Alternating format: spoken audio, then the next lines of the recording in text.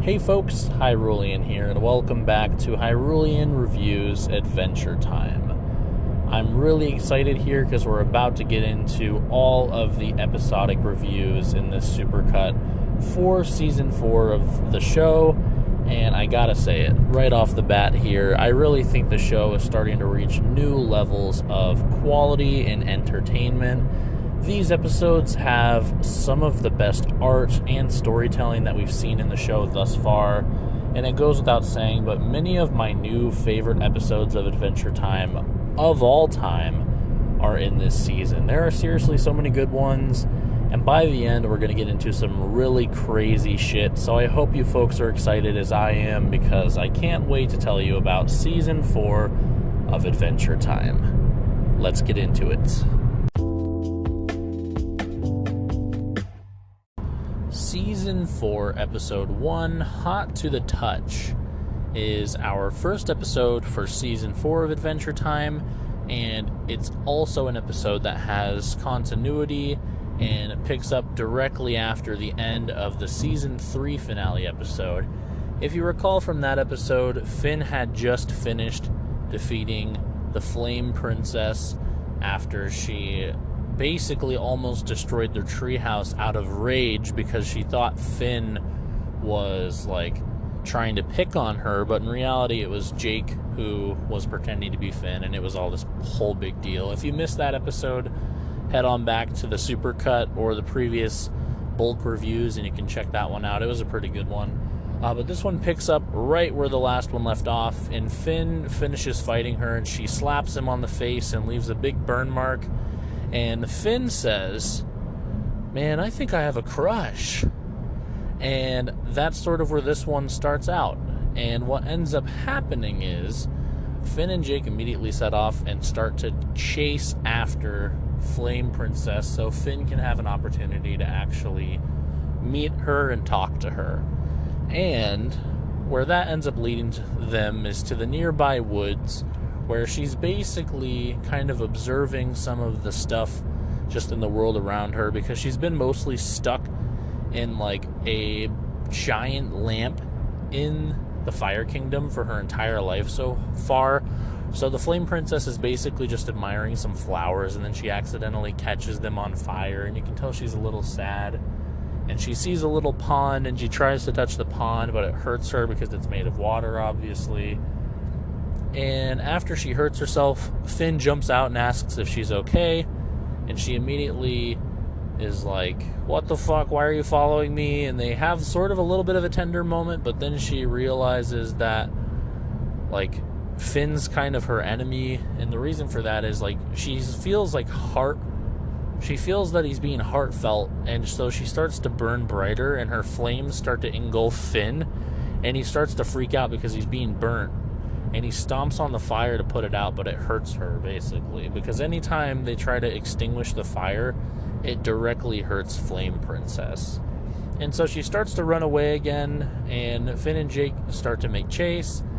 And there's a really funny part where Jake has to put out a massive fire that has sprouted on a knocked-over tree that's blocking their path. And so what he does is he turns around and he grows his butt very large, and he back and forth his butt cheeks to put out the fire, and he says, oh, toasty buns, and his buns are just charred black from being burnt so much, but they do manage to continue. And basically the rest of the episode is them chasing after Flame Princess. Occasionally they stop and they have a bit of a heartfelt moment, but then Finn ends up accidentally hurting her, or Jake accidentally hurts her, and she runs away. And what ends up happening at the climax of the episode is she goes into a goblin town and starts burning it down. So Finn and Jake head back to the treehouse to make fireproof suits. And they're in the garage digging around for stuff to make fireproof suits out of when they accidentally run into Nepter. If you recall, Nepter is the little pie-throwing prank robot from one of the earlier seasons, voiced by Andy Milonakis. And basically, at the end of that episode with Nepter's introduction, they play hide and seek with him, but they forget to look for him when he hides. So he's been hiding for like a crazy amount of time, and I wrote down the exact time that he said, but I'll get to that when I circle back around here. But he's been hiding for an insanely long amount of time, and Finn and Jake kind of have to hide the fact that they forgot that they were supposed to be looking for him. But either way, Nepter's excited to see them, and he helps them build flame-proof suits. And once they do, they have these massive metal mechs that are resistant to fire. They head to the goblins' town, and they basically start to try and rescue some people. And that's when Flame Princess arrives and sees Finn and Jake putting out fires, and it's hurting her. And she's really upset. And Finn's like, no, I don't want to hurt you. You just need to stop burning this town. And she's just getting more and more pissed. So Finn, rips open his flame-proof suit. And basically, she's just getting madder and madder at him. And he starts to cry because he wishes that he was just able to have a girlfriend. And she sees him crying and kind of comes up next to him to see if he's okay. And she touches his tears and it hurts her. And that's when she develops this theory that he's actually secretly a water elemental. And that's why they can't be together, because she's a fire elemental. And basically she makes Finn feel better. And they have one more tender moment where they share a hug, which burns the shit out of Finn. And she basically says, bye, Finn, we can't be together. And she leaves. And Finn is left womanless yet again. And thankfully, while all this was going on, Jake managed to rescue the rest of the goblin villagers, and the day is saved. Now, let's go over my notes here. I was feeling like a 6.5 on this one. I was glad we had a little bit of continuity to start things off today. So, no, this was not a filler episode. I didn't spot the snail, unfortunately, but on the bright side, I did for the next 4 episodes, so you have that to look forward to. And no, I don't think there were any fart jokes. We got close with the butt joke, but I'm not going to call the butt joke a fart joke because that's cheating. The cutest part of this episode is definitely the tender moments shared between Finn and the Flame Princess, because they're kind of adorable. One of my favorite ships at the moment, not going to lie. What else do we have here? We also have the cool moment when Nepter helped Finn and Jake build the fireproof mech suits. They were really complicated, and Finn's even had a fire extinguisher hose, which was pretty cool. I was not expecting them to be that complex, but Nepter is truly just a miracle of technology, and Finn and Jake just accidentally created him, which is pretty funny. And the funniest part was when Jake put out the fire with his ass. The weirdest part is Nepter, for sure. Nepter's just kind of a creepy character. He has awkward social issues, and it makes him really unnerving to have in the episodes.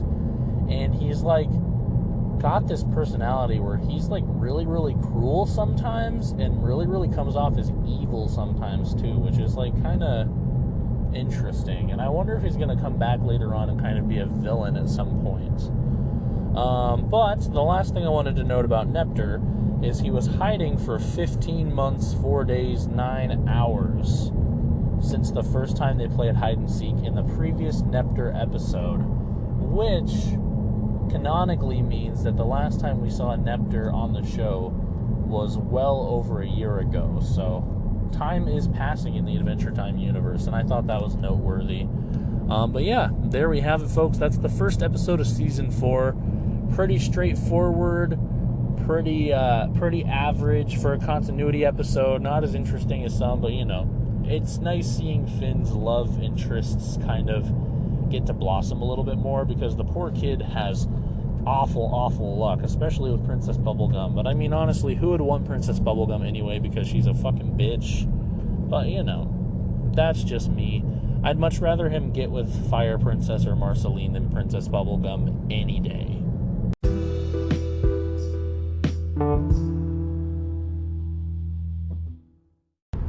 Season 4, Episode 2, 5 Short Graybles.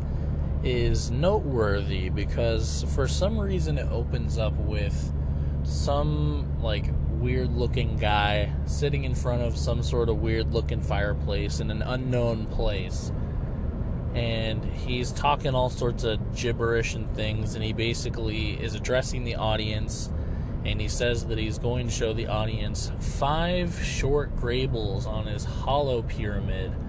That'll basically be 5 short stories that are all connected as one, which is really, really weird. And the idea behind this episode is basically we are watching 5 subplots sort of play out, and they connect with each other bit by bit, and different parts connect to other parts. And at the end, it all sort of connects up, and we also figure out what the theme was between all of the short stories. This episode was really, really strange from continuity standpoint, because the whole episode is being played out as if it's this guy like showing the audience a story rather than it being just a regular in-universe episode. So I wanted to make sure that was known because it does strike me as kind of weird, and it made this episode feel kind of off compared to normal episodes. But without further ado, let's get into the plot. So this episode opens up with Finn and Jake and BMO at home, and Finn and Jake are headed to the grocery store kingdom to get groceries, and they ask BMO if he needs anything, and he says that he's good, and Finn and Jake leave, and immediately the camera stays focused on BMO, which is rather strange because they haven't really done anything too much as far as episodes not focused on Finn and Jake. It's only happened like twice in the entire series so far. But basically, the camera stays focused on BMO, and BMO heads over to the bathroom to do a little washing up, presumably. And almost immediately, we get reintroduced to this idea that BMO talks to himself, and when he talks to himself, he refers to his reflection as football. If you've been listening to Hyrulian Reviews Adventure Time since the very first episode, you'll recall that the first thing that we covered was actually the first episode of Adventure Time Distant Lands, which is a spin-off of Adventure Time. And the first episode centers around BMO's backstory and kind of explains where he came from. And a big part of that is the fact that like one of his only friends when he's wandering through space in his spaceship is his reflection, football. And as that show is, that episode in particular is a prequel to the entire Adventure Time series, it's weird that BMO sort of meets football, quote-unquote, for the first time in this scene, because obviously it's like, what the hell, they should surely know each other by now because BMO's been talking to himself in a reflection before. So in my head I was thinking either BMO lost his memory or he was just playing like a little bit of role play or something like that. But basically football says, BMO, can you teach me how to be a human? So BMO proceeds to like pretend to brush his teeth, pretend to take a bath, things like that. And we pan over and we see Finn and Jake peeking into the window, and they're like, shit, BMO does do weird shit when we're not home. We were right to be suspicious. And basically that's the end of BMO's subplot for this episode. And then we move on to Finn and Jake, and Finn and Jake have a subplot where basically they're doing massive high fives. And what I mean by that is they'll be on like one end of the yard from each other and like run at each other and jump into the air and do a massive high five to the point where it like stings, and it keeps getting crazier and crazier, and they keep starting the high five from further and further away. And throughout the episode, basically we see them do this a couple times, and the climax of their plot is they basically launch themselves from catapults all the way across the land of Oo from each other to have a massive high five at the very end. But we'll get back around to that. Next, we move on to Princess Bubblegum, who is basically trying to make a sandwich using science. She has all these like crazy cool machines that like turn do something related to the food. Like, she puts a squid in, like, a balloon in a machine and presses a button and it turns into a tomato, which is kind of cool. And she also has a machine, like, that makes these serums, and she uses eyedroppers to drop the serums on a head of lettuce, and it makes it bigger and smaller until it gets just the right size that she wants.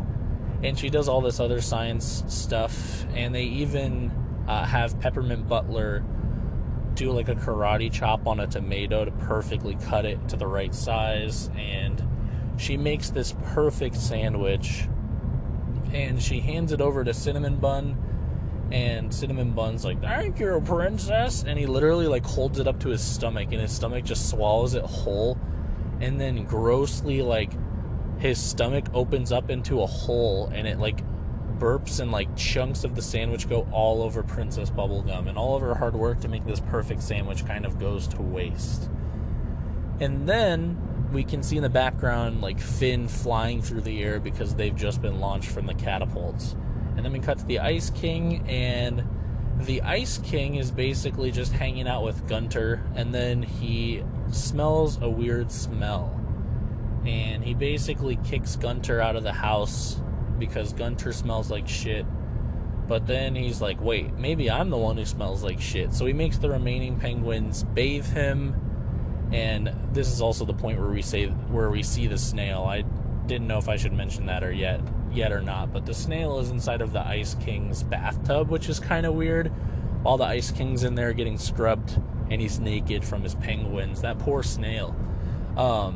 And it actually turns out at the very end of the episode, Gunter returns, and basically the reason the Ice King's pits smelled so bad is because he was holding Gunter, and Gunter was farting in the Ice King's pits. So there's our fart joke as well. And that's the end of the Ice King's plot. We also see in the background at the end of it, in a window, Jake flying past after being launched from his like stretched catapult thing that he did. And then we cut to Lumpy Space Princess, and she's at a talent show, and she's about to go on stage, and she's got this musical number she's gonna perform where she's like, "My lumps, you can't stop me from these lumps, you can't hold yourself back from these lumps." And she's about to go on stage and sing that, and then this other group of girls goes out there and sings the song before she can. And so she's left completely talentlessly, able to like not do anything. Like, she has nothing to do on stage. I can't talk today, Jesus Christ. She has no talent left because that was her only idea for what she could do for her talent. So then she starts throwing basketballs at the crowd because she's angry about the fact that they're like making fun of her for not having any talent, and also like copying the song that the previous girls did, even though they copied her. And every time she throws a basketball on an audience member, it bounces off of them and goes into a basketball hoop. So people start cheering for Lumpy Space Princess and her amazing talent. She's basically accidentally performing Dude Perfect style basketball trick shots, which is kind of funny. And she does end up winning the talent show off of this, which is rather hilarious. But then, right at the last minute, Finn and Jake's massive high five ends right near the stage for the talent show, and everybody sees it end, and they kind of like smack into each other in the air and fall to the ground and like pass out, and everybody like cheers, and Finn and Jake end up winning the talent show instead. They take the trophy from Lumpy Space Princess and give it to them instead, I should say. And obviously Lumpy Space Princess is really upset. And that's sort of the general idea of this one. There's lots of like weird interconnecting plots, and that made it fairly difficult to follow, and it also made it kind of hard for me to describe it. So hopefully I did an okay job, and that's why I was kind of stumbling over my words a little bit. But let's talk about some of the other stuff in my notes here. So some other things of note. Yes, this was a filler episode. Yes, I did spot the snail in the Ice King's bathroom. Yes, there were fart jokes. Gunter literally farted in the Ice King's armpit. If I had to say, like, the cutest part of this episode, I probably would just say Beemo, kind of being Beemo. Honestly, he's really adorable, and the fact that Finn and Jake were picking on him for being weird made me kind of upset because they're supposed to be the good guys. The coolest part of the episode was when Princess Bubblegum was like formulating the perfect sandwich in the lab, and also Finn and Jake's epic handshake. High five. I wrote handshake in my notes. Another funny thing BMO did was BMO pretended to pee by taking like a bottle of water, sitting on the toilet, and then pouring it in the toilet bowl. And that was kind of funny, and it was also kind of weird. But not as weird as the fact that freaking Princess Bubblegum made cheese for her sandwich by putting a cow in like this machine that spun it around in circles. And the cow had like this man voice, and it was like, "Oh no, what's happening? Oh my god, oh my god." And it was just spinning around in circles, and it was really, really weird. But other than that, I already talked about how weird it was that BMO was talking to football in this episode like he'd never met football before. I really wonder if his brain's like memory got wiped, or if he's just kind of playing along with a little bit or something. But either way, fascinating stuff from a lore perspective. I wonder if we'll see football later on in the series as well.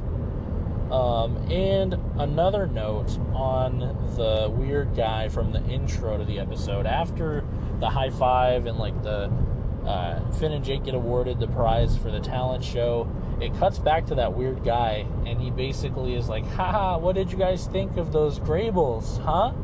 Can you tell what was the theme that connected all of them? It was the 5 senses." And basically, he explains that BMO saw his reflection, Finn and Jake touched when they high-fived, Princess Bubblegum gave Cinnamon Bun a sandwich that he tasted, the Ice King smelled how disgusting he was, and Lumpy Space Princess sang for the audience to hear. So it was the 5 senses in each of the different, like, side stories in this episode was, like, kind of the general theme, which was sort of interesting. But I'm really curious of what the story is behind this guy, like, telling the episode to, like, an audience. It's really, really weird. It's like some futuristic shit, and it kind of, like, almost makes the timeline of the show unbelievable and, like, confusing. But other than that, I also wanted to note that he did not call them, like, stories or anything like that. He literally said, like, his exact sentence when he was going to, like, introduce the episodes was, he was like, "Baybel Cooperspoon to watch an incaldrable adventure." It was such a weird, like, nonsense thing to be in the episode. Now it's just, this was a weird episode, and the subplots made it kind of confusing, but overall, you know, is what it is. Average filler episode. Took me longer to explain than I would have liked, but you know, such is the way. This show's fucking weird.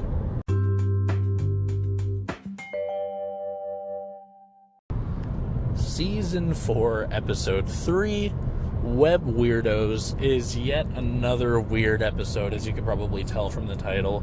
Basically, Finn and Jake are wandering through the wilderness, and they stumble upon a spider web, and both of them get stuck in it. It's this massive-ass spider web, and they're stuck to the point where they cannot escape. Jake can't even grow off of it for some reason, and there's, like, tons of dead bugs, and they're just like, "Hey, you just gotta accept it, man. You're dead.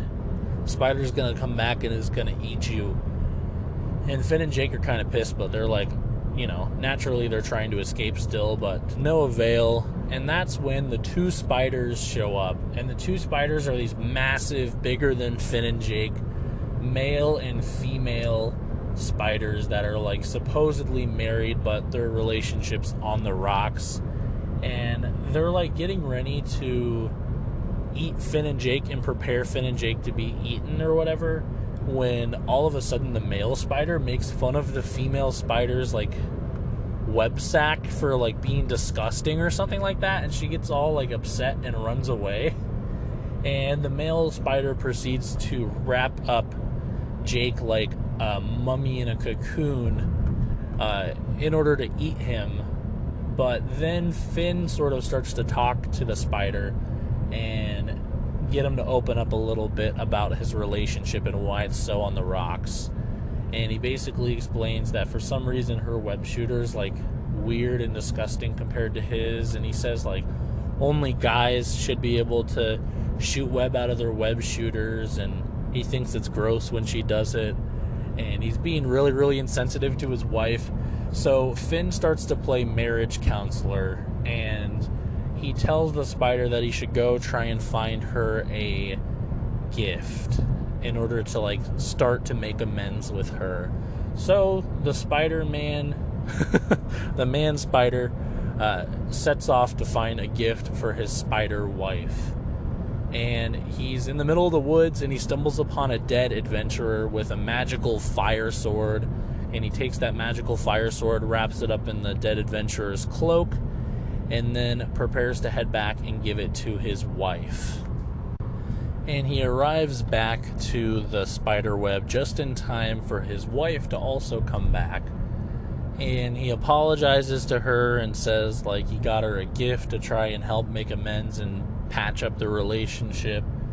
And she's like, really, a gift? Thank you, oh my goodness. And she unwraps it, and she's all pissed off because it's a sword. And she's like, why would you possibly think I would want a sword? And he's like, fine. And he snatches it out of her hand and cuts down the spider web, freeing the bugs and also Finn and Jake. And basically, from there, the Finn and Jake have, like, an opportunity to escape, but naturally Finn wants to help the male spider, so he does not run away immediately. And also, the male spider is literally being killed by his wife, because I guess it's normal for spiders to get killed by their wives. And so, like, the female spider's literally about to kill him. So Finn steps in and says, like, hey, you guys, you don't need to fight. You know, you need to make up because it's really important, and you guys are in love and all this stuff. And right as Finn starts to say that, the female spider starts to, like, writhe in pain and make these, like, pain moan noises.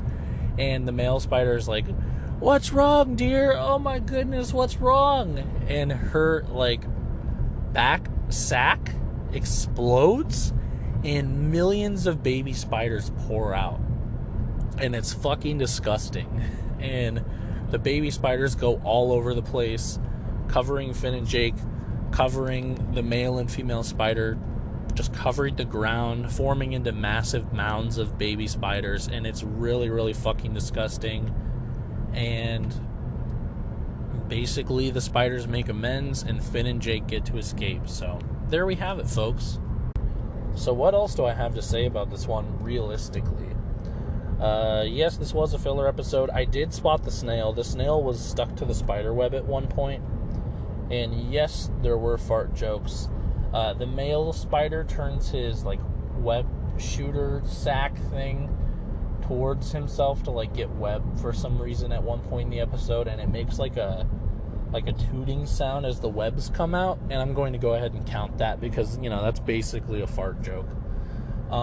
And honestly, I did not write a whole lot from the rest of the notes. This episode is kind of a get what you see sort of thing, and there's honestly not a lot of super insanely interesting stuff that happens. But the coolest part was definitely that magical flaming sword that the male spider found. Honestly, it was just really badass. And the weirdest part was there was, like, a little bit of, like, lore that Finn had just gotten his fingernails cut, but previously they were super duper long. I'm talking, like, Guinness Book of World Records long. And he more or less was, like, sad because he just cut them, and now would have been the perfect time to use his fingernails to cut the spider web, which is fucking disgusting. And there was also another part I didn't mention before where one of the bugs is fake eaten by Finn in order for the spider to think that he's legit and serious and he's not trying to trick him. Because basically Finn is offering up his services as a marriage counselor, but the male spider is not buying that he's going to not trick him, so he makes him eat one of the bugs to prove himself. But Finn pretends to eat the bug instead, and basically just puts the bug in his mouth and pretends to chew. And the reason I made this, like, something noteworthy is because of the fact that it's not weird from, like, the standpoint that this show is already so weird. But this exact thing where, like, somebody's had to crawl into somebody's mouth and pretend to get eaten because of the fact that they were trying to trick, like, a captor or an enemy has happened at least 3 other times in the show so far. And that's weird. That's such a weird thing to happen more than once in a show. It's really weird that it's happened more than once. So, I thought that was something worth noting. But other than that, this episode was just kind of one to write off. Not super interesting. Kind of fucking gross for the point of just being gross. I was feeling like a 5.5, maybe a 5 on this one. Honestly, nothing to write home about for sure.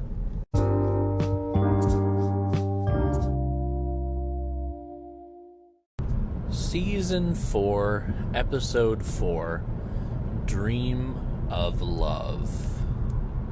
This episode starts out the same as many others. Finn and Jake are just kind of hanging out, and they head on over to Tree Trunk's house because they're planning on hanging out with her, and she's apparently made them some apple pie.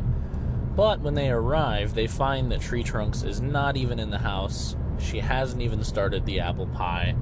In fact, she is actually outside picking roses in a rose bush. And that's when they spot her, and she's like, "Oh, Finn and Jake, I haven't even started the pie yet. I've been too busy picking flowers." And they're like, "Whoa, what? Okay, that's fine. You can just go ahead and start it now." And just then, Mr. Pig pops out. And Mr. Pig comes up to Tree Trunks, and they have some really romantic tension, and basically you can tell that they're just like awkward, and they're like, madly in love with each other. You can tell they're fucking for sure. And Tree Trunks heads inside to start working on the pie, and Mr. Pig admits that he's just been living here since the last episode with him, in the last Tree Trunks episode too, I should say, and he hasn't really admitted he has feelings for her yet to her. And Jake basically explains, like, "Hey man, you should just tell her straight up." And he's like, "Okay." So when Tree Trunks comes back out, Mr. Pig's like, "Tree Trunks, I want you to know I love you, baby. You mean the world to me," shit like that. And they immediately start hugging and kissing, and a little love romance begins to form. And basically, Tree Trunks and Mr. Pig make it official, and they're officially dating, and they're officially in love. And basically, from there, Tree Trunks and Mr. Pig are inseparable. They start kissing quite a bit. They start hugging, and Tree Trunks says, "Don't worry, boys. I'll catch up with you guys later. I'll bring the apple pie. I'm sorry."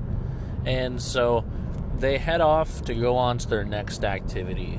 And they basically arrive next at this activity where Princess Bubblegum's doing some type of science, like, music show thing, where basically she has like a piano keyboard and like a bunch of beakers and test tubes and shit, and she's making music with it for some reason.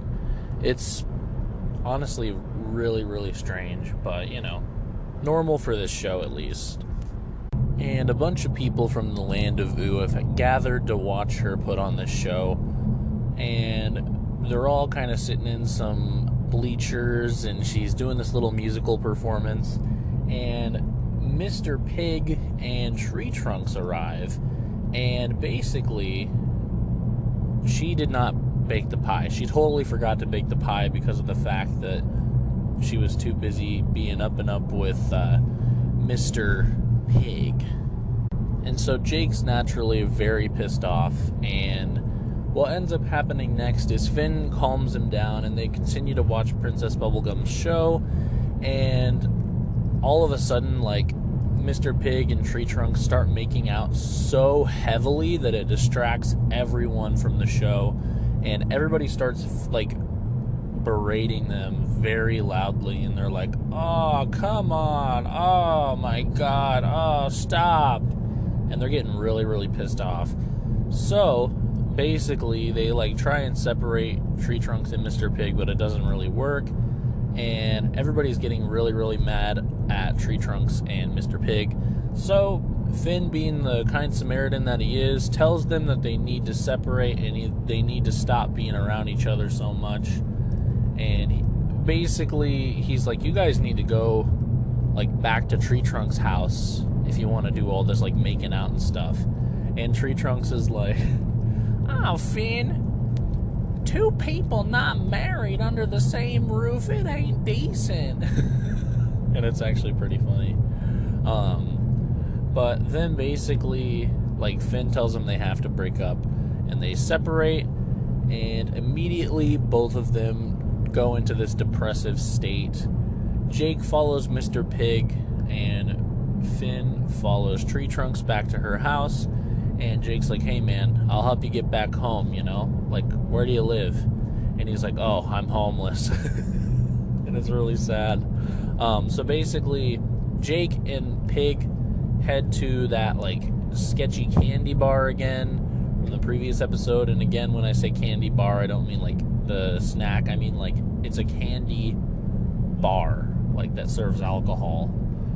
That's in the Candy Kingdom, and it's for sketchy characters, and that's where Mr. Pig was kind of hanging around before in the previous episode. And basically, it's then that we get the musical number for the episode. And that music number, of course, is called Dream of Love, and Mr. Pig singing it, and Tree Trunks is singing it as well.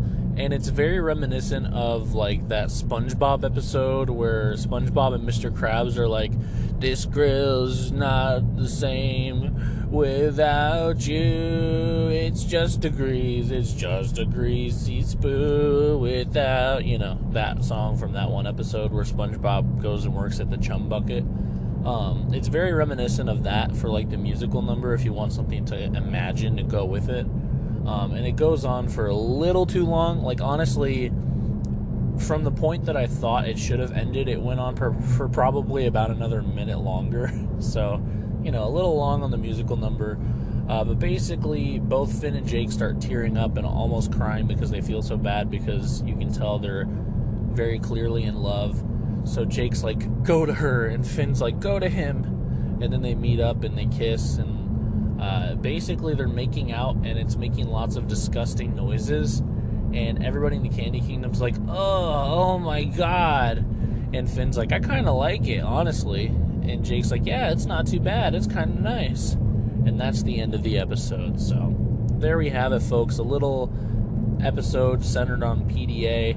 I always think they're going to try and teach some sort of a lesson in these shows, like in these episodes of Adventure Time, but they never do. They always have like a lesson you could learn, and then they don't teach it. And this episode's whole thing is like, you know, you should keep it to yourself, but then immediately they turn around and they're like, also, if you're in love, it's okay.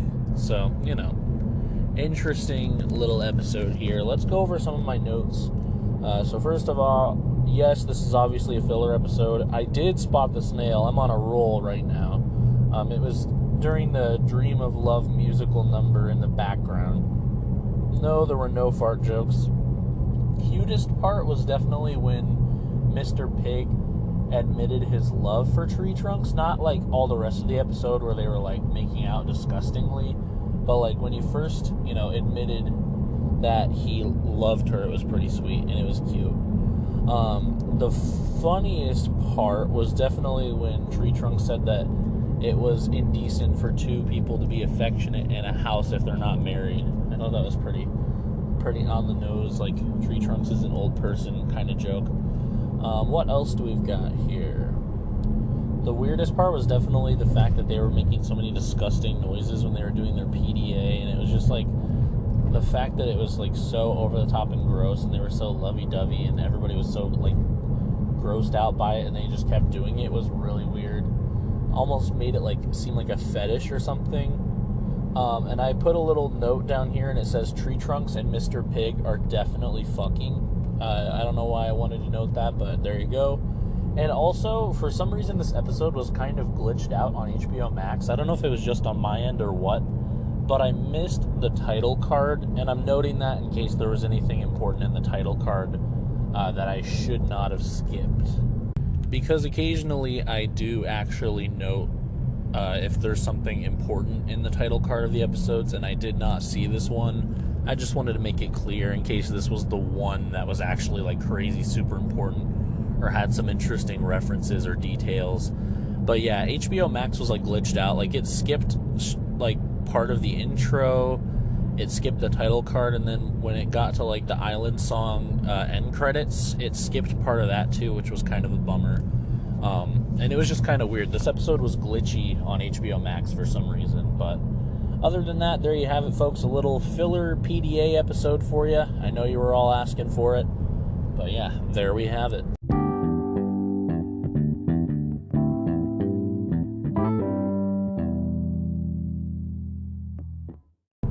Season 4, Episode 5 is called In Your Footsteps. And it starts out with Finn and Jake making quite the snazzy arrival at a party. Finn like hops in and does like a bunch of backflips and all these little tricks and makes all these funny noises. And everybody kind of cheers and claps when he arrives. And then they kind of just start to party and, you know, go hard, go crazy. And they're partying and going crazy when all of a sudden like a random ass bear shows up. And this random bear is like just kind of chilling out at this party, and Finn's nice to him, and he like gives him some food and like, you know, make sure he has everything he wants because he wants the bear to have a good time at the party just like everyone else. And the bear definitely takes this too nicely. Immediately the bear's just kind of hanging out and it's getting in people's grills and it's like drinking all the punch and shit, and it's hella awkward. And after the party eventually wraps up, the bear starts to follow Finn and Jake. And Jake's like, Finn, the bear's following us. Not like scared or anything. He's just like, what the fuck? And Finn's like, hey, it's okay. Mr. Bear, you want to continue the party at our house? And he invites the bear to spend the night over at their house. So they get back late at night, and Finn and Jake both go to sleep. But alas, Jake awakens in the middle of the night because he hears a noise downstairs, and he goes downstairs and he finds none other than the bear wearing Finn's clothes very similarly to how the Ice King did in that one episode. And the bear is basically pretending to be Finn, and he's reenacting the bear's Finn's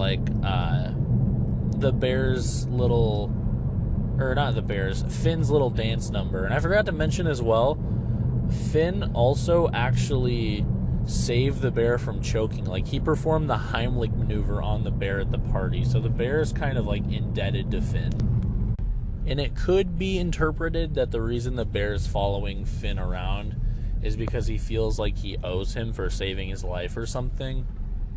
But we'll see later on that that's not actually the case. I just wanted to note that because that's something that I feel like they're kind of trying to imply in the show. But what else do we've got here? So naturally, Jake runs back upstairs very quickly and starts to tell Finn like what's happening. And Finn heads downstairs with the bears quickly back asleep and no longer wearing Finn's clothes, and everything's back to normal. And Jake's like, I swear he was doing it, man. I swear. And Finn's like, I believe you, dude, but I don't care. He just is trying to be really, really nice to this bear for some reason. So he doesn't care that the bear was wearing his clothes.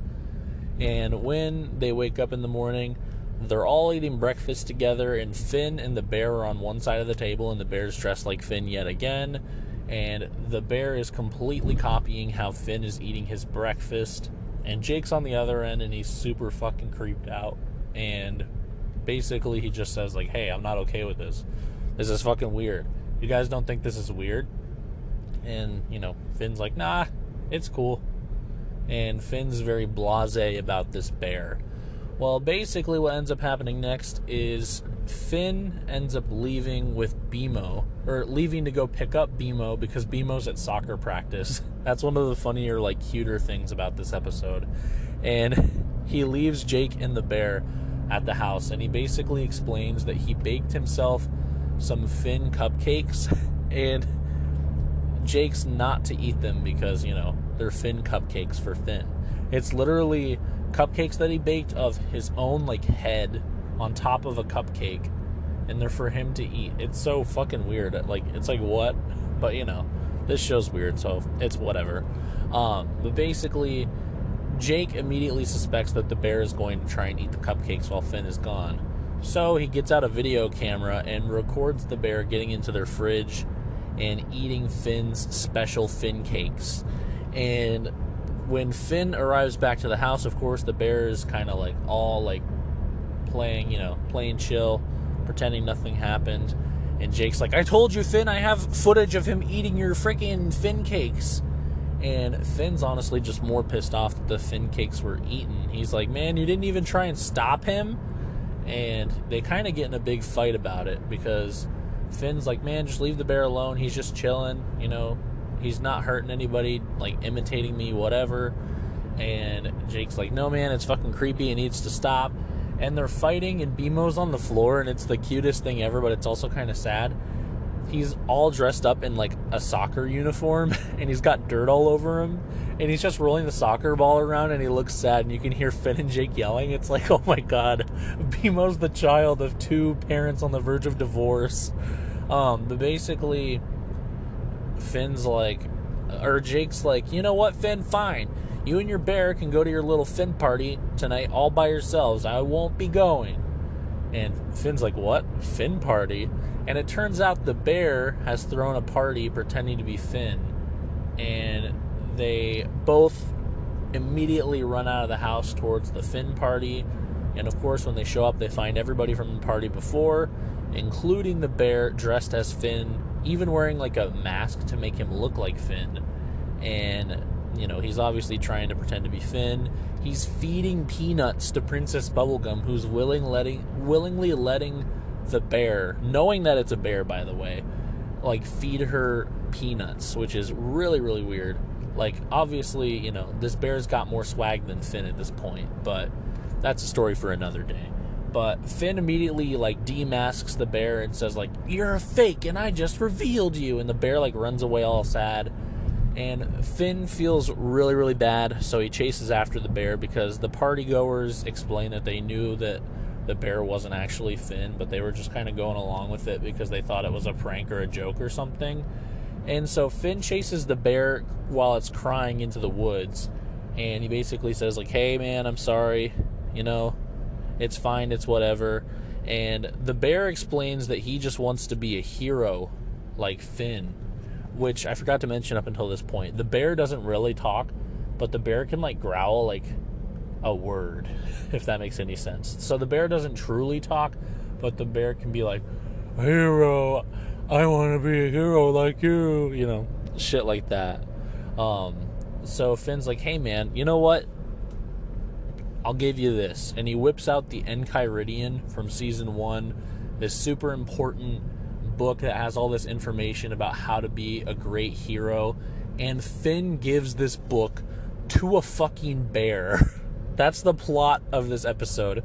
Finn gives this legendary book that they literally had to go through trials to get, so he could learn how to be the best hero he could possibly be. He gives it to a bear. And so this bear takes the book and just immediately runs away. It's like, what the fuck? And I forgot to mention, too, it was kind of teased that the Enchiridion was going to be important in this episode earlier on, because when Finn gave the bear the Heimlich maneuver, it really wasn't the Heimlich maneuver. He just smacked the shit out of the bear's back, and it made, like, the bear puke up whatever food he had lodged in his throat. But basically, that's sort of where the episode leaves off, except now that Finn's given the Enchiridion to the bear runs back to its cave.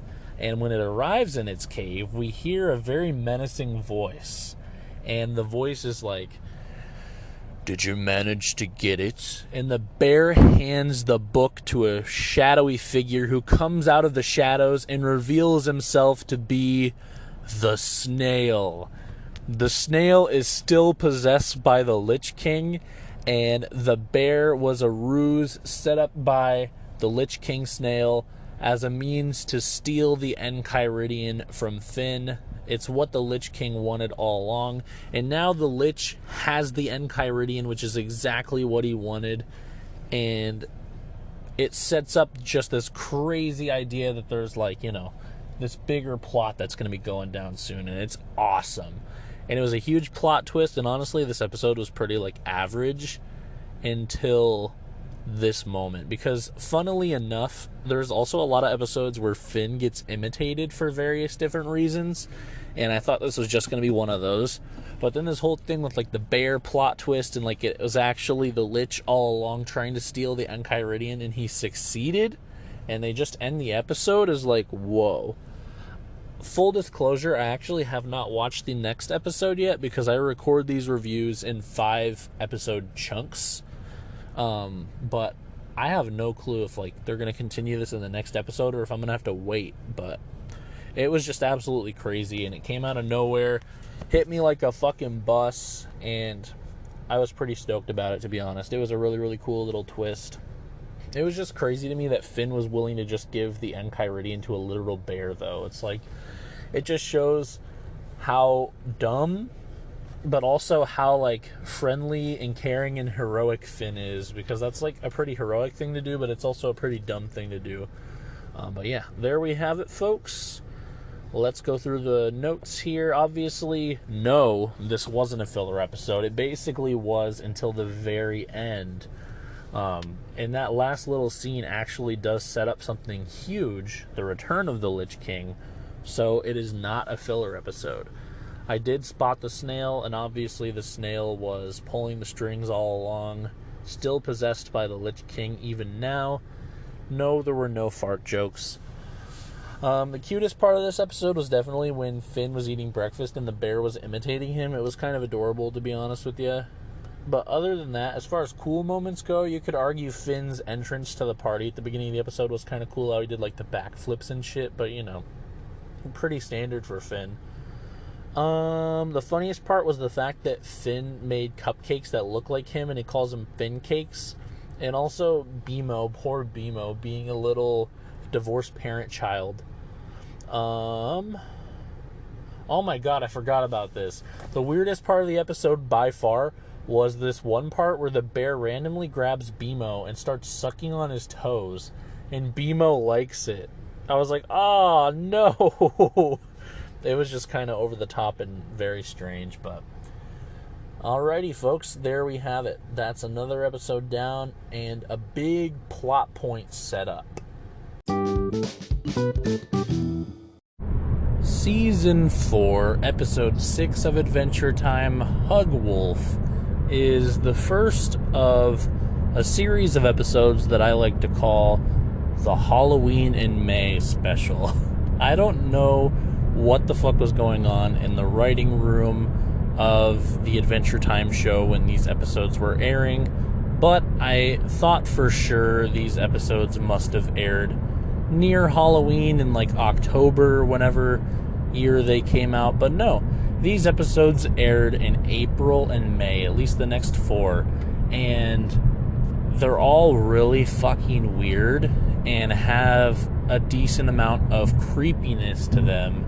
And as such, I've dubbed this the Halloween in May special. So get prepared for that in the next 4 episodes. But what is Hug Wolf about? So basically, Finn and Jake are out in the woods, and they're heading towards this evil tree that's about to sprout some evil pods or spores or something, and they're going to blow around the land of Ooh and basically spread evil in their wake. So Finn and Jake are going to burn down this tree when all of a sudden they're attacked by a strange werewolf. And this werewolf has hearts for hands and hearts for feet. And instead of trying to kill Finn and Jake, it wraps Finn up in a massive, albeit gentle, loving hug. And Finn manages to get this wolf off of him, and Jake and Finn beat the shit out of this wolf, and it runs off into the woods. And they manage to burn down the tree just in time to stop it from spreading its pods of evil across the land of Ooh. But alas, When Finn and Jake arrive home to the treehouse that night, Finn immediately starts acting very strange and is constantly asking for hugs. And this makes Jake a little worried. So he tells Finn that he needs to head on upstairs and go get some rest. So Finn heads upstairs and Jake puts him to bed, and then we skip to the next day. And we skip to the next day in the Candy Kingdom, and Finn and Jake are going around picking up candy litter when all of a sudden Cinnamon Bun runs into Finn and Jake, and he's like, "Oh God, Finn, please don't hug me again like you did last night. It hurt." And Finn's like, "What? What are you talking about, man? I didn't hug you last night. I was fast asleep in my bed all night long." And of course, it turns out that Finn has contracted lycanthropy of Hug Wolf. So he's now going to turn into a Hug Wolf, which is basically a werewolf that, rather than biting and scratching people, just wants to hug them. So naturally, they head back to the treehouse, and Jake and BMO kind of do everything in their power to try and stop Finn from going full Hug Wolf. They read in a book at the library on the way home that basically, if you're contracted with the Hug Wolf disease, it's uncurable, so you just kind of have to deal with it. So immediately, Jake and BMO try to start to hatch some plans to basically keep Finn from losing control of himself and going to hug people. And so naturally, they try numbing all of his body parts at first with freezer bags of peas, frozen peas, which was kind of weird. They didn't really explain that in the episode, but that's kind of what I implied when I saw this scene where Finn had bags of frozen peas all over his entire body. But when that doesn't end up working, they end up just tying Finn to a chair, and Finn suddenly turns into the Love Wolf, or the Hug Wolf, and it's complete werewolf style, but still wearing Finn's clothes. And of course he has the heart hands and the heart feet, just like the Hug Wolf that hugged him, making him contract the illness. And basically they learned in the book that only alpha Hug Wolves can infect people with the Love Wolf illness. So Finn can't infect anybody, but he does break out of his restraints to the chair, smash through the window, and immediately go to the Candy Kingdom and start viciously, albeit gently, hugging everyone. And everybody's freaking out and getting really, really mad at Finn, and he just keeps hugging away, running around as this massive, lovable werewolf, hugging the shit out of people. And what ends up happening is we cut to the morning, and Finn is kind of just in a ditch with a little stream running through it, and he's turned back into himself, but he's got ripped clothes, and all of the Candy Kingdom has gathered around this ditch to sort of just berate him for hugging them. And we can see Princess Bubblegum is preoccupied in this episode, which is why she didn't make an appearance, because she's running in the background at a couple different points chasing after a cat. But basically, Finn explains in this new Hug Wolf state, he's not going to be able to be a hero anymore because he's too afraid that he's going to hug someone. So he requests that he's locked up in the Candy Dungeon, and of course everybody obliges, and Cinnamon Bun is left to watch over him in jail. And Jake and the rest of the Candy Kingdom go out to hunt the Alpha Love Wolf who caused Finn to contract the illness. And when they leave, we cut back to the Candy Dungeon, and Finn has gone full Hug Wolf again, and immediately he starts talking to Cinnamon Bun and is like, "Hey, Cinnamon Bun, let me out." And Cinnamon Bun's like, "What? I'm not supposed to do that, Finn." And he's just like, "No, trust me, let me out. You want a hug, don't you?" And Cinnamon Bun breaks down and starts crying because he just wants to feel love. And so he's like, yes, oh my god, what key is it? And he's like fumbling through the keys trying to unlock the cell. And as soon as he does, immediately Hug Wolf Finn snatches him up into a massive hug, hugging him super tightly, albeit gently, and then smashes through the dungeon walls and escapes and starts chasing after the mob, going after the alpha Hug Wolf.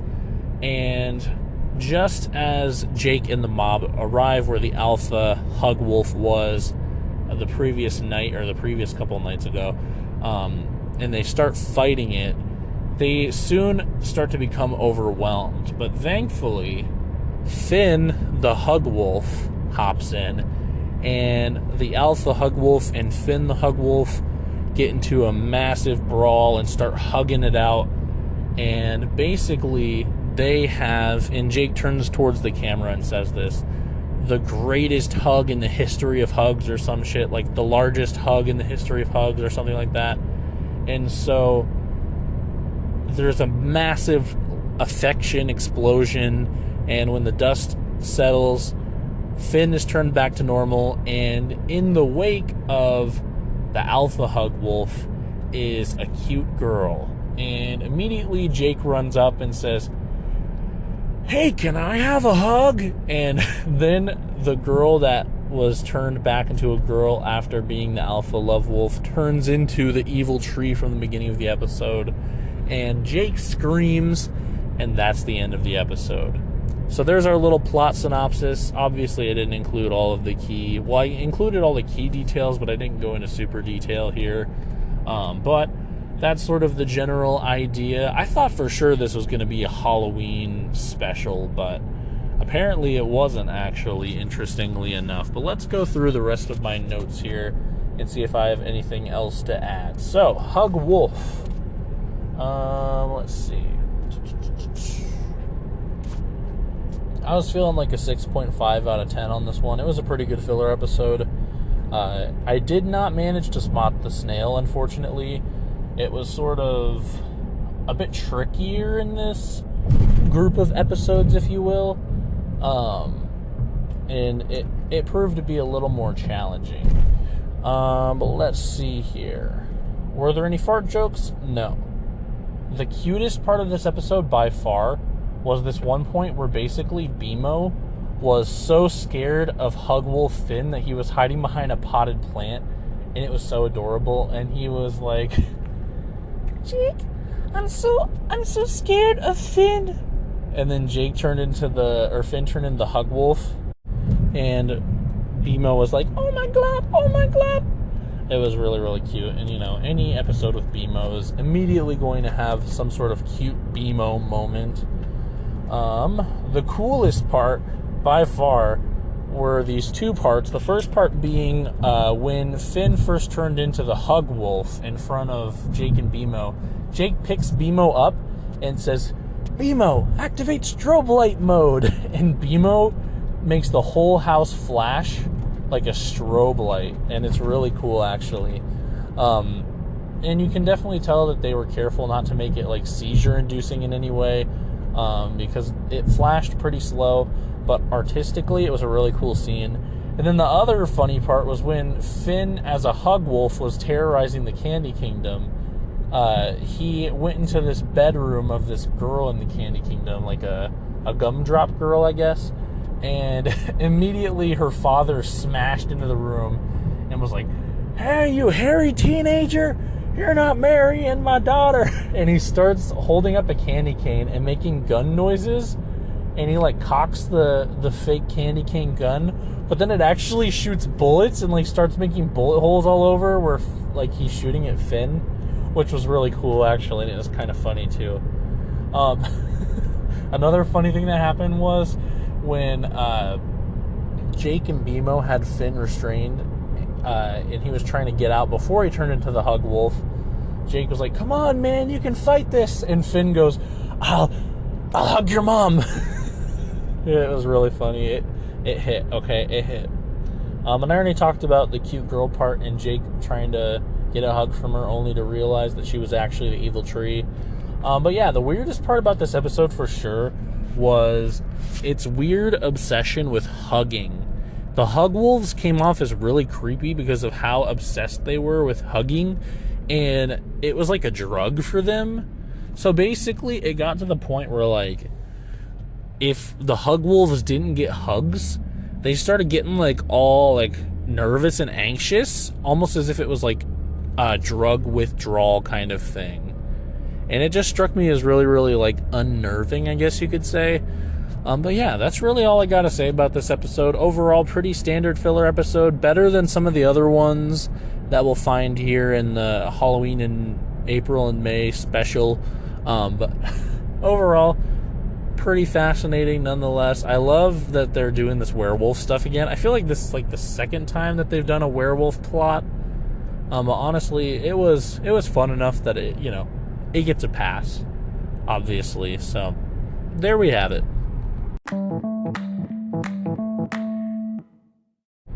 Season 4, Episode 7, Princess Monster Wife, is another fucking batshit crazy weird episode.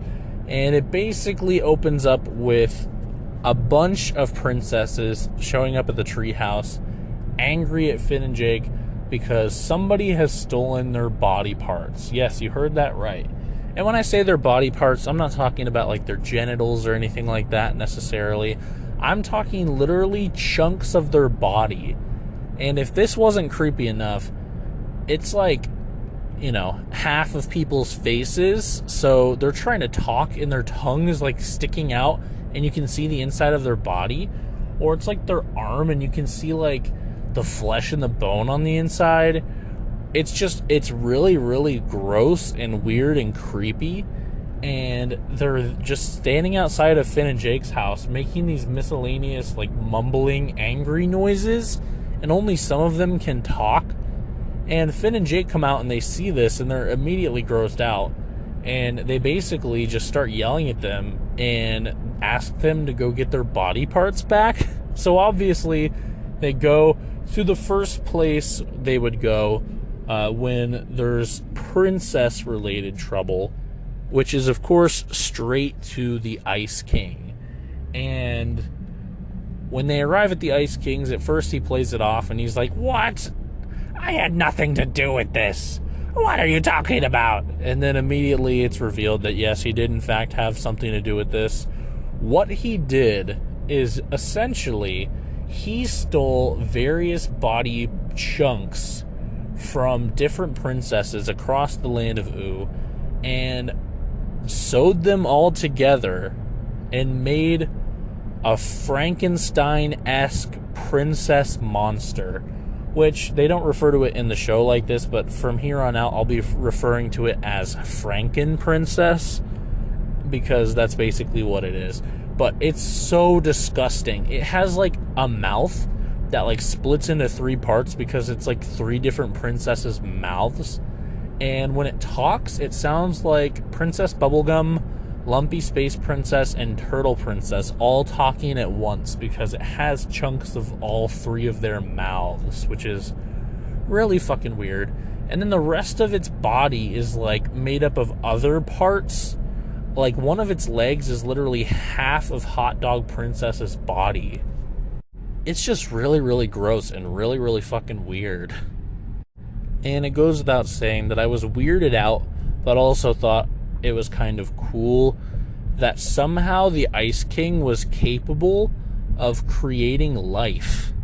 Such a crazy scientific feat for such a crazy old man.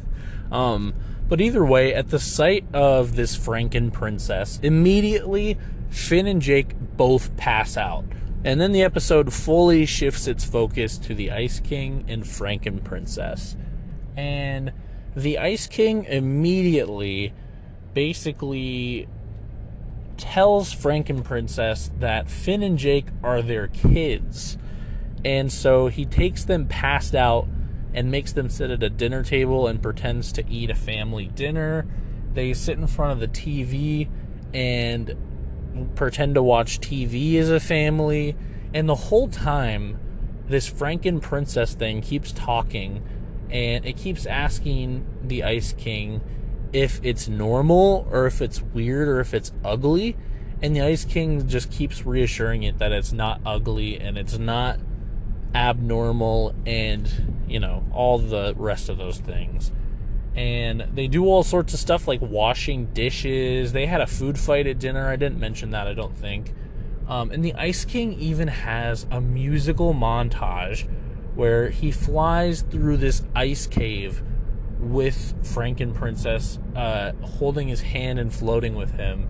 And he sings this song about how much he loves her and how much he's going to take care of her, which is, you know, kind of sweet, but also like, oh my god.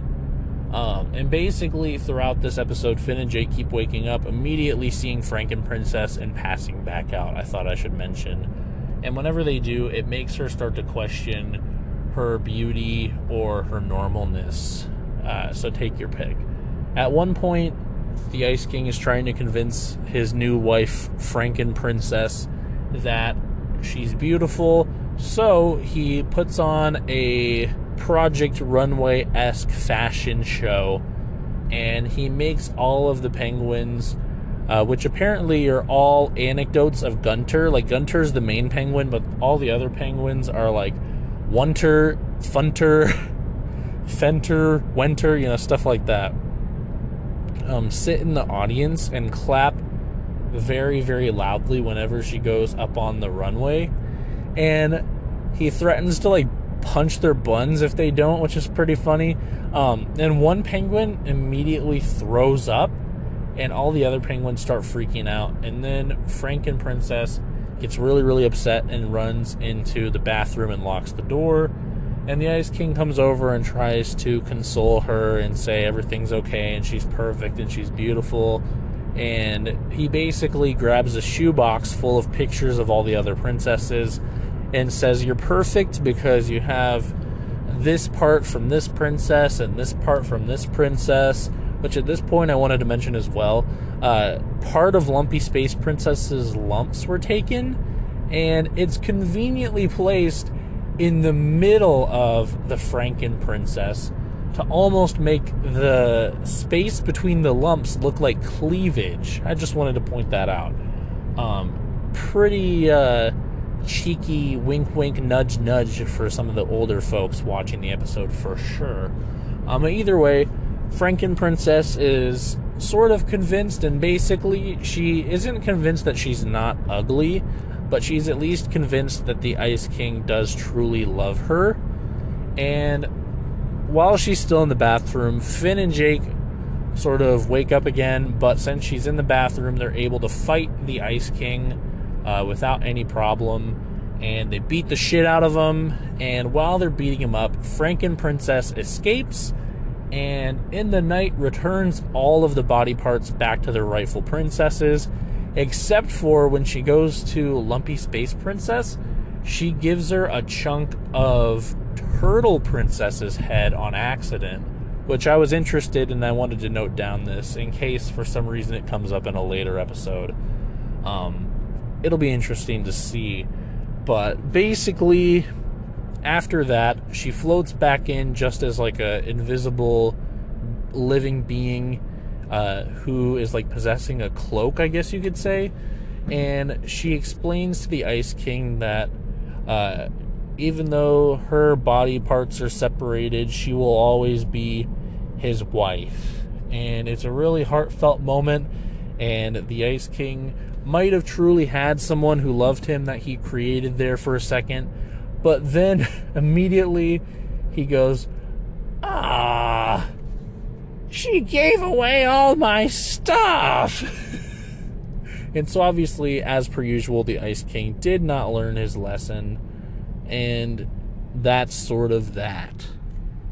So needless to say, Simon the Ice King has provided us with yet another very, very strange episode.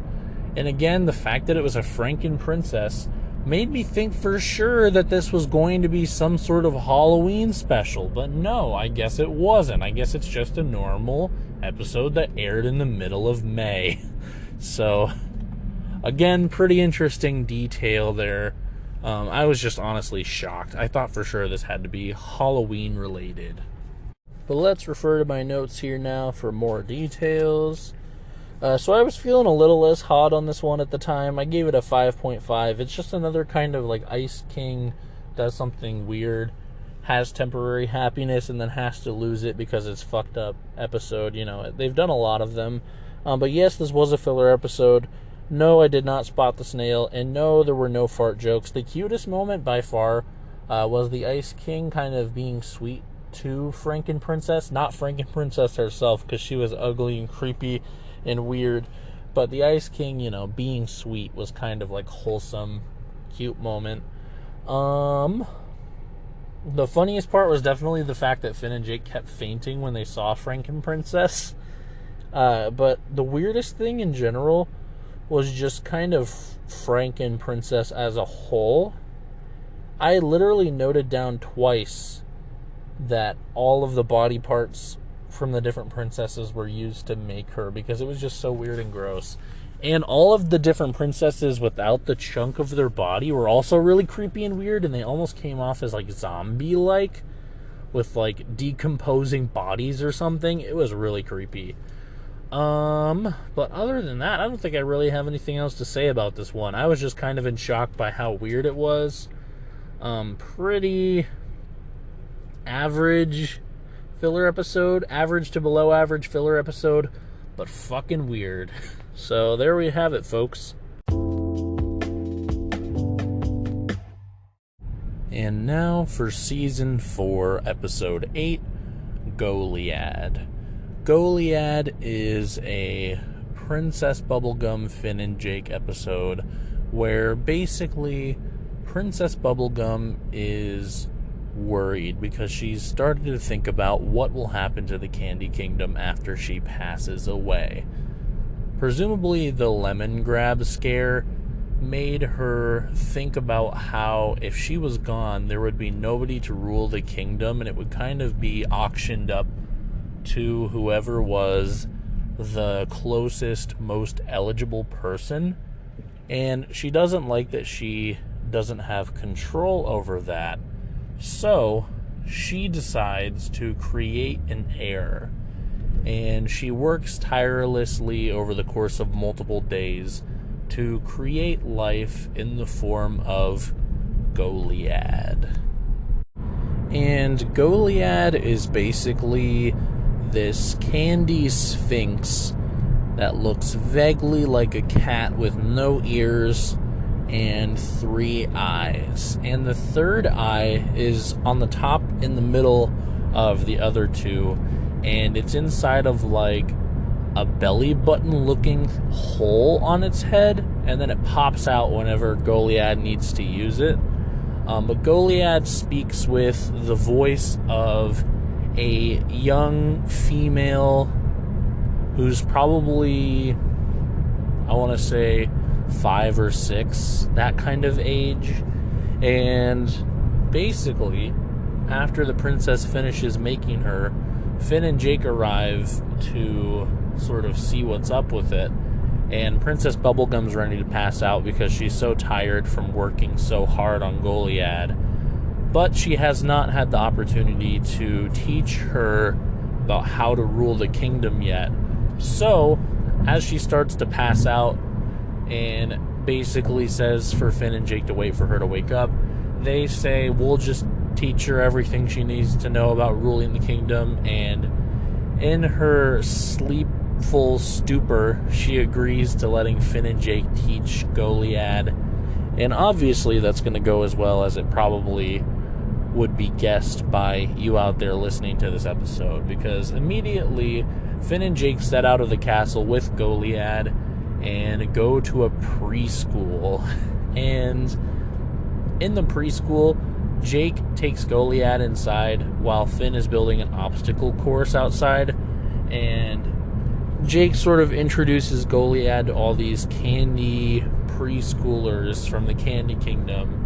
And not only does Goliad see them all acting up, immediately all of the candy preschoolers start crawling all over Jake, even disgustingly crawling inside of his body, to the point where, like, he pops from all of the people inside of him, And then he goes rage mode and starts yelling at these kids, and he turns all red, and then he like turns really, really large and just keeps yelling at them and barking at them.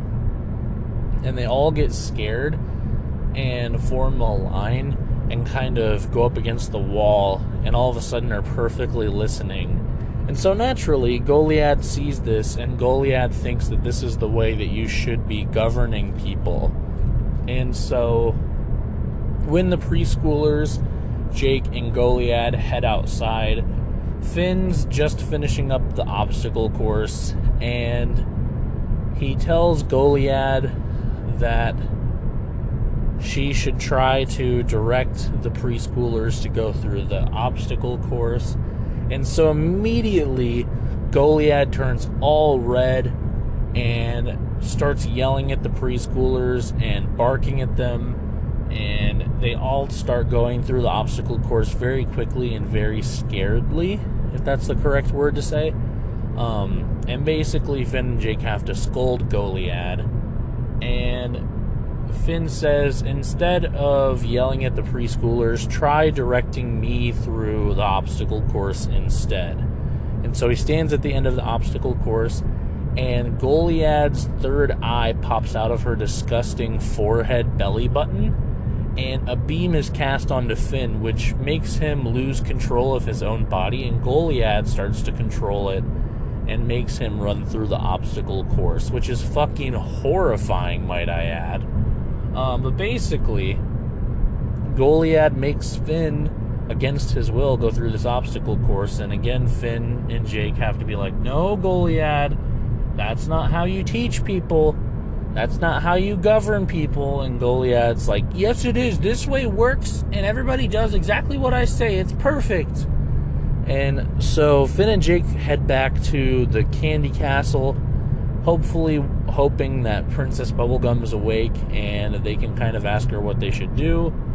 And they leave Goliad outside by herself. And when Princess Bubblegum wakes up and goes outside, she finds that Goliad has kind of gone crazy and has decided that already she should be ruling the Candy Kingdom. So she starts to climb to the top of the Candy Castle, and she smashes through some walls and stuff and starts wreaking general havoc.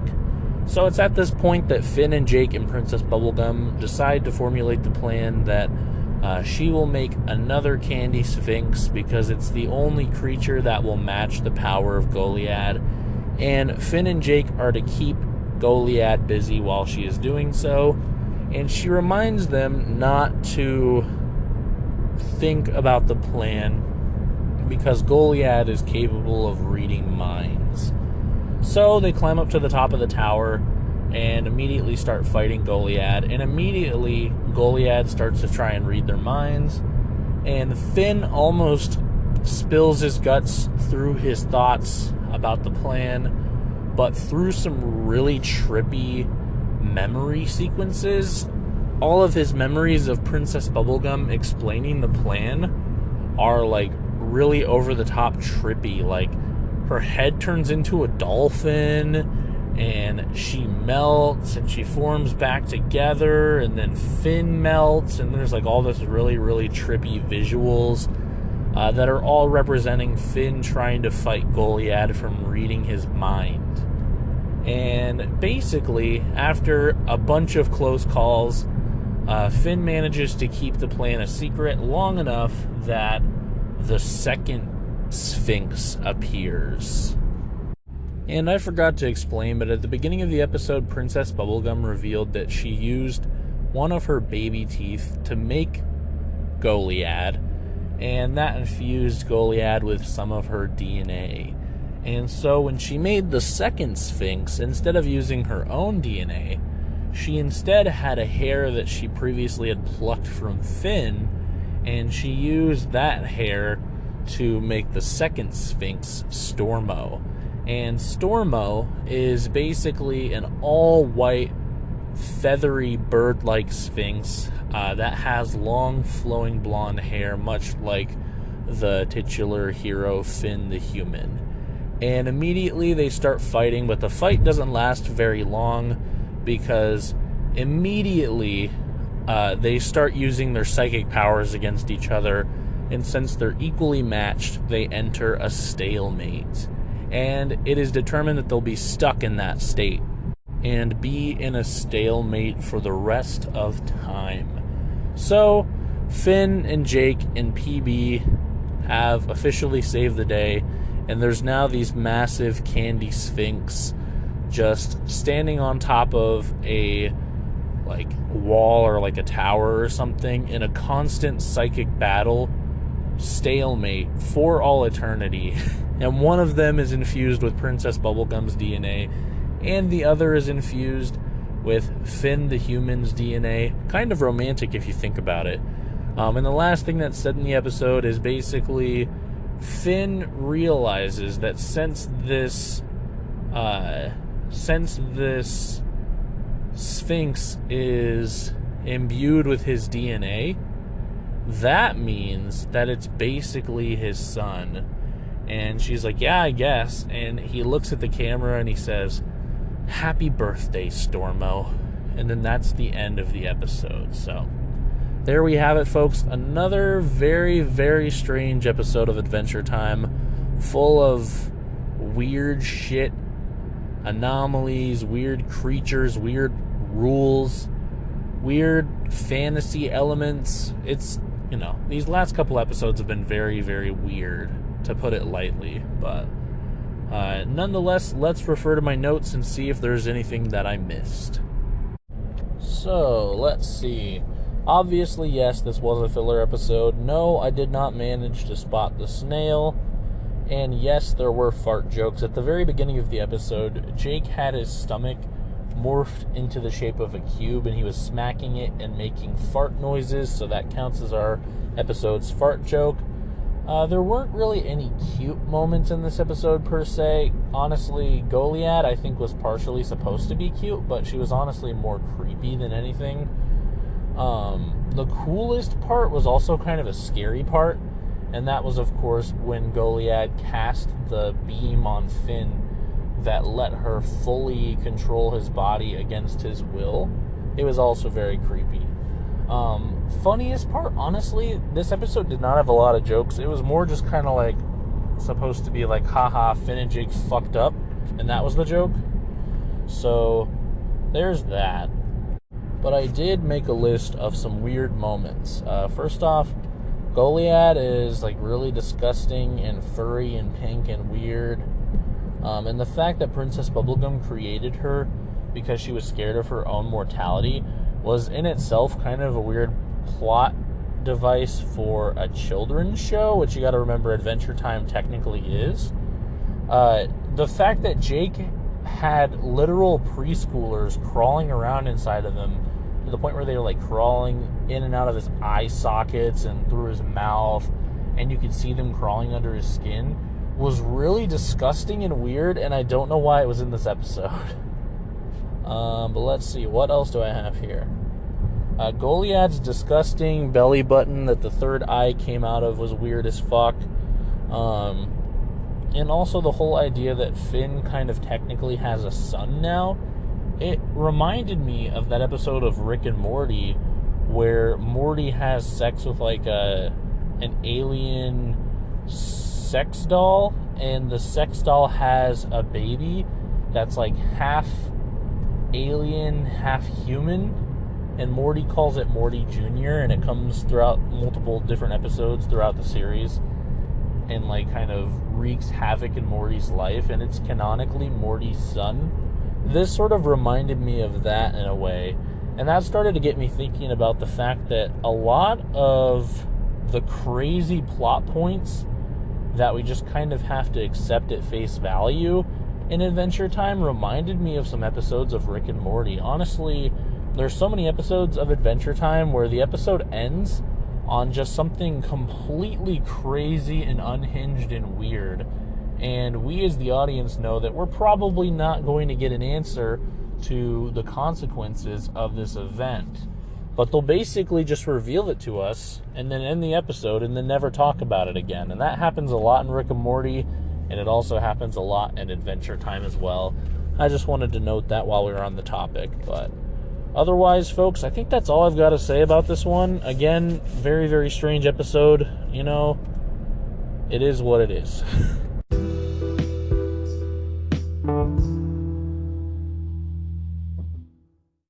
Season 4, Episode 9, Return of the Nightosphere, is a 2-part episode, the second part of which will be Episode 11, so we'll have a 1-episode break in between. And basically, we see the return of Marceline's dad, Lord and leader of the Nightosphere. And we actually get to learn his name in this episode as well, so that's really fascinating. But without further ado, let's hop into it. So, Finn and Jake wake up in a jail cell in a mysterious place, and they're not really sure how they got there. And when they sort of stand up and look around outside the bars, they see that it looks a lot like hell. And Finn says, I wonder if this is the Nightosphere. And then this demon guard guy comes over, and he's like, yep, it's the Nightosphere. And then he sort of floats away. So we learn that for some unknown reason, our heroes have traveled through a portal, and they now have found themselves in a prison in the Nightosphere.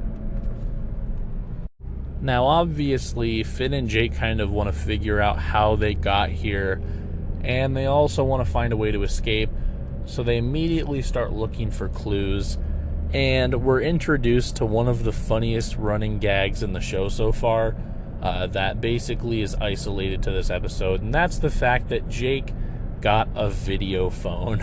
And what that means is he got a very modern looking flip phone that has a really shitty camera on it, and he uses the camera to take videos, and the ongoing running gag is that the phone's battery is dead and he's trying to find a wall outlet to charge it, which is so fucking funny. And this is one of my favorite gags in the show so far. But before the battery dies, he does actually check for any videos, and he finds that he had recorded Finn and him entering a portal that was inside of the treehouse, mysteriously enough. But it does not give them any further answers other than that. And also I should mention that for some reason there's a massive pile of bananas in their jail cell. I'm not entirely sure if this is going to become important or not in the follow-up to this episode, because not to break the fourth wall, but I haven't quite seen it yet. But it's noteworthy for other reasons in this episode still. So basically, the prison demon guard guy lets everybody in the jail go because it's time for his shift to end, but nobody has shown up to take his place. So he's decided that he's going home because he's not required to stay here because his shift is over. So, pretty funny little gag there as well. Overall, this whole ass episode reminds me of a lot of the gags that were in the episode where Finn and Jake go to the crystal dimension or whatever it was called, because there's a lot of like pretty funny, on the nose, straight up gags in this episode, and I really, really like it, and it's honestly some of my favorite writing in Adventure Time, so I just wanted to make sure that was known. But basically, they leave this demon prison, and they find themselves outside in the Nightosphere, and they just sort of take it in for a moment, and there's this really cool establishing shot where we see, like, all of these different demons flying around. We see, like, a big monster that's cut in half, and it's being used as, like, a bus. We see, like, red blood mist cloud going around, zapping people with green laser beams. We can see tons of, like, scary mountains and shit. It's honestly just kind of like a bunch of, like, hellish, like, cool artsy scenes at this point. And Finn and Jake just kind of take it all in, and they're trying to find a way to talk to the leader of the Nightosphere, Hunson Abadir, which, thanks to a conveniently placed statue of him, we learn is the name of Marceline's father and the ruler of the Nightosphere. And so they start to wander around and ask random demons in the Nightosphere if they know how to find Hunson Abadir. And they all sort of don't really know, but they give them some general directions until they find this river. And this river is not full of water, and it's instead full of people.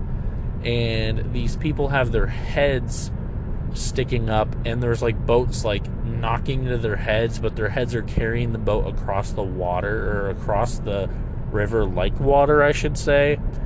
And it turns out that this is basically a line to talk to Hunson Abadir. So Finn and Jake basically have no choice, because as soon as they try to stretch over, people start to get angry at them, and they have to wait in this massive line. And they're in this line for basically 13 days and 8 hours. And by the end of it, they're insanely drained of all energy, and they've run out of things to talk about, and they are just kind of like upset and sad and defeated, I guess you could say. But they finally realize it's their turn to go, and they reach the end of the line, and they're at like this gate with Hunson's face on it, and there's like a secretary, and the secretary hands them a ticket and says, when your number is up, you'll be called, and then you'll be next in line to see Hunson. And there's like a little counter, and it's got like 4 million people on it, or 4 million demons, if you will. And Finn and Jake are exactly number 4 million, and it's on 3,999,999. So they got really lucky with that. So it immediately ticks over, and they're able to enter the door, only to find behind the door is another line. So Finn immediately starts freaking out and says that he can't wait any longer, and he's going to lose it and all this different shit. And Jake's trying to calm him down, when all of a sudden this red blood mist cloud reappears and starts talking to the line beyond the gate. And basically, it asks who's here to ask Hunson Abadir a question. And everybody in the line starts to raise their hand, and they all immediately start to get zapped into nothing by this red mist cloud. And Jake's trying as hard as he can to get Finn to put his hand down, because he sees what's happening. But Finn is not listening, and Finn's basically still making like his hand held up to try and like get through the line, because he's concerned about getting through the line more than he is about actually paying attention at this point. But thankfully, Jake manages to tackle Finn and knock him out of the line and hide him behind a rock so he doesn't get zapped. And when they emerge from the rock, the whole line is gone except for them. So they proceed up this like towery thing to the home of Hunson Abadir. And when they arrive, there's nobody there. But then the red mist cloud comes inside and basically dissipates, I should say. And inside of it, of course, is Hunson Abadir. And immediately, there's this crazy fight between Finn and Jake and Hunson. And they just sort of start to ask him questions. And he basically says that nobody can escape the Nightosphere. And they find this room off of the room that they entered in previously, and it has a portal inside of it. So they start to hop through the portal, and Hunson chases them, and Finn takes his blood sword that belonged to Joshua, aka Finn and Jake's dad, or Jake's biological father, if you will, and Finn cuts Hunson Abadir's head open, and inside of his head, for some reason, is Marceline, and Marceline starts to yell to them like, guys, what the hell are you doing in the Nightosphere? Get the hell out of the Nightosphere. And they start to ask her if she needs help, but she doesn't really reply, and she just keeps being pissed off. And They manage to make it out back into the treehouse, and the portal closes before Hudson can get through. But immediately, Finn wants to find a way to go back because he feels like they need to save Marceline. And Jake says he's going to go get a shower in first, but Finn begins to prepare for the return to the Nightosphere, and that is the end of the episode. So there we have it, folks. A bit of a more like lore episode, I guess you could say, or at least more of an episode focused on an actual plot, which was interesting. I was really, really glad we got this one, and I can't wait to watch the follow-up here in a little bit. But let's talk about some of the more specific details. So no, this was not a filler episode because it is a confirmed two-parter. Yes, the snail was spotted. It was in the demon jail at the beginning of the episode. And yes, there were fart jokes, various different ones. Most of them in the massive river line that they were in, and people were like farting and stuff like that. The coolest part was definitely the cloud of blood mist zapping people. And here's some funny parts. So I already mentioned the demon prison guard's shift being over, so he let everybody out of jail. Every single time Jake meets somebody in this episode, he asks them if they have an outlet anywhere so he can charge his phone, which I thought was really funny. There's a demon guy who basically admits that he has trouble making tummy tum on camping trips because he has anxiety and IBS, which I thought was pretty funny and oddly specific. Again, it's another one of those more like adultish jokes that they include in these like more plot heavy episodes, which I appreciated. And there was this whole montage while they were waiting in line for 13 days and 8 hours, and it was really funny to sort of see them slowly break down and see them get all disgusting and stuff. It was almost like a SpongeBob gag, because SpongeBob likes to do stuff like that quite a bit, like 2 hours later, stuff like that. And then it was really funny when they finally get to the end of the line, get lucky enough to get a ticket right as it becomes their turn to go through the gate, and then they go through the gate and there's another line. That was a nice little like visual gag. I really liked that. And the other thing was Jake was going around with the banana from the prison cell as well and showing it to people and asking them, what do you think of this? And they were just like, oh, gross, man, put that away, which I thought was pretty humorous. The weirdest part was definitely when they cut open Hudson's head and Marceline was inside. Definitely going to need more explanation on that one. But there were tons of other weird parts scattered throughout. But other than that, I don't really think I have anything else to say about this one. Interesting little plot-heavy episode. I'm excited to see where it goes.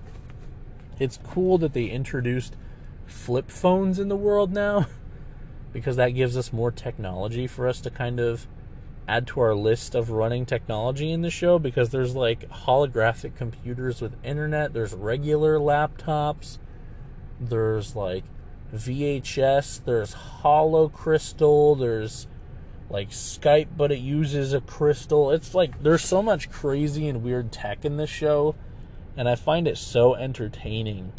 And I love every single time they show any sort of technology in the show, because basically it's like always so creative and uniquely designed, but this time it was literally just a flip phone. But yeah, there we have it, folks.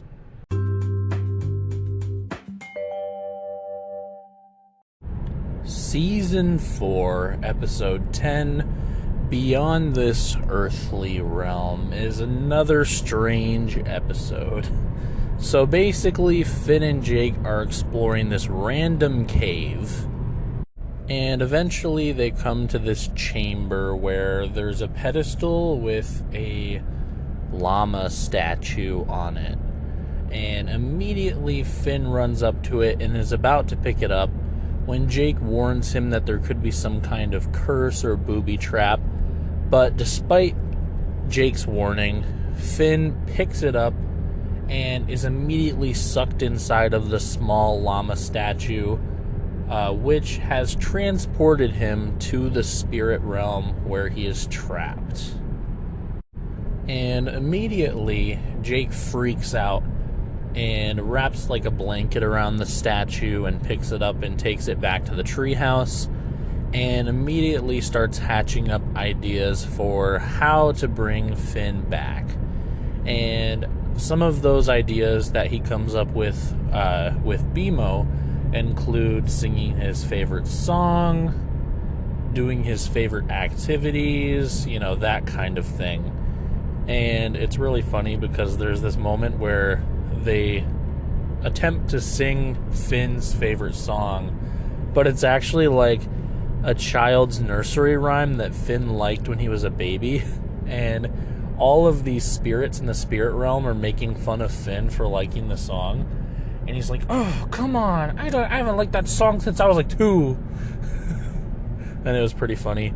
And basically, Finn kind of, in a slump, phases through the walls of the treehouse and goes and sits outside on a branch because he's stuck in the spirit realm, which is basically like on top of the physical plane.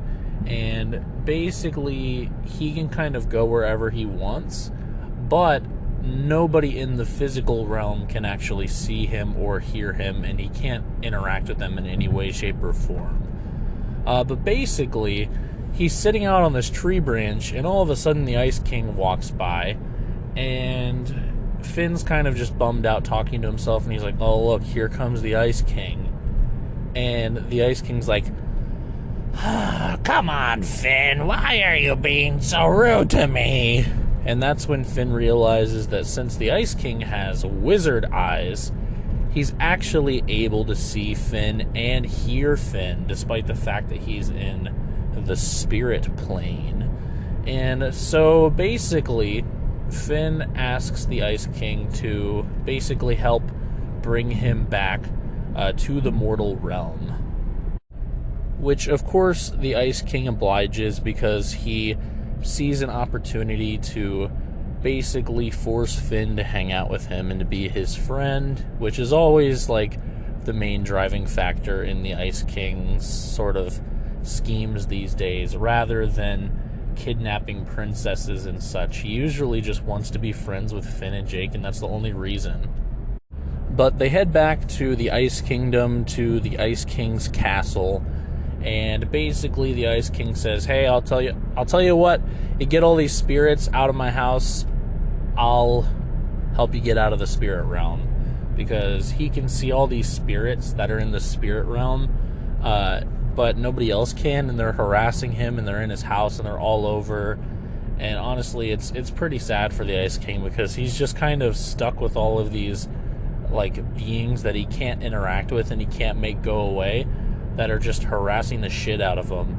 But Finn, of course, obliges, and basically in the basement of the Ice King's castle is this hole, and he needs to shove all the spirits in the hole and then cork it up with like this weird floating rock thing. And at one point he even peers down and sees that the hole leads to the cave where they found the llama statue, interestingly enough. So a little bit of a connection there. But basically he gets all of the spirits down into the spirit hole, and of course the Ice King double-crossed Finn, and he actually had no intention of letting him out and helping him get out of the spirit realm. So he basically was just planning on making Finn be stuck in the spirit realm forever, so his only option for friendship was him. And Finn obviously gets really mad and immediately threatens to pop the floating rock out of the hole and release all the spirits. And the Ice King says, oh no, my plan has failed. Okay, I'll help you get out. And so he explains that in order to get Finn out of the spirit realm, they just have to destroy the llama statue. So the Ice King heads back to the treehouse with Finn in the spirit realm following closely behind. And he attempts to break the statue, but obviously Jake's not going to let him do that. And in a small sort of altercation, the Ice King ends up accidentally touching the statue and getting stuck in the spirit realm himself. And so they're kind of just stuck there for a little while, and that's when the Ice King is near the television, and they discover that they have a small effect on the TV static from the spirit realm. And that's when they realize that they're actually able to sort of have a minor effect on the mortal plane by like making gusts of wind and, creating like moving TV static and that kind of thing from where they are in the spirit realm. So the Ice King and Finn work together and make a massive gust of wind that knocks over the llama statue, breaking it and freeing them. And that's the end of the episode, really. Let's pop on over to my notes and see if there's anything that I missed here. So, obviously, yes, this was a filler episode. No, I did not manage to spot the snail. I was having trouble in these recent couple episodes. And yes, there were fart jokes. BMO attempted to do a fake fart in order to make Finn, happy, because Finn loves BMO's fake farts so much. Because they were trying to get him out of the statue. And of course that doesn't end up working, but BMO's fake farts are definitely a fart joke. So of course I had to count that. The coolest part was definitely when they were trapped in the spirit realm, but they were making minor effects happen in the mortal realm, like the gust of wind and the TV static. It was pretty neat, honestly, all things considered. The weirdest moments were two things involving the spirits. So first off, the Ice King had a massive eyeball spirit that would watch him in his bathroom, which is really creepy and weird. And then also, there was one spirit that Finn missed that was literally like this humanoid creature that was walking on all fours, and it had a mouth but no eyes and nose. And it was vomiting these little ghosts, and it was fucking creepy. And I would be lying if I didn't admit that it haunted my dreams after I watched this episode. So, yeah, it was really, really fucking weird, and it was really, really creepy as well. Otherwise, two things to note as well. Number one, Finn is looking for the Ice King at one point in the ice castle, and he actually straight up says, "Simon, where did you go?" Which, if you recall from the Christmas special, it was revealed to us the Ice King's tragic backstory, where he basically was just a normal guy who was turned into the Ice King by the corruption of the crown. So really, really interesting stuff, and it was a cool callback to have Finn actually call him Simon. And it shows that in that moment, Finn's just trying to help the Ice King because he genuinely thinks the Ice King will help him out and get out of the spirit realm. And it was a really nice moment to add a little, humanness to the show. It reminded us that, at the end of the day, even though Finn and the Ice King are, these crazy over-the-top characters, they do have actual small amounts of, consciousness and ideals. And we also had our first fourth wall break in this episode. The Ice King was talking about televisions, and he said, "Isn't it crazy that all of the people out there are just watching us through these one-way mirrors that are televisions?"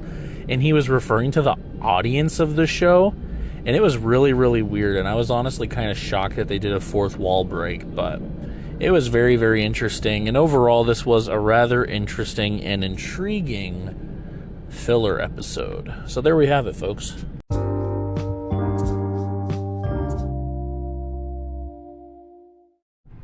Season 4, Episode 11, Daddy's Little Monster, is the conclusion to our two-parter that was started with Season 4, Episode 9, Return to the Nightosphere.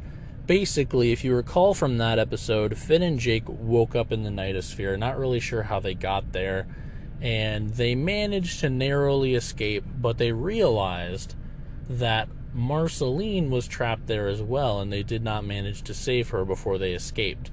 So they create a plan to go back after kind of resting up and learning some more information about what happened, and thankfully Finn has his new video phone, which allowed him to record videos of what was going on, and he needed to get it charged up, but he managed to get it charged up.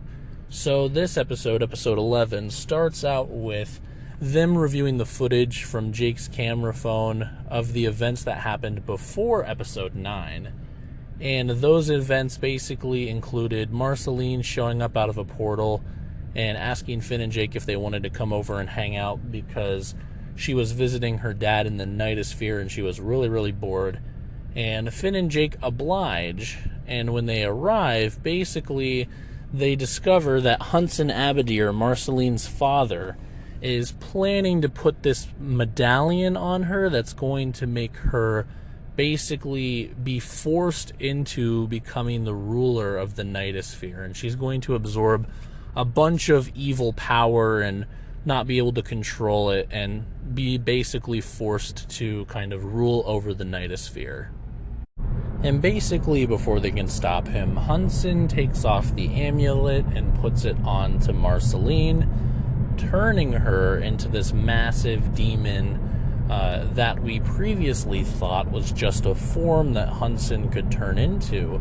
But it turns out that it's actually the Nightosphere ruler form that you're sort of forced to assume when you're wearing the amulets.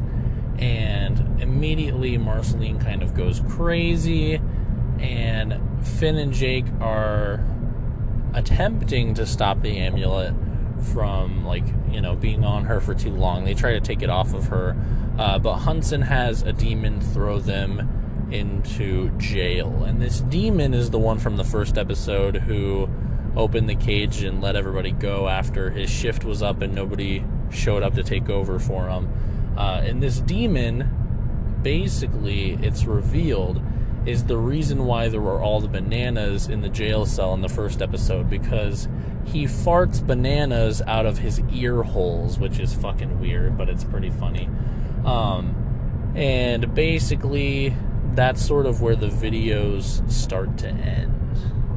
And up until this point, all of these flashbacks that I was talking about have been presented in the form of video recordings on Jake's video phone, which is basically just a flip phone that has a shitty camera on it.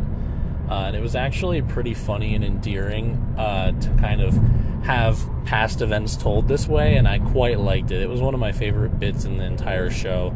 And it paired nicely with the whole bit where he was trying to find an outlet to charge it in the last episode. I really, really liked it, honestly. And if you recall from the previous episode, when they were escaping the Nightosphere, Finn cut open who he thought was Marceline's dad, Hunson Abadir's head, only to discover that Marceline was inside of it. And so there was some confusion there, but it turns out that it wasn't actually Hunson Abadir that they fought, but instead Marceline in her Nightosphere ruler demon form. And so basically, now that they were caught up to speed and they kind of remembered all the details they needed to remember, they made the portal to the Nightosphere the same way they did in the episode where Marceline's dad was introduced, by throwing the milk on the wall and drawing the weird face and saying the magic spell. And they re-enter the Nightosphere in disguise as demons to go and save Marceline from herself and from her father. And when they arrive in the Nightosphere, they're basically conveniently immediately put in the throne room of Hunson Abadir, and there's a bunch of demons waiting to speak to who they think is him, but it's actually Marceline. And Marceline is basically acting just like Hunson Abadir does in his demon form. So for all intents and purposes, it is just Hunson Abadir but controlling Marceline, honestly. But either way, it is technically Marceline. And they try and cut to the front of the line, but they get belittled by some demons, and a demon even steps out of line to yell at them for trying to cut, and ends up having to go to the back of the line because he stepped out of the line, which is pretty funny.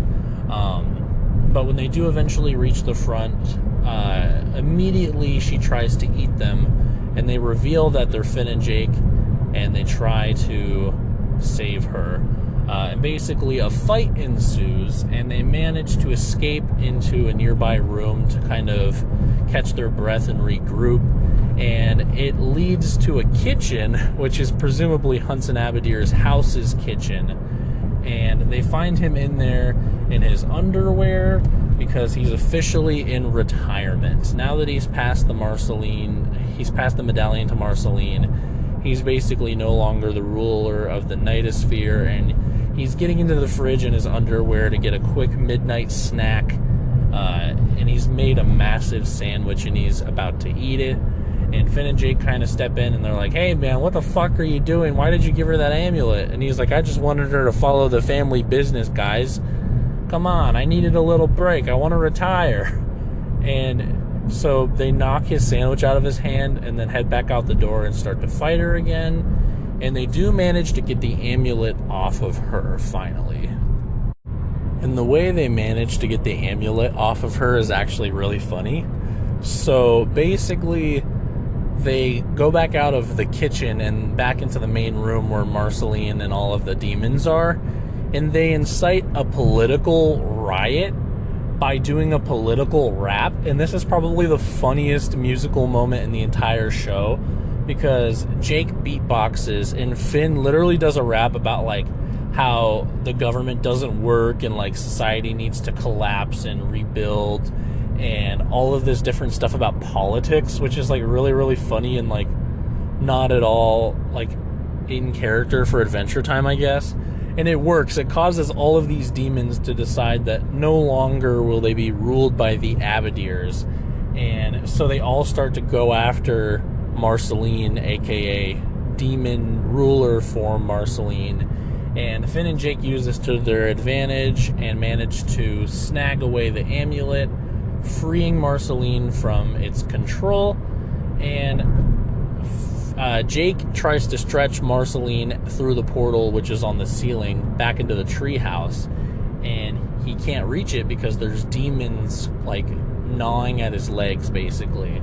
So what ends up happening is Finn slips on the medallion and gets all of the evil power of the ruler of the Nightosphere, and he assumes a demon form as well, which is actually really, really cool. And there's like this neat transformation sequence where all this like shadowy energy like coalesces right into his like chest, and he turns into a creature that looks very similar to Hunson Abadir, but obviously it's not. And it does look different than the way Hunson and Marceline look when they are in the demon leader form. And it has like weird, creepy, like grown over eyes. It was honestly terrifying. But when Finn is in the demon ruler form, he picks up Marceline and Jake and gets all of the demons off of them, shoves them through the portal, and proceeds to like knock all the demons back and scare them away, more or less. And Jake kind of is trying to save Finn however he can without going back through the portal. But all of a sudden, basically, Finn just kind of goes flying through the portal as his normal self. And when he does, they look through the portal and they find on the ground below is Hunson Abadir, and he took the medallion off Finn and put it back on himself and helped Finn escape. And it turns out that he kind of had a change of heart. He decided that he likes Marceline's friends, and he decided to let them go and reassume his position as the leader of the Nightosphere. So there we have it, folks. That's sort of the general idea of this episode. Now let's go ahead and refer to my notes and see if there's anything else about this episode that I wanted to mention. First off, Daddy's Little Monster, iconic Harley Quinn like quote. I just wanted to address that really quickly. And let's see what else. Obviously, this was not a filler episode. Pretty important stuff with Hunson Abadir and Marceline's backstory here. And Hunson is kind of no longer a villain after this episode, so I consider that really important. I did not manage to spot the snail. Yes, there were fart jokes. I talked about the bananas being farted out of the guards' ears. That was a whole thing. The coolest part for sure was when Finn had his demon transition and like started fighting people as a massive demon, and it was like a moment where Finn had to accept evil into his life and like use it to like be powerful, and it was just kind of weird and unusual for his whole character about being against evil in that moment, but it was kind of neat. The funniest part was like Finn's commentary, or Jake's commentary over his camera phone footage was really funny. And also the whole political rap thing where they incited a riot using the political rap. But really that's all I kind of have to say about this one. As far as lore episodes go, this one's pretty straightforward and doesn't really contribute a lot to the plot, but I think the main takeaway is they're making it so the people of the Nightosphere and Marceline's dad, Hudson, are no longer villains in the show, and they're kind of just neutral now. And I was actually fairly okay with them taking one episode pause in between the first and second part of this, because it made it feel more substantial than it probably would have without it. Compared to some of our other two-parters, I think this one definitely could have been done in a single part if they would have cut some of the gags that went on a little bit too long, like the line gag from the first episode and all that kind of stuff. It was a good episode, don't get me wrong. It was just kind of a little unnecessary for being a two-parter. But either way, it was really interesting and it was really fun, and I do enjoy two-part episodes, especially when they're lore ones. So there we have it, folks.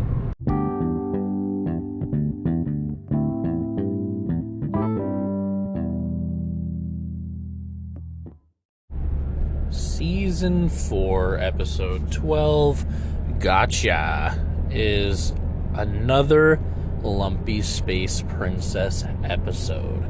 Now, if you recall the last time we had a Lumpy Space Princess episode, I went as far as to say it was the best Lumpy Space Princess episode we've gotten yet, and I stated that I thought it was a huge step in the right direction for a character that I wasn't a huge fan of before in the earlier seasons, and I'm proud to report that this episode matches or arguably succeeds in passing the quality of the previous Lumpy Space Princess episode. Let's get into it. So Gotcha basically centers around LSP, with Finn and Jake as like B-plot characters and Turtle Princess as B-plot characters. And basically, she's living in the woods still, and Turtle Princess comes to visit her and sees her getting harassed by a bunch of wild animals, and she basically in her head plays it off that these wild animals are actually in love with her and they are attracted to her lumps, and that's why they won't leave her alone, is because they're so attracted to her. And she talks it up to Turtle Princess and says how awesome she is and how she's got all these guys fawning over her even though they're just wild animals. And Turtle Princess basically explains that like nobody wants her turtle lumps, and she wishes LSP could teach her a thing or two, and then she suggests that LSP should write a book about how to get boys using her lumps. And LSP, of course, thinks that's a wonderful idea, so she sets off with the idea of writing a book for ladies to kind of teach them how to swoon over some men. And of course, our heroes Finn and Jake and their lovely little pal BMO are in the woods as well nearby, playing some sort of game with balls that's similar to marbles, but with balls instead of marbles. Not super important, but I just kind of wanted to bring it up as for why they were in the woods. And Turtle Princess suggests that she uses Finn as the man to swoon over and write about in her book. And of course, LSP loves the idea, and she takes a plastic bag and makes a brand new dress out of it, and takes a like cherry pie, like one of those ones in the cardboard boxes you can buy at gas stations, and rubs the cherry sauce all over her face and uses it as lipstick, and then sets out to follow Finn and Jake back to the treehouse to swoon Finn. And when they get back to the treehouse, LSP is closely behind, and she knocks on the door, and she's got a little tape recorder, and occasionally she goes aside where nobody can hear her, and she like talks into it and kind of says what's happening, so she can later refer to it and write it down for her book. But basically she knocks on the door and says that she's there to apply for their adventurer's secretary position, and her whole sort of angle for trying to swoon over Finn is basically she's going to try and get herself hired as their secretary and then be like the slutty secretary that seduces all the boys around the office. That's her plan. And so Finn and Jake are kind of like, we didn't make an ad for a secretary, and she holds up like a piece of cardboard that says like wanted adventurer secretary, and it's very clearly like written in those pie juices that I was talking about before that she rubbed all over her lips. And Finn immediately catches on that they know that they didn't make an ad, but they think that LSP is bored or lonely, and Finn says that he should just go along with it and let her kind of hang out with them because clearly she's bored or lonely, which is kind of crazy. This is one of those situations where they paint Finn as significantly more insightful and smart than they usually paint him, because he picks up on the fact that something's up with LSP, and he decides to be kind and invite her in and like allow her to, play her little game or whatever because he feels bad for her and he wants her to not feel alone, which is really, really heartwarming and honestly super sweet of Finn. But basically, she comes in and gets settled down and immediately demands a desk, so they get her a desk, and she kind of sets up like a portable typewriter and her purse and all this other stuff. And they're hanging out there for a while, and LSP basically tries to like dance and like move her body in a way to try and swoon Finn, but it doesn't really work. It just goes right over his head. And then they actually end up leaving to go to like this mystery mountain or something, and more or less they all three, Finn, Jake, and Lumpy Space Princess, trek to this mystery mountain with a bunch of rocks that they gathered. And once they arrive, they have to solve like a couple of different puzzles. And the first one is like this water with skeletons in the bottom of it, and they have to throw rocks into the water, and they'll float where it's safe for them to cross the water. And so basically, like, LSP tries to swoon Finn some more, and it doesn't really work still. And Finn and Jake are like, plopping the rocks in the water and having fun because of the noise of the rocks plopping in the water. And they do manage to get across and enter into a cave. And when they enter into the cave, immediately there's a massive wall blocking their way that's made out of like glass. And LSP tries to swoon Finn again, and she takes off her dress, and she's like, "Oh, Finn, my dress is off. Oh." And her dress like goes flying, and it goes through the wall, like it gets sucked in. And so she like chases after it, still like pretending that she's naked, even though she usually doesn't wear clothes. And she gets sucked into the wall as well. And Finn and Jake try and follow after her, but as soon as she enters, the wall closes tightly shut behind her. And what happens next is basically LSP finds herself in a room where all of the walls are mirrors. And all of a sudden, in the mirrors, there is Finn. And it's not our actual Finn. It's definitely like a mirror ghost demon thing disguising itself as Finn, but basically it looks at Lumpy Space Princess and all the different like angles of the mirror and smiles and takes off its shirt, so it's shirtless Finn, and then takes off his hat and reveals his long luscious blonde hair. And as soon as like mirror Finn starts to get like kind of sexy, basically Finn and Jake manage to smash through the wall and get into the mirror room, and then all of the little demons in the mirrors come out and they have to fight them.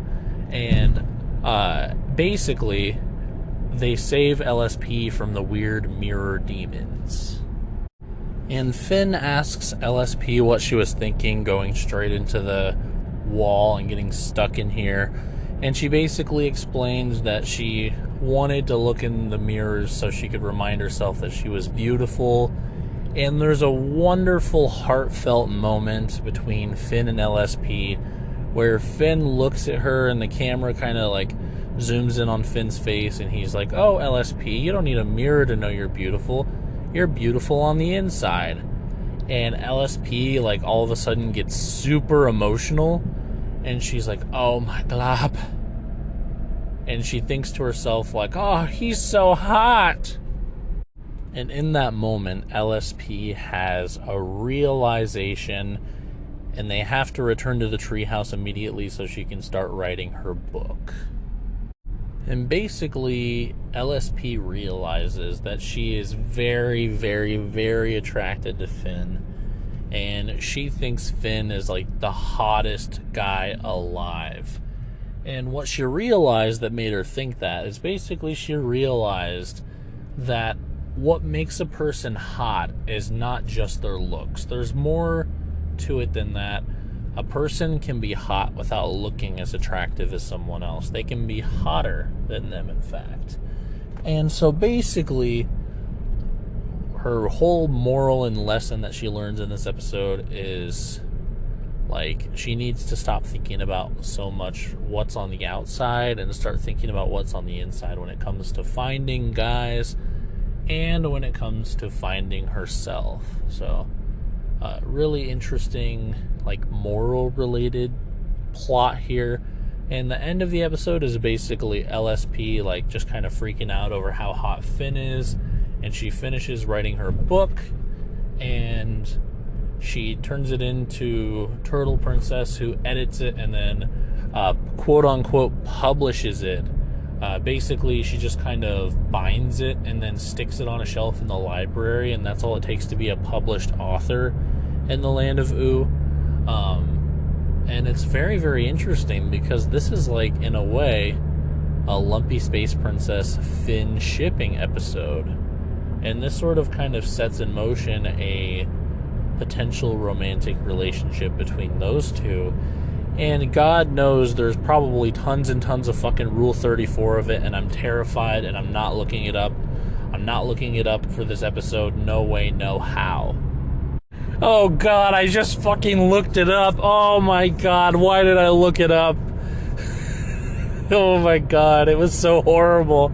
Okay, so basically, there's Rule 34 art for this exact episode, and Lumpy Space Princess is drawn as, like, thin, thick, completely purple woman, and Finn is drawn as, like, this adult male anime character, and they're fucking. And in the freaking Rule 34 art, LSP has a tattoo of a cock, like, jizzing.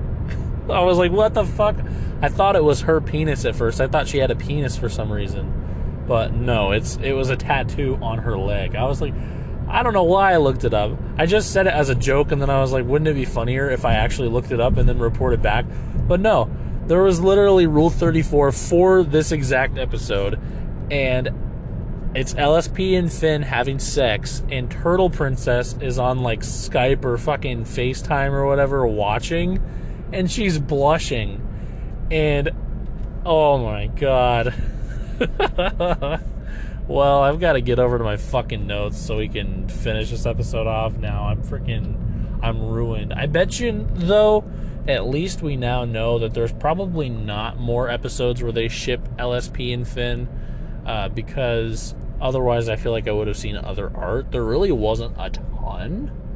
It was more kind of just Lumpy Space Princess or just Finn when I searched both of their names, and then there was, like, 3 pieces of art that actually had both of their names, or that had both of them. So this must be, like, the main episode, because also I forgot to mention in the Rule 34 picture, she had a speech bubble that said "gotcha," like she says in this episode. So, and that's also the title of the episode now that I think about it. So clearly this must be the only episode where they kind of hint at a potential romantic relationship between the two of them, if you will. Alright, let's go over the last little bit of stuff I've got in my notes here, folks. Okay. So, was this a filler episode? Yep. Did I spot the snail? Yes, I did. There was a part in the episode where Finn was sort of just sitting on a bench outside of the treehouse reflecting. And LSP and him had just had their moment, and she was looking out the window thinking about him, and the snail was hanging out on the bench. Were there fart jokes? No. Cutest part of this episode is basically just kind of LSP and Finn. I hate it because it's weird, but, you know, they were kind of cute. There was a funny part at the very beginning where Turtle Princess called Finn a white knight, which was pretty funny. And LSP said she was going to use her cobras to try and swoon Finn into a better dinner. And I don't want to know what cobras means. And there's also a part near the end of the episode where LSP tells Finn that he's basically, she thought she was the one who was going to swoon him because she's hot, but it turns out he's the one who's hot and he swooned her. And he's like, wow, thanks. And then she just leaves, which was pretty funny. There was, in the title card, LSP wearing the dress, and they purposefully made her in the title card have massive fucking cleavage, and I was just like, what the hell? And Turtle Princess also talked about having lumps, but she's not a lumpy space person, so clearly lumps aren't just like what lumpy space people have. They're referring to something else too.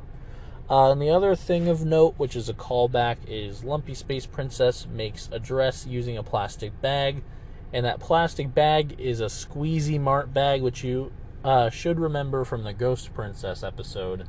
It's a convenience store chain in the universe of Adventure Time, so pretty neat little throwback, and we first saw it in the Ghost Princess episode not too long ago, so pretty interesting stuff. But overall, really, really solid filler episode. Really, really solid Lumpy Space Princess episode.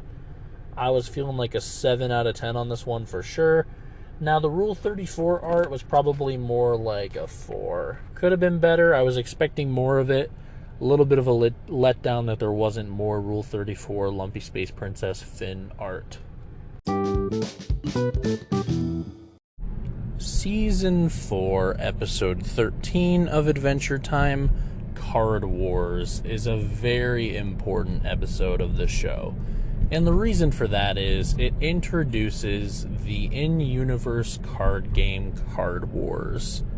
And Card Wars, to explain it kind of simply, is basically a mishmash of like Magic the Gathering, Yu-Gi-Oh!, Pokemon, take your pick. They kind of take elements from all the popular trading card games and mush it into one. And it's very, very interesting and cool when you're watching it on the show, but apparently people loved the episodes including Card Wars so much that they actually ended up doing some merchandising out of it, releasing multiple official Card Wars decks so you could actually play Card Wars in real life, and even 2 actual mobile apps that let you play Card Wars as well. There was Card Wars, and then the sequel to Card Wars Kingdom, and both allowed you to play and collect cards in the game, and I think you could even battle online against other people. And this episode is the episode that actually introduces Card Wars, so it goes without saying that a lot of Adventure Time fans hold this episode very near and dear to their hearts. Let's get into the plot. So this episode opens up with Finn and Jake hanging out in the treehouse, And Jake's got this strange metal tin. And Finn basically asks him what it is, and he kind of shrugs it off and is like, oh, it's nothing, don't worry about it. And after some more poking and prodding, Jake admits that he's really bummed out because Lady Rainicorn does not want to play Card Wars with him anymore. And he shows Finn what it is, and it's basically a metal tin full of a bunch of playing cards. And Finn is immediately intrigued, considering they've lived together almost their entire lives, and he did not know that Jake was an avid Card Wars fan, and he didn't even know what Card Wars was, is really strange to him, so he keeps pressing for more information. And Jake basically explains that the reason he hasn't asked Finn to play up until now is because he didn't want Finn to make fun of him for being a nerd who likes to play card games. And Finn says basically, hey, I'm still going to make fun of you and call you a nerd for playing with cards, but I want to try the game out, let's play. And Jake gets all excited and kind of perks up a little bit. So immediately they clear the dining room table, and it's really funny because Jake basically takes his massive stretched out arm and quickly swoops up all of the dirty dishes and other assorted shit on the table and just kind of drops it out the open window nearby, and it crashes onto the ground below. And in a blink of an eye, they've got the Card Wars board set up and all of the cards kind of set up and ready to go as well. And Jake begins to explain the rules. And there's a little title card that says 2 hours later. You know I'm a sucker for those gags. And when we cut back, Finn is fully asleep. And basically, Jake's like, hey, what the hell, man? You fell asleep during my entire explanation. Now I gotta start over. And Finn's like, no. It's okay, man. Let's just play. I'll figure it out as I go. And just as they're about to start playing, BMO comes skateboarding into the room, and he's like, oh no, Finn, you're playing Card Wars with Jake? And Finn's like, oh, BMO, you know how to play Card Wars? And he's like, yeah, I know how to play Card Wars, but I will never play Card Wars with Jake again. And he looks to the side all shifty and kind of skateboards out of the room. And Finn's kind of like, what? But then they start their game, and basically the way Card Wars works in this episode is they each have half of the board, and they start out the game by building their kingdom, by placing things down like their castles and their fields and different types of landscape tiles and things like that by using different cards.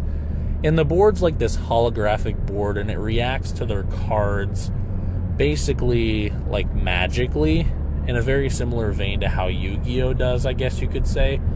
And more or less, they just kind of have a couple turns where they set up their boards, and Jake's got this really fancy layout with a huge castle and a swamp area and a bunch of fields. And Finn just kind of has a really basic layout with a small house and some rocks and that kind of thing.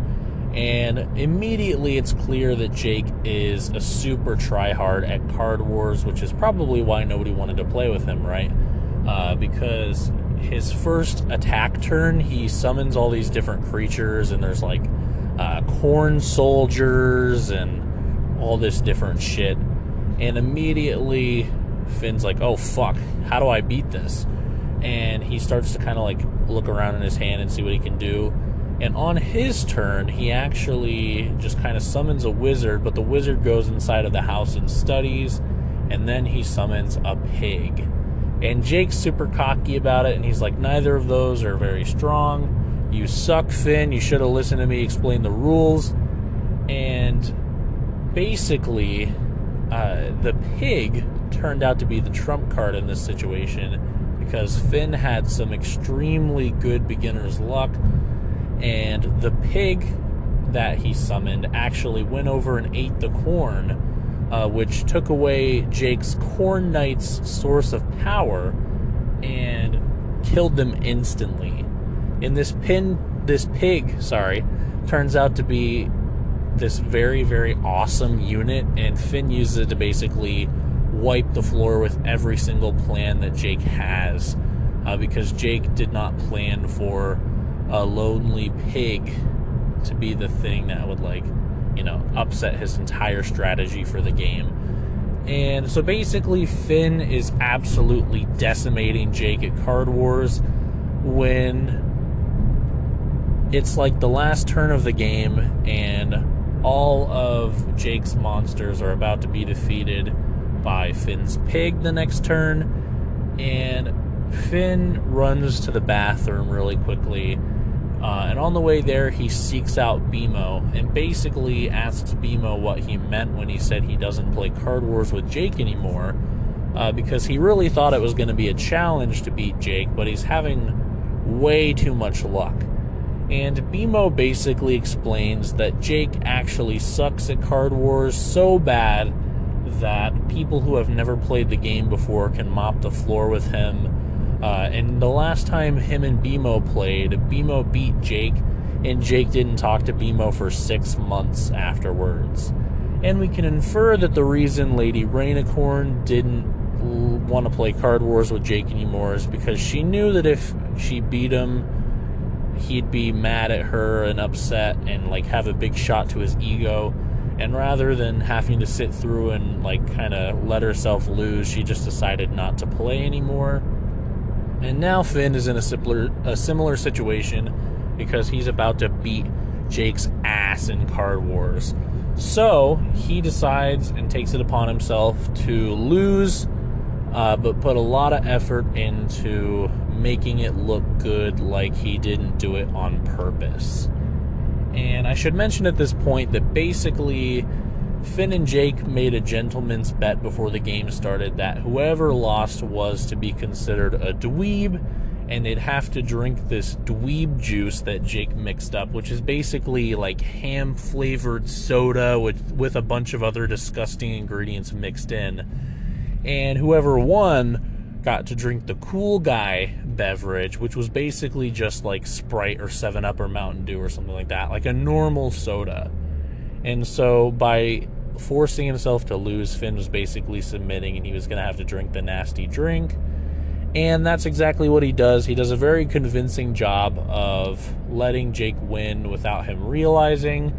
And he basically picks up the dweeb juice and takes a sip of it and decides that he actually really likes it. And Jake's worried like he didn't make it gross enough. But Jake takes a sip and he's like grossed out by it.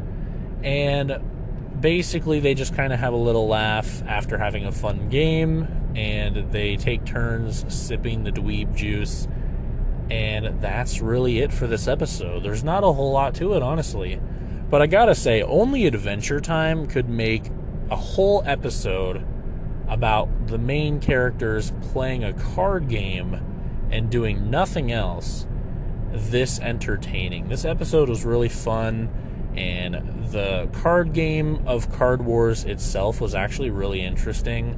And after I saw this episode, it immediately made sense why so many people wanted a physical version and a digital version of the game to play, because it genuinely looks really fun and really interesting. They were doing stuff like tapping cards, which is from Magic the Gathering, and like they were summoning, which is from, Yu-Gi-Oh! And it was such an interesting mixture of like all these different card game ideas, and I really, really enjoyed it. And it was cool to see the board game, and there was lots of funny moments. And BMO did an excellent job as a supporting character in this episode. But in addition to that, this one was just such a fun filler episode. And I honestly don't even consider it a filler episode, because we were introduced to Card Wars, and we know we're going to see Card Wars again down the line, because if they made video games about it, it's definitely going to come up in more than one episode. And we also know that they play it in the first episode of Adventure Time's Distant Lands, because we watched that episode at the very beginning of this series, and BMO actually runs into some people playing Card Wars as well. So, very important thing in the Adventure Time universe was introduced in this episode, and I was all here for it. But let's run through the rest of my notes really quickly here. So I was feeling like a 7 out of 10 on this episode. Honestly, really, really great. Interesting plot. Was this a filler episode? I said no. You could make a case that it is, but I think since there's so much continuity with Card Wars, that we can go ahead and give this one a not a filler ranking because, it's a little more important than your standard filler episode. I did not spot the snail, and no, there were no fart jokes. Not really anything too cute in this episode other than the brotherly bond of Finn and Jake. The coolest part for sure, other than the card game itself, was definitely when BMO was just skateboarding, because for some reason, I guess, BMO can just fucking skateboard. And it was honestly really cool. He, kick flips into the room when he enters on the skateboard, and, when he leaves, he does, a pop shove it, and I was like, bruh. BMO shredded, man. Holy cow. And honestly, it was a really cool thing that they added to BMO, when they basically made it a part of his character that he can skateboard. So I was a huge fan of it. I was here for it. Good shit. What else? Funniest parts of the episode. When Jake cleared the table and threw the items out the window. The fact that it took 2 hours to explain the rules of Card Wars. And then Finn was just immediately good at it without hearing any of the rules. And there was also this part where Finn was trying to find BMO when he went to the bathroom, quote unquote. And BMO was in a dark room, and when Finn entered, he jumped down from the ceiling and went, "BMO chop! If this was a real sneak attack, you'd be dead." And it was really funny. I love BMO. BMO's a great character. And other than that, I don't think I really have anything else to say about this one. Just a really solid, interesting little episode we got here. And I'm interested to see how they sort of bring Card Wars back down the line. I hope we see other characters in the show playing Card Wars as well. It'd be interesting to have, an episode where we kind of see how, Marceline would play Card Wars and how Princess Bubblegum would play Card Wars, because, all these different characters have all these different built-up personalities, and I feel like their play style for Card Wars would be completely different as well. So I hope they do something like that down the line where we get to see other people playing the game too.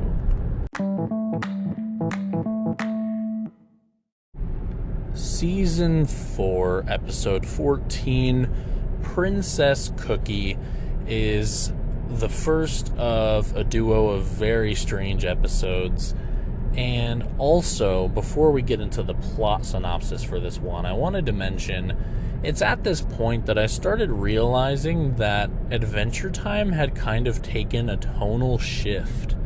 The episodes sort of stopped being afraid of doing really tonally different episodes, and the next handful of episodes felt very different from one another, in the sense that there was a lot more emotions all over the place rather than just this is, just Finn and Jake, and Finn's always happy and Jake's always, kind of cynical, and, they kind of took the emotions of the episode and flipped it on its head, and each episode kind of has its own feel for the next handful. And I thought it was really interesting, and I just wanted to point that out before we talk about this one, because this episode starts out with a hostage situation. So basically, right at the beginning of the episode, bam, we're dropped in.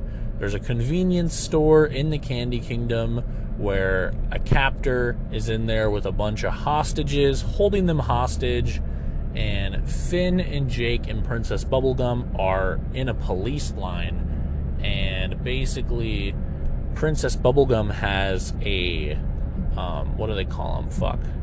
Like a loudspeaker. What do they call those things? They don't call them microphones. Those fucking things where you hold them up and they amplify your voice, like a voice amplifier. I don't know. There's a one-word name for it, but it's slipping my mind. But she has one of those, and she's bargaining with the person who has the hostages. And basically, it's not going anywhere, and it gets to the point where she's about to send in the candy SWAT team, and there's a possibility that they might start eliminating hostages, and that's when our heroes, Finn and Jake, decide to intervene and offer up their services to Princess Bubblegum and say that they can go ahead and sneak in and attempt to defuse the situation themselves. And so Jake wants to dress up as a mailman, but Princess Bubblegum says he wouldn't make a very convincing mailman, so she has him dress up as a milkman. And Finn wears basically a black morph suit and pretends to be his shadow, and they enter the convenience store. And immediately we're introduced to the man of the hour, which I'm confused on if they have a real name or not, but I'm going to call them Cookie for the sake of the fact that they get referred to as Princess Cookie later on. Spoiler. But basically, we're introduced to the person who has the hostages, and it's a chocolate chip person named Cookie. And basically, there's just a bunch of random Candy Kingdom citizens that are being held in here because Cookie is trying to get Princess Bubblegum to give him her crown. And Finn immediately sneaks away because Cookie's chocolate chips actually pop off, and they're also sentient, and they're sort of guarding the other parts of the convenience store in case anybody tries to sneak in the back or anything. And so Finn's going to take them out, and Jake decides to stay and distract Cookie. And immediately he starts to talk to Cookie, and Cookie basically explains that he has always been an orphan, and back when he was a small chocolate chip boy in the orphanage, Princess Bubblegum visited one day and made all of the children very happy and sang with them and all this stuff. And basically, she was holding Cookie and asked Cookie what he wanted to be when he grew up. And he said that he wanted to be a princess because he wanted to make everyone happy like her. And immediately Princess Bubblegum kind of blows it off, and she's like, ha ha ha, that's really sweet, Cookie, but I'm the princess, and I'm the only princess that there can be. And this moment traumatizes Cookie. And basically he desperately wanted to be a princess, and he looked up to Princess Bubblegum as his hero, and she basically shot him down. And as such, he snapped one day, decided to take some hostages in the convenience store, and now he wants the crown that rightfully belongs to him because Princess Bubblegum said that he couldn't have it. And Jake instantly sort of relates to this guy because he was just told by Princess Bubblegum that he couldn't be a mailman because he didn't seem like the type to be a mailman, and he was forced to be a milkman instead. And so, all of those years of Princess Bubblegum basically bossing around and taking advantage of Finn and Jake snap, and Jake decides that Cookie is doing nothing wrong, and he wants to help Cookie out. So basically, Jake decides that he's going to help Cookie escape, and the first part of that plan is they need to get a horse. And so Jake leaves the convenience store and explains to Princess Bubblegum that Cookie just wants a horse so he can escape, and he's never going to come back, and he's not going to hurt anybody. He just wants a horse so he can leave. And Princess Bubblegum immediately is skeptical of this, and she gets a trap horse, which we're explained is the same kind of horse that the Ice King was hiding in one of the previous episodes, if you recall. And so more or less there's probably some candy police officers hiding inside of this horse as well, and when they ride off on it, they're going to pop out and they're either going to kill Cookie or they're going to capture him and bring him to the dungeon. And so Jake says, like, to hell with that, Cookie. I'm Jake the magical dog. I can turn into a horse. And he turns into a horse and they flee. And basically, they're riding off into the wilderness to try and find somewhere for Cookie to set up his own kingdom so he can finally be a princess, when out of the shadows pops Finn, who hops on the back of the horse, aka Jake. And Jake talks to him and he's like, hey man, I'm helping this guy out. He did nothing wrong. He just wants to be a princess. And Princess Bubblegum said no. And Finn's like, what the hell, man? We got to turn him in. What are you doing? This is wrong. We got to get him back. We got to get him in the dungeon. We got to help Princess Bubblegum. And Jake's like, no, man, I'm helping him escape. He did nothing wrong. And he's like, are you with me or against me, Finn? And Finn's like, against you? And Jake pushes him off his back and gallops off, leaving Finn in the dust, which was fucking crazy. And that was like a huge, whoa moment. And basically they gallop through the woods some more up until they come to a gorge. And at this gorge, Jake basically says he's going to rear up and get ready to jump it, but Cookie dismounts and basically says to Jake, like, hey man, you've done a lot for me, but I really don't want to drag you into this. It's my fault that you're in this situation and that your friends are chasing us. I'm going to turn myself in. And Jake's really upset about it and basically says, like, no man, don't do it. You have nothing wrong, like, with you. You just want to be a princess. And in a super emotional moment, as the Candy Police and Finn circle in, Cookie takes one step backwards and plummets into the gorge. And it's actually really emotional. And you can tell Jake genuinely felt, like, bad for Cookie and wanted to just help Cookie out. And Cookie literally attempts to commit suicide. And the whole thing about it is Cookie hits the bottom of the gorge and crumbles, but does not die. And so we have a cut, and basically all of the Candy Police and the Royal Guards are down there, and they take a picture of the crime scene, and they kind of just gather up all of the crumbled pieces of Cookie.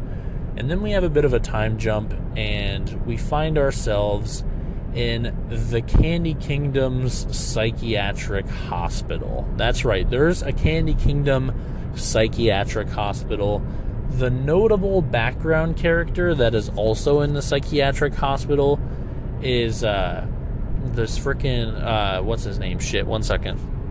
Old Man Cream Puff from the Tart Toter episode, where basically they need to bring the tarts to the convention for Princess Bubblegum, and the old Tart Toter went crazy, so he couldn't do it anymore. He's the only, like, notable patient in the psych hospital other than Cookie now, but I just wanted to let that be known, because it is a little bit of a callback. And basically Cookie is there playing chess against another patient, and his, like, little chocolate chips that are also sentient are helping him because he's in a straitjacket, so they're moving the pieces for him. And basically Dr. Princess is behind the, like, secretary counter, and Jake, dressed as a mailman, enters the room and says, is Cookie in here? And he doesn't say Cookie. He says some other name, which I don't know if was actually Cookie's name or not. But I'm going to keep calling him Cookie because it's easier than whatever his actual name might have been. And basically, Dr. Princess points over to the table where they're playing chess. And Jake walks over, and Cookie's like, oh, Jake, hi! And out of his mailbag, Jake pulls out, from the Grass Kingdom, a crown and places it onto Cookie's head. And we can see Finn and Princess Bubblegum peeking through the doorway of the psych ward, and basically all of the patients start to murmur because they didn't realize that Cookie was royalty or a princess. And in a moment, Cookie is a true princess and everyone bows down to him, and his sort of life's goal has been completed. And it's in that really heartfelt moment that the episode ends. And that's it for the plot of this one, guys. Isn't it strange? This episode had both a hostage situation and a person who attempted to commit suicide, and the suicide attempt failed, so they ended up in the psych ward. How crazy is that? But honestly, the cutest part of this episode was just kind of the whole thing. There were so many heartwarming moments in this episode. The coolest part was pretty much the SWAT guys. The SWAT guys at the very beginning of the episode straight up had helicopters and were holding candy canes, which kind of proves in that one episode where the angry father was shooting the candy cane gun at Hugwolf Finn, that the candy canes are actually guns in the Adventure Time universe, which is kind of interesting because it's been established that there's candy cane people. So does that mean that the candy cane people are also massive guns that walk around and can talk and walk and eat and all that? Like, what's up with that? I don't think we'll ever know. Funniest part was definitely when Jake entered the hostage situation pretending to be the milkman, and he kept walking around, "Can I interest you in some milk? Can I interest you in some milk?" And it was really funny. The weirdest part about this episode, the whole thing. Otherwise, some other things of note. In the background of this episode, we can actually see the Candy Castle, and Goliad and Stormo, the Candy Sphinx from the previous episode, are still on top, still locked in the psychic battle. I loved the continuity in this episode. There was lots of good fan service to be had. Otherwise, it was interesting seeing too that the horse thing was a whole thing. Like, apparently these fake horses are just kind of known in the land of Ooh, and they're called trap horses. That was interesting to have. And I loved the old man cream puff callback as well. Really, really good shit. What a good episode. Man, I tell you, I was feeling like a 7, maybe a 7.5 on this one. It was just really, really interesting, and the plot was so different, and sort of the feel and emotions on display was so different, and I actually really, really liked it. I was here for it. The episodes in the season are really fucking good, I gotta say it. But yeah, there we have it, folks. Another great episode. Season 4, Episode 15, Sons of Mars, is a continuation of the story of Magic Man. If you recall from the previous episode that Magic Man was in, he basically acted as an agent of chaos for the show, causing lots of trouble for our heroes when he decided to randomly turn Finn into a massive, disgusting foot. And I went as far as to say that that was one of my least favorite episodes of the entire show, because it really made me uncomfortable and I really didn't like it. And I'm proud to say this Magic Man episode also made me feel really uncomfortable, but I actually liked it. So let's sort of explain why. So at the very beginning of the episode, we're introduced to this Martian character who is basically 4 people that share the same body, and the head is like this massive crystal with 4 faces on all the different sides, and the body's just like this purple crystal humanoid shaped body. And this Martian, as I'm going to refer to it for the rest of the episode, basically plummets down to Earth with this massive purple energy, and they're holding this device and they're basically scanning for someone. And that's when they run into the Magic Man, who is the person there that they're trying to collect, because they explain that basically the Magic Man has been on Earth for 200 years as a punishment after he was wreaking havoc on the utopian society on Mars, and they've come to capture him and bring him back for his trial because he was supposed to return when he learned to feel compassion for others and stop being so chaotic, and he never returned. So now it was time for him to be executed. And so they find him running along a train track, and they start to chase after him, and he's just narrowly slipping away, and they cast this beam to try and reduce his magic powers.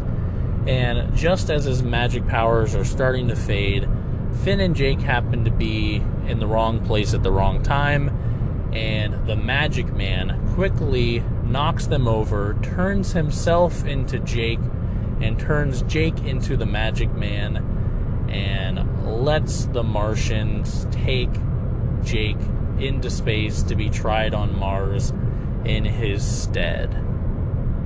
And basically, Finn and Magic Man disguised as Jake are left on Earth after the Martians leave, and Finn wakes up and is like, what the fuck? Magic Man, you motherfucker, what did you do? I need to go get my friend.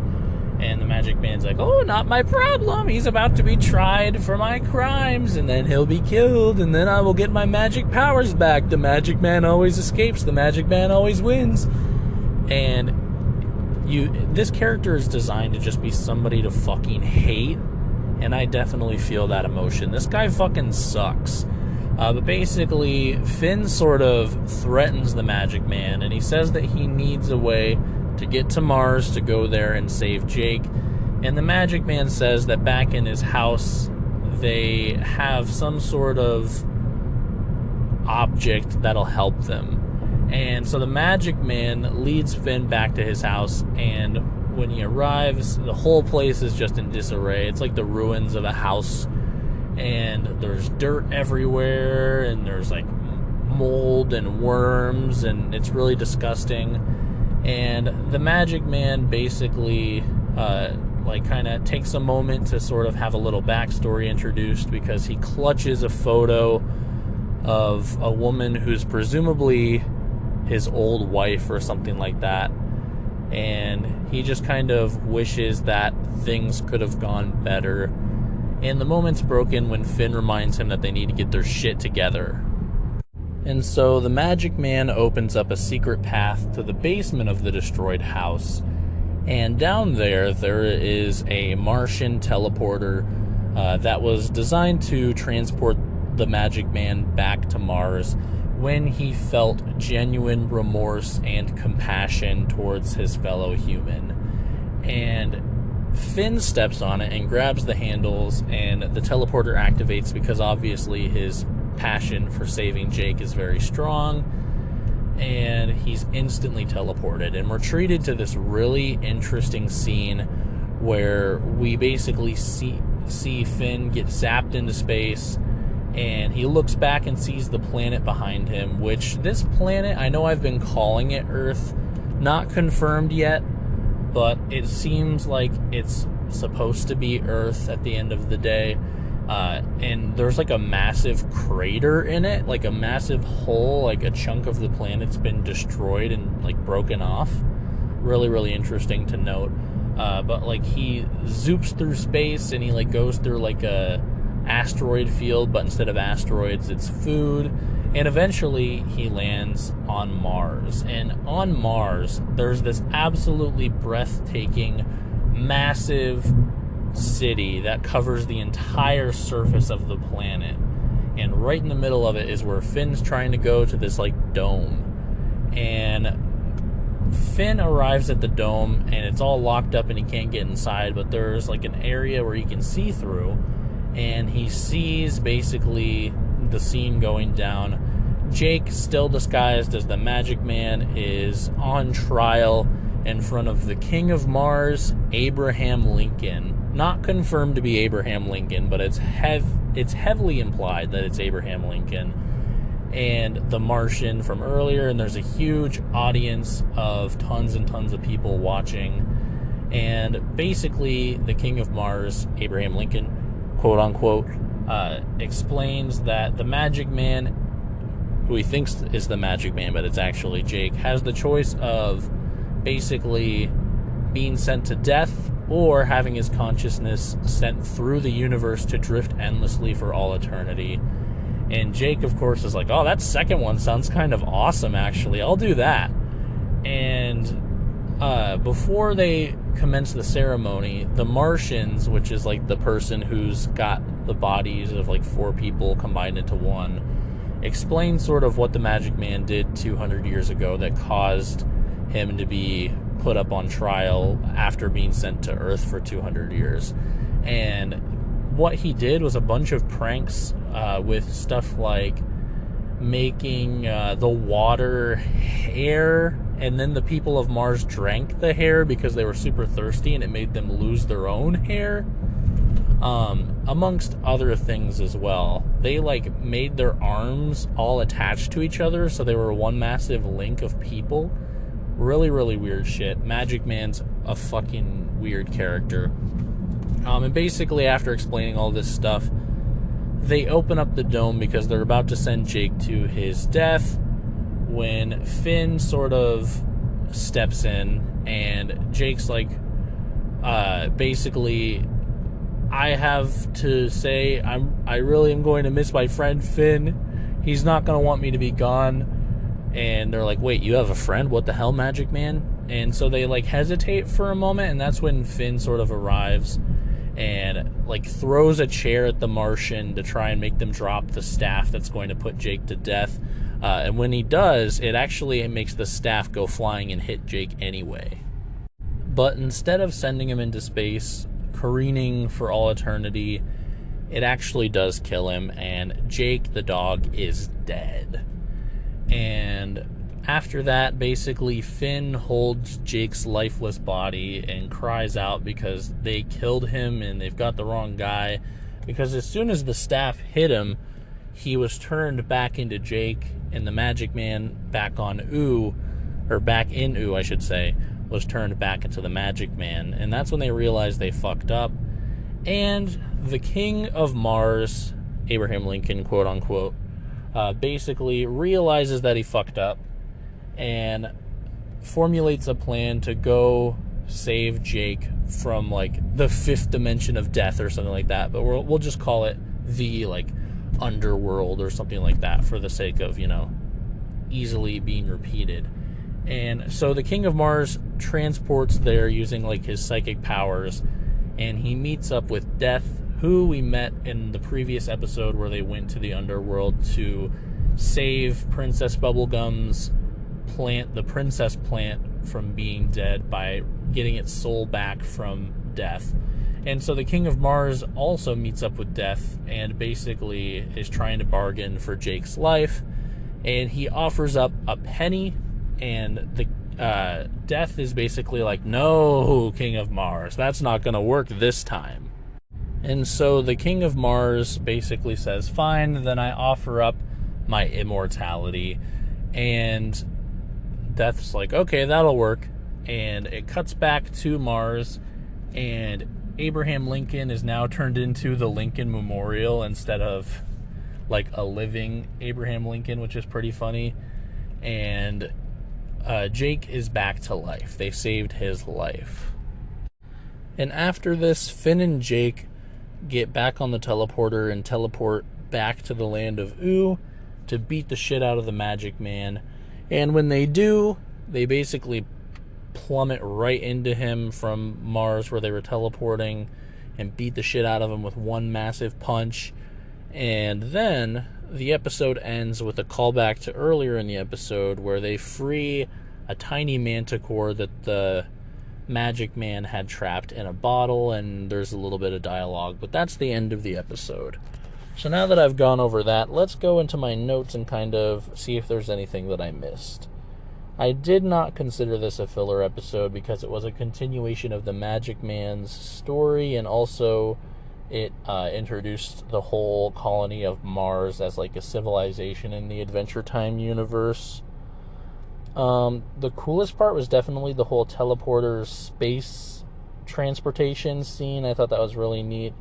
And some of the funny parts of the episode were when the Martians did their presentation, it was using an overhead and a dry erase marker, which was really funny because I'm sure kids these days don't even know what an overhead really is.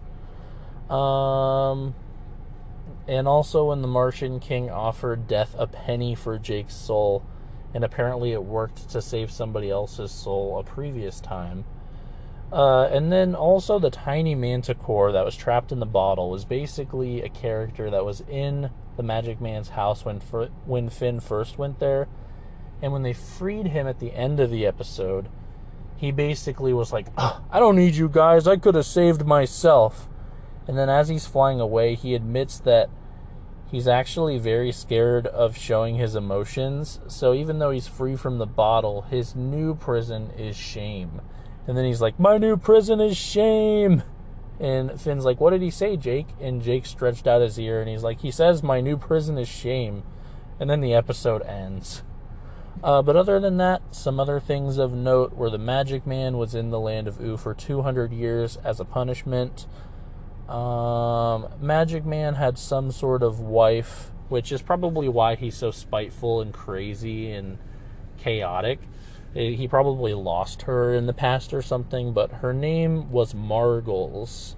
At least that's what he was calling her, was Margles in one of the cutaway scenes.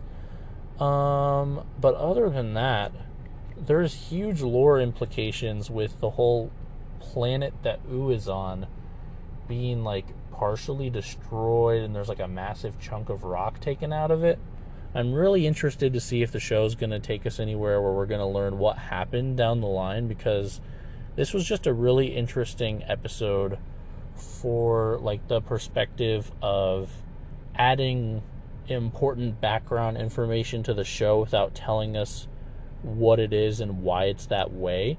There's some really cool stuff that we still have yet to learn about the world in this show, and this episode was kind of a big way to highlight that and make us interested to watch more episodes down the line. It was also another one of those very tonally different episodes that we've been having recently, so overall, very, very fascinating and interesting episode.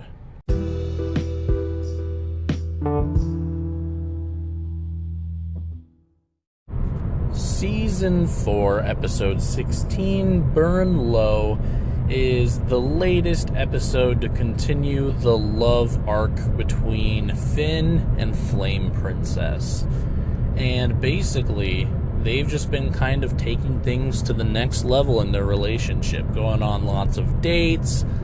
They found out a way to hug each other. You know, things are getting pretty serious. And that's how this episode starts out. Finn is on a date with Flame Princess, and Jake is tagging along to kind of help make sure Finn keeps out of trouble, that kind of thing. And Finn helped Flame Princess build a house, which is basically just a little wooden hut for her to kind of live in, because if you recall in the episode where she was introduced, she basically got kicked out of her kingdom because there she was like sort of being held in this lantern for her own safety, but Jake got her released from that prison, so now she really doesn't have anywhere to live, so Finn helped her build a little wooden hut to live inside of.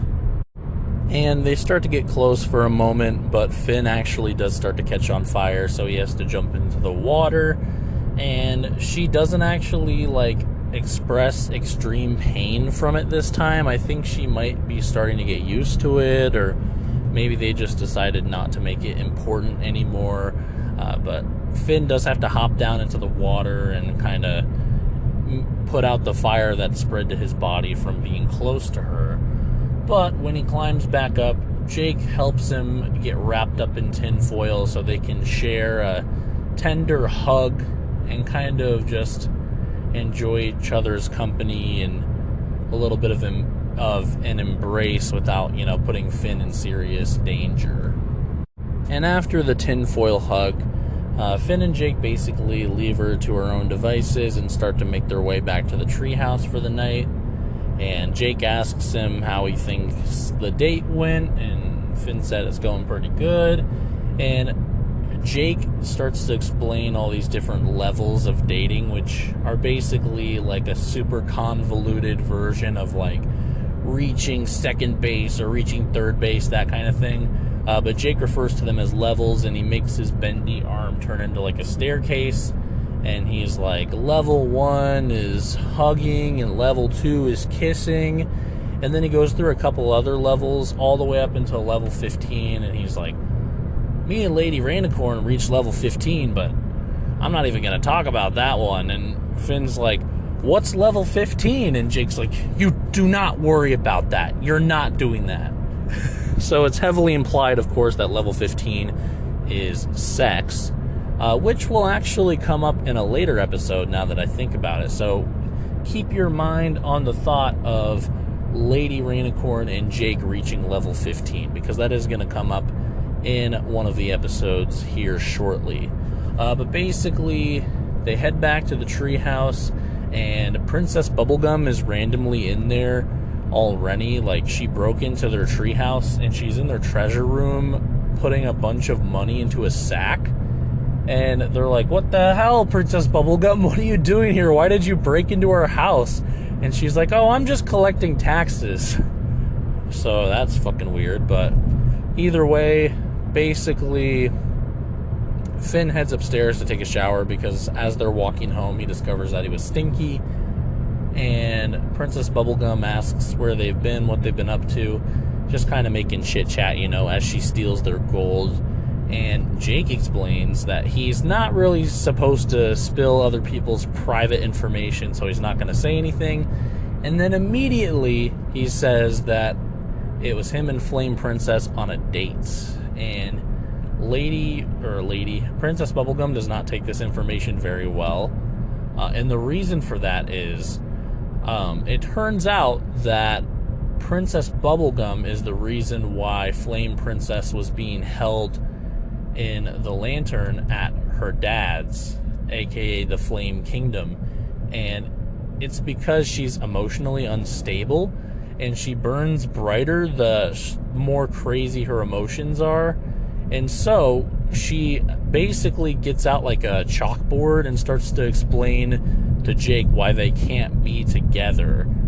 And Finn comes and she tells Finn to listen as well, but Finn immediately sneaks away as soon as she gets distracted. But yeah, she's drawing all this stuff out on a chalkboard and explaining it, and Jake falls asleep before he can actually hear the explanation. And when he wakes up, he realizes that Princess Bubblegum's just about to finish up her explanation, and Finn's still not there. And she turns around and she sees Finn's gone and Jake was asleep. And she's like, hey, you understand now, like, why they can't be together? And Jake's just like, oh, I gotcha. I understand, Princess. And as soon as she leaves, he's like, oh, Blob, Princess Bubblegum is jealous of Finn and Flame Princess. This is so crazy. But we learn that it's actually because her emotions are so unstable that if they share a kiss, it will spark such a strong emotion that basically Flame Princess will burn through the Earth's crust down into the core of the Earth where gravity is, and she'll bounce back and forth with a ton of energy, destroying the planet. So that's pretty crazy stuff. But basically, Jake just kind of didn't catch any of that and continues on about his day. And then we cut to Finn. And Finn comes back from another hangout with her, and he basically says that he didn't kiss her yet, and he needs to figure out a way to work into it or whatever. And Jake suggests that he writes some love poetry. So Finn heads out into the woods and kind of sits and watches the sunset and tries to come up with some good poetry ideas. And Princess Bubblegum sees this and immediately comes over and asks Finn what he's doing, and he's like, nothing. And she immediately realizes, oh shit, he's still talking to Flame Princess. He's writing poetry for her. And so she basically is like, didn't Jake tell you that you can't be with her, Finn? And Finn just gets all defensive and kind of flips out and admits that he was in love with Princess Bubblegum, but she shot him down so hard and ripped his heart out that he's finally happy for the first time since he dealt with that rejection, and Princess Bubblegum just needs to leave him alone because he's seriously hurt and she was the one who hurt him. And so Finn just kind of runs off, and she's really confused because she still doesn't really understand what's going on. But then she sees the, like, poetry, and she realizes, like, oh, he was writing poetry for Flame Princess. He doesn't know what's going on. And so she goes back to the treehouse, and Jake is making some bacon pancakes, of course. And basically she yells at him, like, did you not tell him that they can't be together? And Jake's like, Princess, you need to stay out of Finn's life. You're bad for him. This is fucked up. You need to stop messing with his affairs and just let him get on with his life and date whoever he wants. And she explains, like, the whole thing, like, no, literally, if they stay together, they're gonna end the world as we know it, because they're gonna destroy the planet. And so Jake's like, oh shit, that's completely different. And he, like, scoops her up and grows big and smashes through the treehouse wall, and they run off to try and catch up to Finn before he gets to Flame Princess. And they arrive just too late, and Finn gives Flame Princess a kiss, burning him, obviously, but making her emotions spark so crazily that she starts to burn a hole deep into the ground, and she's going down and down and down and down. And they arrive, and Finn's just kind of confused, like, what the hell are you doing here, Princess Bubblegum? But he doesn't really, like, have time to think about that. He wraps himself around Jake's arm and jumps down the hole, and Jake has no choice but to stretch him down after Flame Princess. And she's so far down at this point that Jake kind of, like, has to flop over, and he, like, covers the hole. So the oxygen to the shaft down into the earth is cut off. And immediately Flame Princess's flame starts to go out. And PB is like, oh, this is perfect. If you stay in this one spot for 21.3 seconds, all of the oxygen in the shaft will be cut out enough that she'll burn out, and then we'll be fine. And basically, Finn gets down there and, like, kind of scoops her up and starts to try and pull her out, but she is completely out of oxygen. Like, she's ready to die down there because all of her oxygen is gone. So Finn does CPR on her, and it brings back her flame just enough that he can pull her out and save both of them and stop the Earth from being destroyed. And I should mention at this point as well, they still have not clarified if the planet that Oo is on is Earth, but I'll go forward assuming it is, because of our prior knowledge on sort of what's happened on the planet and that kind of thing. But basically, so once they get back to the surface, they kind of look at each other for a second, and Finn picks up a rock and kisses it and hands it to her, and she kisses it in the same spot, and they have a little tender moment, and then they walk away, and Jake and Princess Bubblegum are just kind of, like, relieved, and they're like, phew, that was close. And that's the end of the episode. So, naturally, I have a few things to talk about when it comes to this one. Let me flip over to my notes and we shall continue here. So, was this a filler episode? Since it continued the arc between Finn and Flame Princess, I said no. I did not manage to spot the snail. I actually forgot to check it, but I did not. I remember that. And fart jokes, yes, there were. When Finn was in the water, he farted in the water to make bubbles to make Jake laugh. So that was the whole thing. The cutest part of this episode was definitely Finn and Flame Princess, of course. They're, you know, they're iconic. They're adorable. Funniest part of this episode was definitely when Jake implied that tier 15 of dating is sex, and he admits that he's done it with Lady Rainicorn, but Finn will not be doing it. Also, when Princess Bubblegum was outed for breaking into their house to collect taxes, there was a part where randomly BMO came downstairs in the treehouse when they arrived back there and was like, Jake, you're late for your video chat with President Porpoise. And he quickly throws up a video chat, and there's like a dolphin on there in a suit, and he starts like making dolphin noises, and Jake's like, President Porpoise, oh my god, I'm so sorry. And then they cut away. And there was another part as well where Jake has a daydream kind of thing where he is the president. Jake is kind of obsessed with this vision of being the president in a B plot in this episode. But overall, this was a very solid and interesting episode. We did get some callbacks as well in the form of PB flying from the treehouse on the back of her bird, the Morrow, which the bird's name is Morrow, if you recall from the previous episode. And also, this is the episode where Jake sings his iconic Bacon Pancakes song. So, really, really great to hear that. Finally, I was looking forward to hearing that in the show. The Bacon Pancakes bit is one of the most famous bits from this entire show. Like, there were so many memes about it, and like, I was really glad to see the episode that featured it finally. I feel like I did watch this episode back in the day, but I've honestly been kind of confused on which episodes I have and haven't seen. Mostly because I think at the point where season 4 hit was when I stopped watching new episodes as they premiered, but I did catch an episode here and there. But I do vaguely remember this episode, but that can't be said for some of the other episodes in this block, so, you know, it's interesting. But yeah, this was a really solid episode. Loving the Princess Bubblegum, Fire or Flame Princess, Finn, love triangle thing going on. PB was insistent for the most part in this episode that it wasn't a love triangle, but at the end, Jake's kind of like, oh, you're jealous, aren't you, PB? And she's like, shut up! So there might be an actual love triangle here.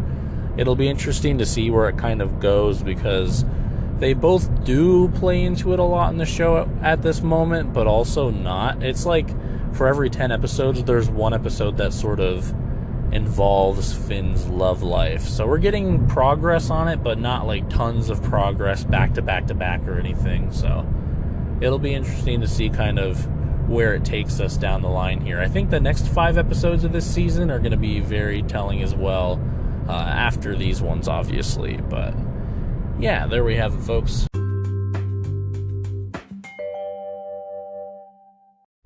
Season 4, Episode 17, BMO Noir.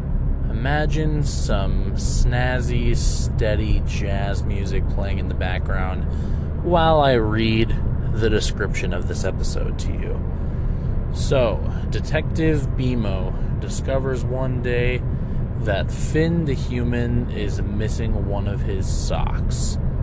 And as such, he assigns himself to the case and tries to solve what happened to Finn's missing sock.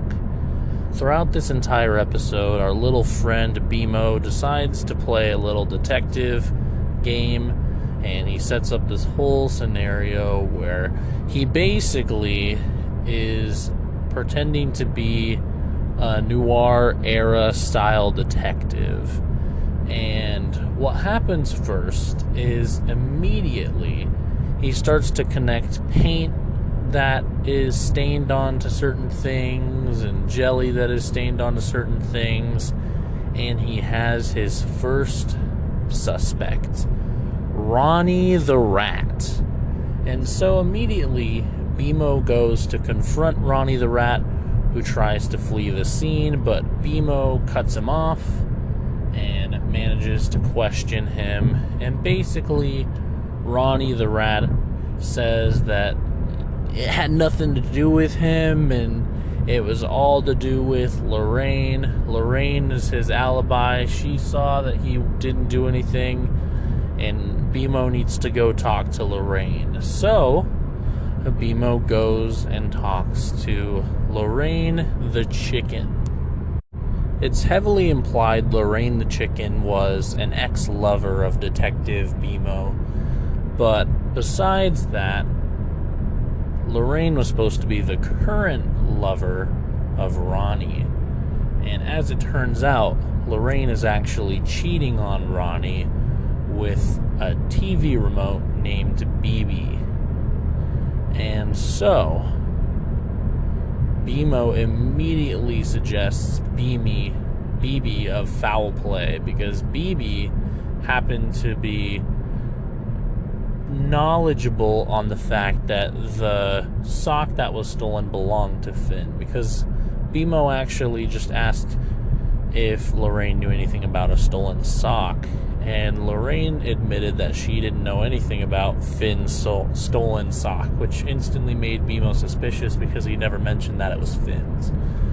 So after talking to Lorraine and nearly being seduced by her, BMO then heads out and attempts to find BB at his dance club. And when he does find BB, he basically properly interrogates BB, torturing him and shoving schmutz all over his face, trying to get him to talk. And basically, BB basically says with all of his heart that he's telling the truth and Ronnie is behind it, and BMO needs to check the pantry. And so BMO goes and checks the pantry and is shut in there by someone, and none other than Officer David, the cat, opens the door of the pantry and lets BMO out. And immediately, BMO suspects foul play and goes to hunt down Ronnie the rat. I think he's a rat. He's either a rat or a mouse. And what he finds is outside in the yard, in a small pond, is Lorraine floating on a barrel with a small amount of stolen treasure that is basically sock-sized. And as it turns out, Lorraine actually stole the sock, pinned it on BB, knowing he would pin it on Ronnie, and it would throw BMO off the tracks of her just long enough for her to escape with the loot. And basically, BMO realizes that he's been outsmarted, and Lorraine floats off into the sunset. And then BMO goes and retrieves the sock and brings it back to Finn and Jake just as they return home. And all is well. And BMO kind of cheers for himself for a moment because he's cracked the case of how the sock was stolen. Now, that is sort of my simple plot synopsis. I tried to not miss anything too important. It was kind of a confusing episode because there was lots of things happening, even though all of those things were fairly minor. But I'm going to refer to my notes really quickly and just kind of point out some things that I sort of skimmed over. So first off, was this a filler episode? Yes, I do think we have another episode of Detective BMO later on at some point, but I'm going to call this one yes, even though it does technically introduce Detective BMO. I was really surprised not to see any sort of appearance of Football in this episode as well. And if you remember, Football is actually BMO's imaginary friend, who happens to be his reflection. Was the snail in this episode? Probably. Did I see it? No. And were there any fart jokes? No. Now, let's see here. What else do we have to say? The cutest part of this episode, for sure, was when BMO cracked the case and cheered about himself, I guess you could say. Just kind of took a moment to be appreciative of himself and happy. Adorable stuff.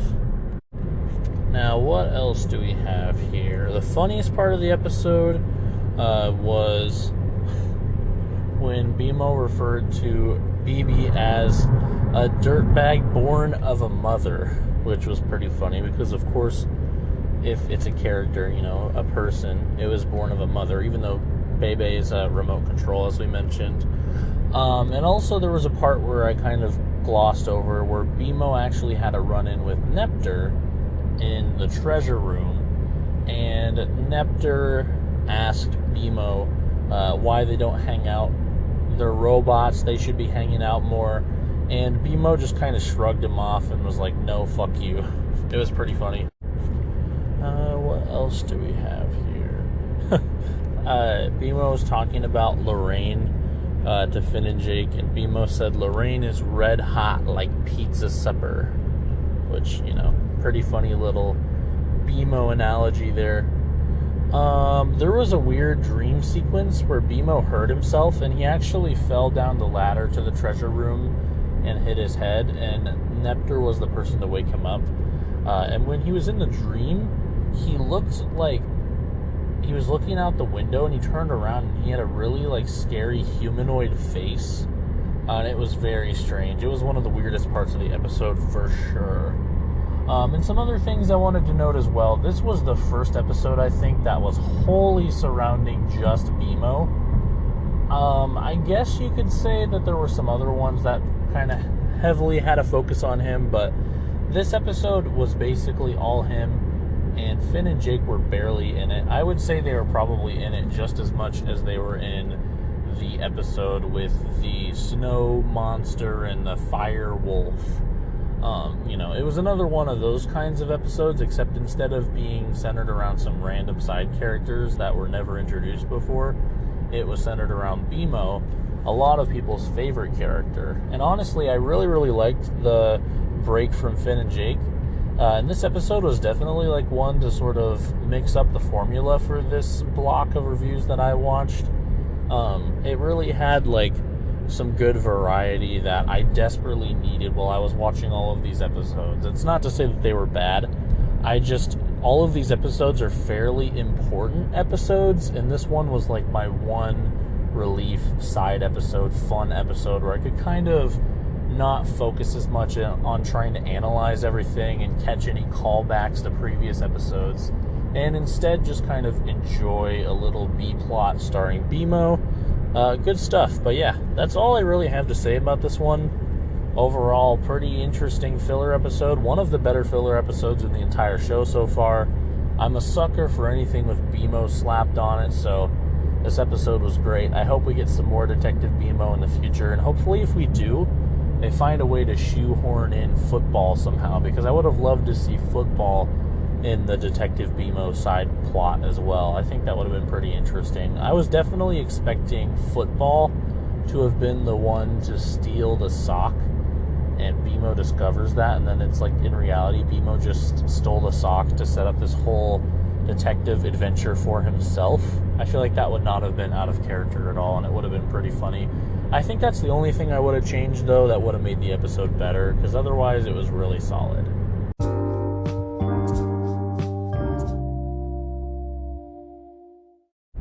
Now, for Season 4, Episode 18, King Worm, you're gonna have to kind of bear with me. This episode is trippy and off the rails, and the plot just kind of is all over the place, and most of the episode takes place inside of like a dream dimension, so things are purposefully obtuse and hard to follow. So naturally, me describing it on this podcast is also going to be kind of difficult and hard to follow. So I'm going to do my best to mention like key moments in the episode, but I'm definitely not going to do like the usual play-by-play, because it's going to be way too hard for an episode like this. Where kind of tons of random shit is happening, and like it's really, really weird shit, and it's hard to keep things together. I could hardly keep things together for the BMO Noir episode we just recorded, so... but I'll do my best to kind of give you guys an idea of what this episode was like, nonetheless, because it certainly was interesting. So basically, if you recall back to Season 1, Episode 12, where Marceline was introduced, and basically they got kicked out of the treehouse for a while, and then they found the cave, and then Marceline decided she liked the cave better, so she moved in there. At the end of that episode, it ended on a really random cliffhanger, where basically Finn and Jake arrived back home to find this massive inchworm with a crown, and he basically like looked into the camera and went like wah wah wah wah wah wah wah wah wah wah wah wah wah wah wah, and hypnotized Finn and Jake into hugging him, and then hypnotized the audience, and that was how the episode ended, on a like random weird thing. So basically this episode is a continuation of that, and I haven't determined if this episode takes place right after that one, or if they managed to break out of his hypnosis and then they were put back under his hypnosis, or what the timeline order is for this, and I was scared to look it up because of spoilers. But basically, for one reason or another, whether it's in the past or in the sort of present continuity for our episodes, they are under the hypnosis of the King Worm yet again. They being Finn and Jake, obviously. And basically, this whole episode takes place in the confines of an insanely weird and creepy illusionary dream caused by the worm, the King Worm, hence the title of the episode. And let's see here. Basically, the idea is Finn doesn't know what's real versus what's fake, and he's trying to escape the realm of illusions. And sort of throughout the episode, he really has to think about like if something is real or not, and if he can trust some of the people he sees in his dreams or not. And basically, right off the bat, he runs into Jake, and Jake is like wrapping a present, and Lady Rainicorn is there, but she has two mouths, and one of her mouths dispenses tape, which is really weird. And basically, the tape like is not sticking for some reason, and Jake's really confused. And Finn comes out and asks Jake if he's real, and Jake's like, yeah, I think I'm real. And spoiler alert, Jake was not real, actually. And it turns out that it was a dream Jake. But basically, they go through the dream, and they try and find a way to get out. And the way they do takes them through a bunch of, like, crazy weird rooms with tons of like different characters from the show in like weird situations or acting in strange ways. And I noted them down here in multiple different sections of the episode in my notes, so I'm going to go over some of my favorite parts or some of the weirdest parts. But for now, let's just kind of say like weird shit happens, just kind of be general about it. And basically what happens next is Finn sort of comes to the realization that he thinks he's out of the dream, and Jake all of a sudden turns into goop because it turns out it wasn't real. And the Jake that had been tagging along with him throughout most of this episode so far was actually an illusion as well. But Illusion Jake did happen to mention that whenever Finn thinks of anything that causes him to feel genuine fear, it sort of starts to break down the dream and cause there to be cracks to form, and that might be a way for him to escape if he thinks about these like fears and kind of manifest them inside of the dream realm. And so basically what happens next is Finn goes through and basically has to imagine every single one of like his deepest, darkest fears. The one that really stuck out to me was his fear of the ocean, because basically a whole ocean comes out of his belly button with like fish and stuff like that, and he just kind of has to deal with it. And then a bunch of other stuff that he fears also comes out of his belly button, including a whole list of things. Let me see what I wrote down here.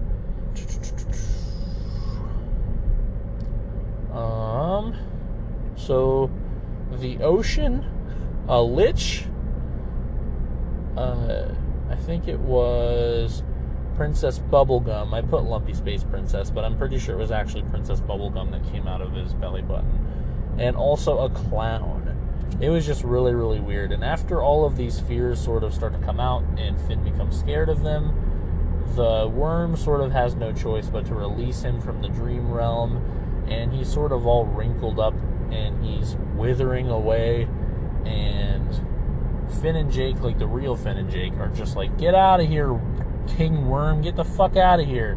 And he just sort of slinks out the front door, and that's the end of the episode. So it was a very, very strange one. I'm still on the fence as to whether or not it was stranger than the episode with the deer. I don't think it was. I think that episode creeped me out more, and I want to call it weirder still, but this one was pretty damn close to passing it. Let's talk about some of the key details here. So, was this a filler episode? I said no because of the whole continuation with the King Worm. It seemed pretty important to me, and I have a feeling King Worm will probably come up again later. And did I spot the snail? No. And was there any fart jokes? Also no. The coolest part of this episode was some of the visual effects that happened while Finn was in the dream realm. There was a lot of really interesting, trippy patterns and things at certain parts, and it was just kind of weird.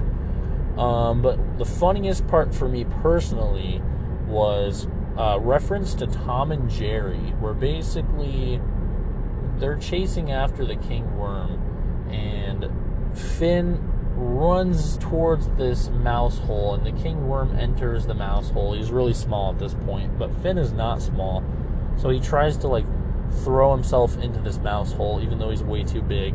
And when he pulls his head back, it's the shape of the mouse hole, which is a gag that they did all the time in Tom and Jerry, and I really loved the reference there. I used to watch the shit out of Tom and Jerry reruns on Boomerang when I was a kid. So good stuff there. Weirdest parts in the episode. This whole episode?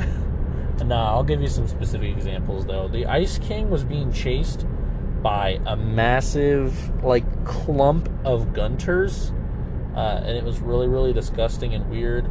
There was a part where Lumpy Space Princess was the raindrops, and as soon as, the raindrops that were Lumpy Space Princess hit the ground or any object, they would just dissolve, and so there was just a bunch of dying Lumpy Space Princesses everywhere, which was really weird. Finn looked in a mirror at one point and saw himself with a robot arm, which was very strange. I wonder if there's going to be anything with that down the line. That seems like maybe it was a vision of some sort. I don't know. Or maybe it was future Finn. It was very strange. And the other thing that I wrote down was the whole thing with the ocean and the Lich and PB and also the clown all coming out of his belly button. That was also very strange. But there was stuff like Jake melting, and there was a part where basically there was random animal shape-shifting going on. It's just, this was a very, very strange episode. And the last thing I want to talk about is I actually have a few notes.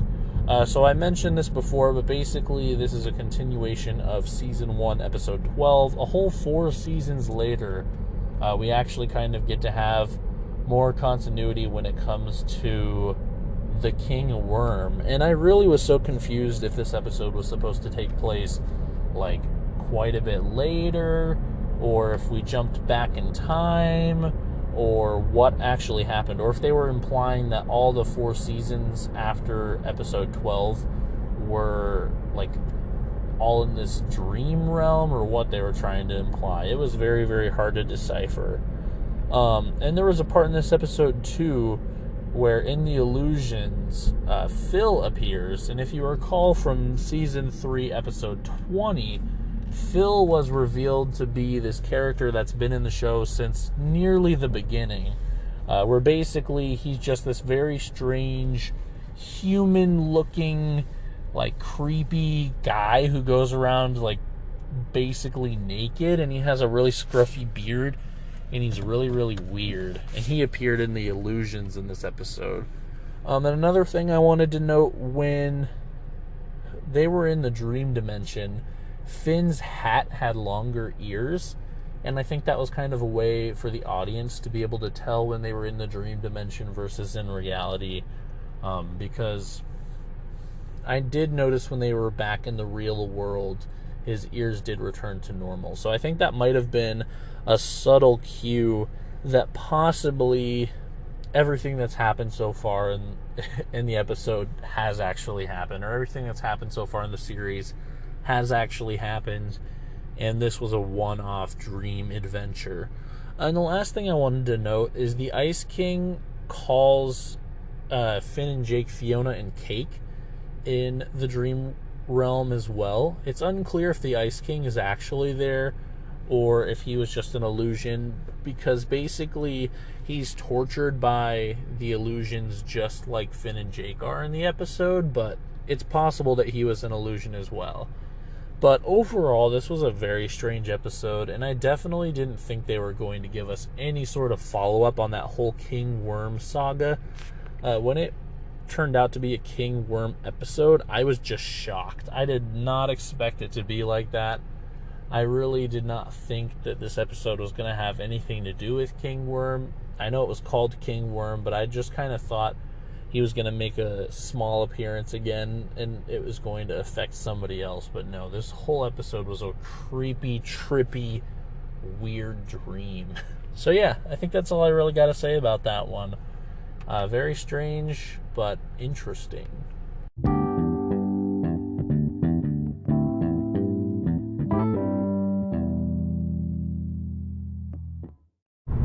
Season 4, Episode 19, Lady and Peebles, is an interesting one because basically we have two different characters doing the heroics in this episode, and those two characters are, of course, Lady Rainicorn and Princess Bubblegum. And here's sort of the idea of the plot. So the episode opens up with Lady and PB heading towards this snowy mountain, or kind of looking over this snowy mountain, and they're in a tent, and PB starts to record like a journal, like an audio journal kind of thing, and she explains that it's been about 3 weeks since Finn and Jake have gone missing after they originally were going to the Ice Kingdom to stop the Ice King. You know, it was supposed to be a routine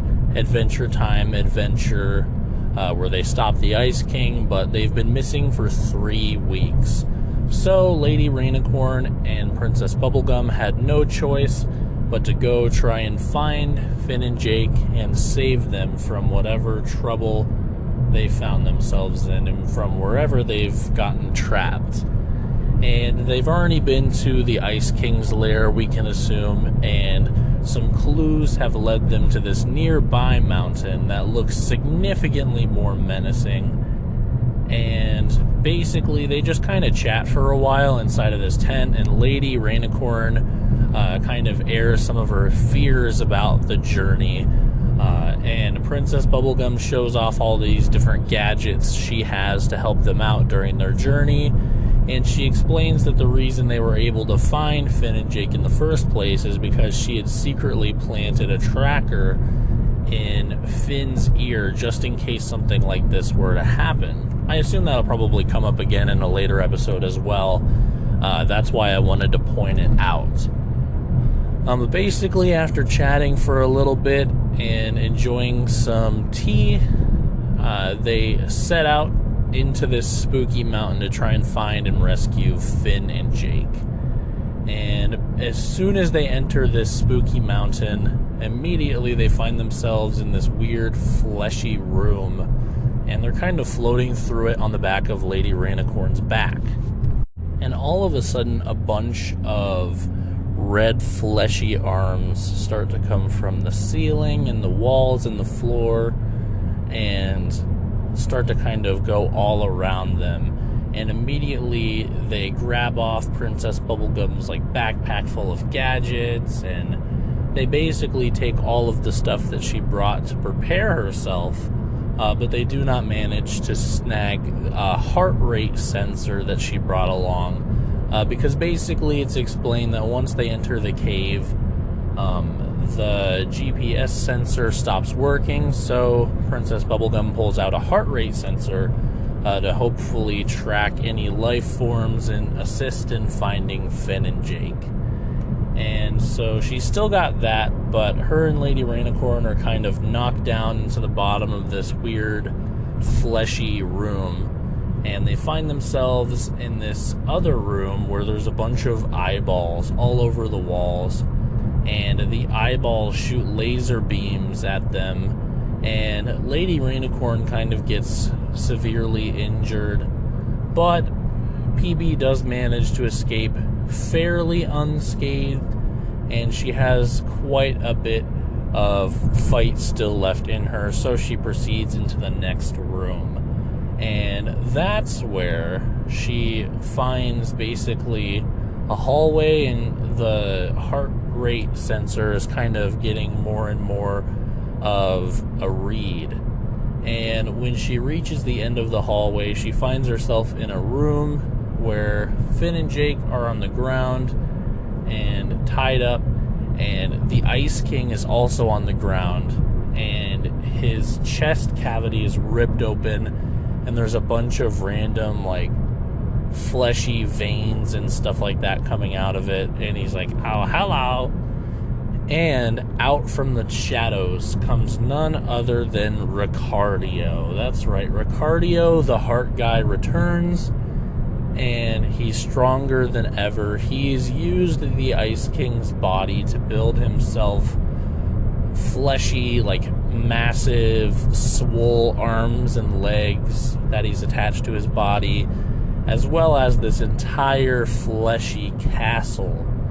And basically, he explains that he's poisoned Finn and Jake with Xanoids, which, if you remember from the previous episode where they were talking and kind of getting to know each other, Xanoids are incredibly poisonous to most people. And so basically now Lady Rainicorn's passed out, and Princess Bubblegum had to drag her into the room as is. Finn and Jake are both knocked unconscious because of the poison from the Xanoids, and the Ice King is basically useless because he has no heart, and there's all these fleshy tendrils coming out of his chest cavity. And overall, it's a pretty bad situation, and she has to try and figure out how to save all of her friends and escape. And basically, Ricardio explains that he's realized that he doesn't just want Princess Bubblegum's heart, he wants all of her. And that's why he built this body for himself, and he asks her if she'll marry him, and obviously she says no. And so, essentially what happens next is she actually realizes that there's basically no way for them to escape unless she says yes. So she says, fine, I will marry you if you can defeat me in hand-to-hand combat.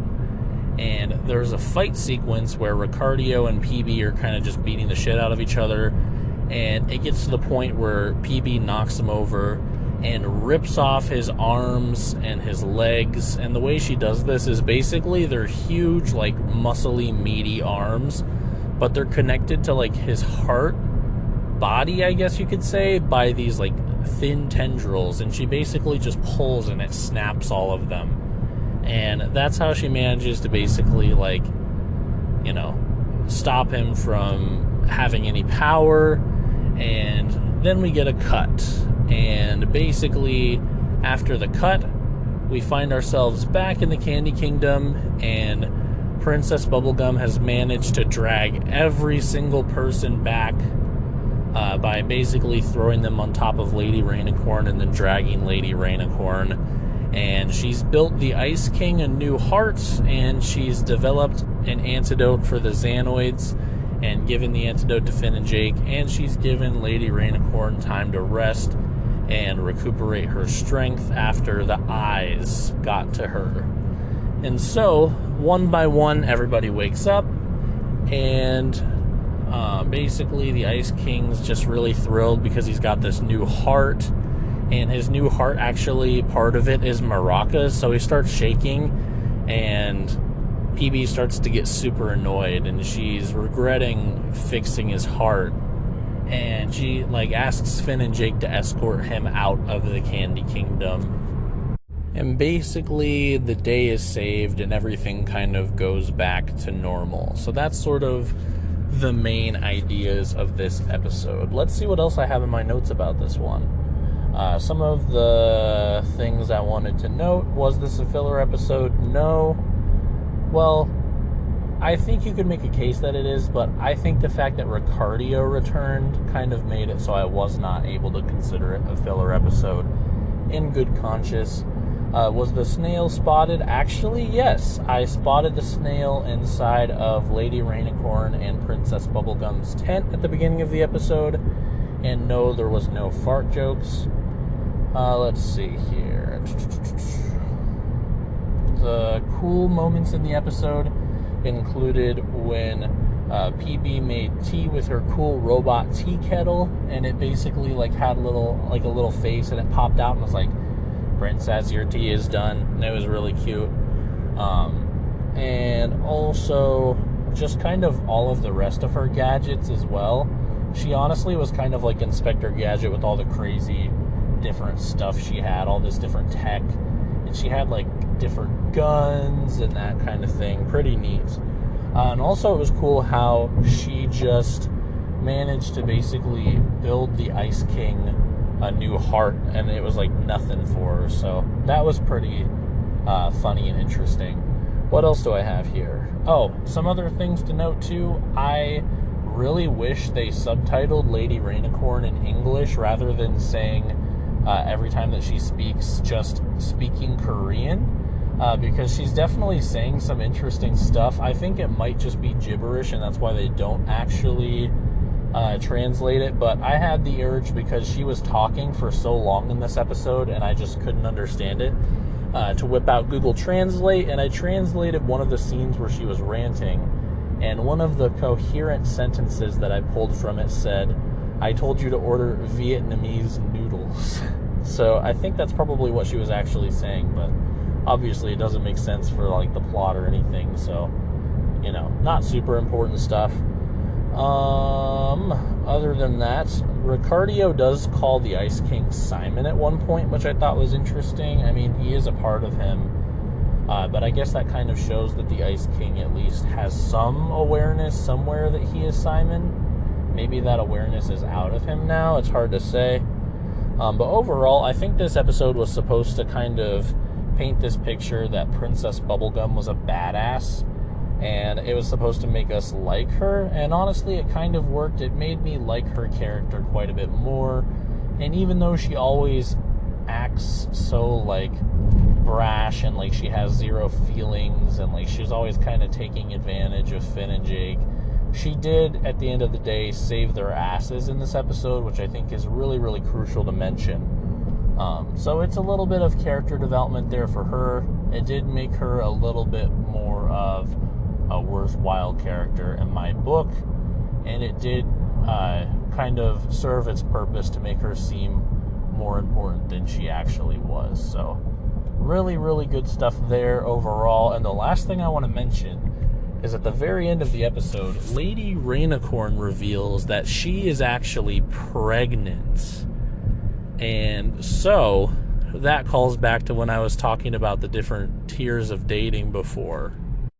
That proves that Lady Rainicorn and Jake have had sex, and presumably we can look forward to, in the next, amount of episodes, I don't know how many it'll take, to Lady Rainicorn eventually having some pups that will be essentially Jake's kids. So we're getting some serious Jake storyline developments here, because this is kind of huge for him. He's going to be a dad.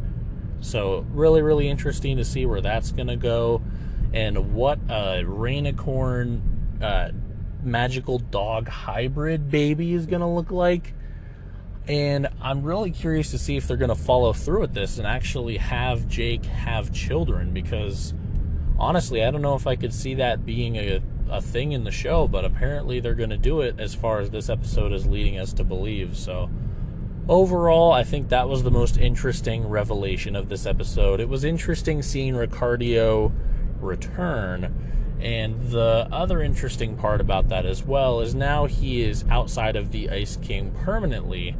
So it'll be interesting to see if he manages to live on his own, or if he's going to kind of have any other plans that he's going to try and hatch and be evil and kind of be a reoccurring villain now.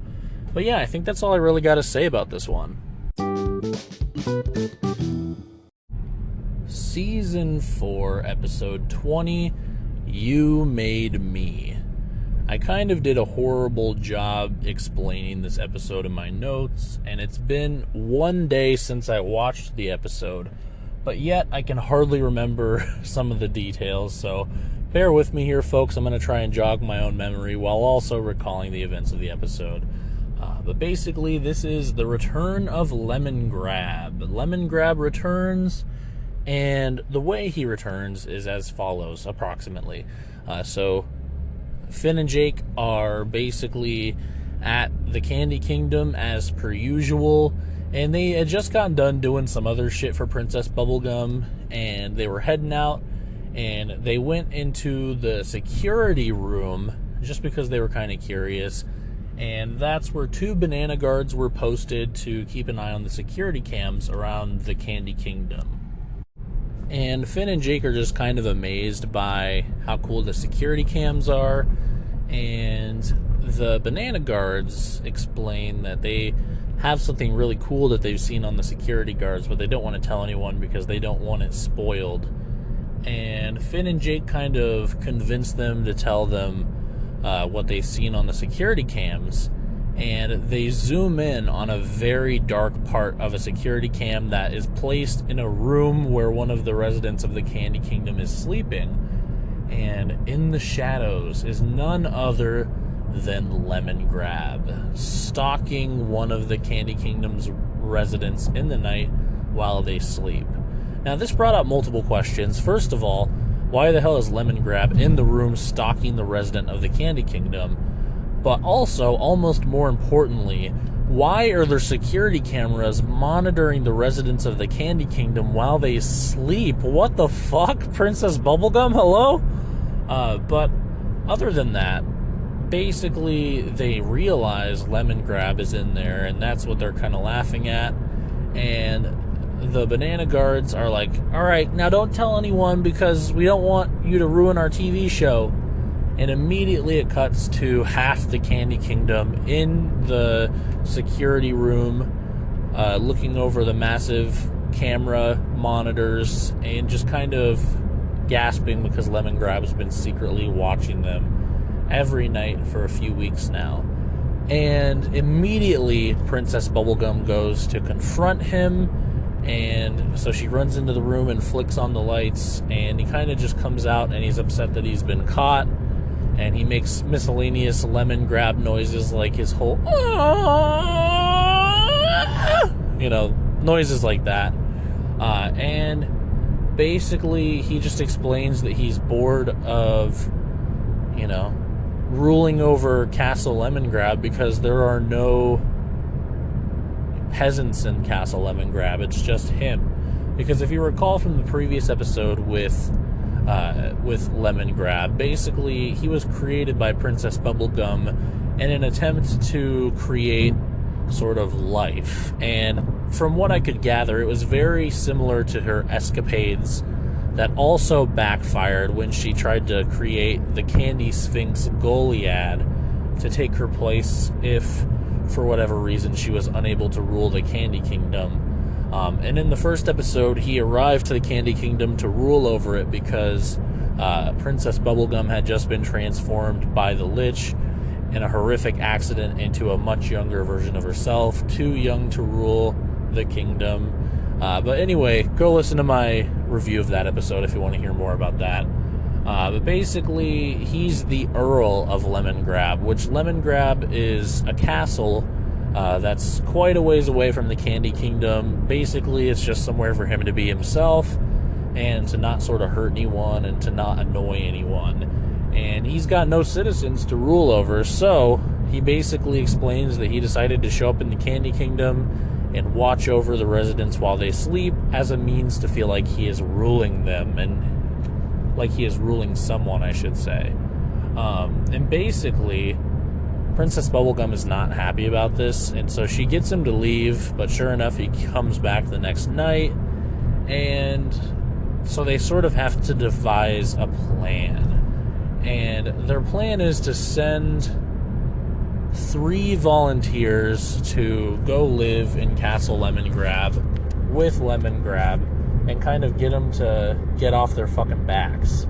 And so basically nobody volunteers because obviously nobody wants to go live with Lemongrab. But a newly introduced group of characters known as the Pup Gang decide to step up and bargain for living in Castle Lemongrab. And we're introduced to the Pup Gang in this episode, and the three members of the Pup Gang are Jamaica, their leader, and then Tuffy and Blombo. And basically, they're kind of notorious for being troublesome youths or ne'er-do-wells, that kind of thing.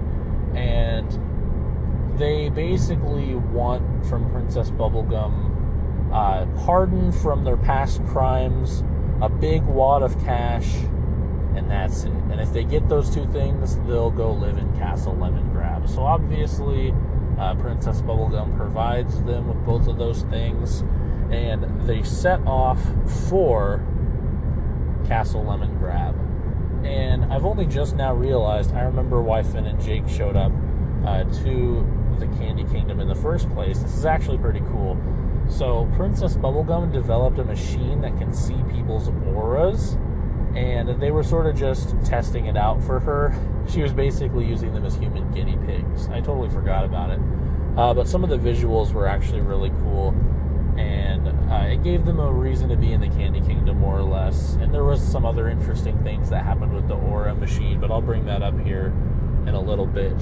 But anyway, back to the actual plot here. So Jamaica, Tuffy, and Blombo arrive at Castle Lemongrab, and immediately Lemongrab starts to try and bark commands at them. And the main command is Lemongrab wants Blombo to take off his headphones, but Blombo is always listening to headphones, so of course he's not going to take them off, because that's his whole character, and that's who he is the guy who listens to headphones all the time. And Lemongrab gets so mad that he grabs his sound sword and fries Blombo's headphones by casting a beam of sound at them, which is pretty badass, but also, obviously Lemongrab is kind of evil in this moment, and it honestly ends up getting to the point where the Pup Gang is so bad for Lemongrab that he locks them up in this booth and launches these sonic beams in there that bounce off the walls and are so screechingly loud that it shocks them, and it's actually really fucked up. Basically, Lemongrab tortures them. And so after about a week or so of time passing, Lemongrab shows back up in the bedrooms of the sleeping residents of the Candy Kingdom, and that's when PB, Finn, and Jake, and the rest of the Candy Kingdom for that matter, realize that Lemongrab must have done something to the Pup Gang. So PB, Finn, and Jake set off to Castle Lemongrab to kind of figure out what happened to the Pup Gang and maybe attempt to rescue them as well, because even if they're ne'er-do-wells, they don't deserve to be tortured by Lemongrab. So when the gang arrives to Castle Lemongrab, they sort of explore for a little bit, but then when they're exploring the sound booth where they find the Pup Gang sort of passed out and bruised up, Lemongrab quickly closes the door behind them, trapping them in the booth, and then starts to electrically shock them using those sound waves. And I should mention, only Finn and Jake went into this booth. Princess Bubblegum split up from them because she actually was going to go somewhere and do something important, so she was not with them. And basically, Finn and Jake are in this sound booth for a while, but they managed to smash open the window and escape. And basically, right as they're about to start a fight with Lemongrab, Princess Bubblegum comes in the door, and she has a new character with her, a second Lemongrab. And so basically, in Lemongrab's kitchen, she quickly whipped up a second living humanoid Lemon Man to live with Lemongrab and sort of provide him company and give him somebody to kind of rule with and kind of, just live with so he's entertained. And Lemongrab immediately approves of this and kind of drops the whole bad guy act and is happy.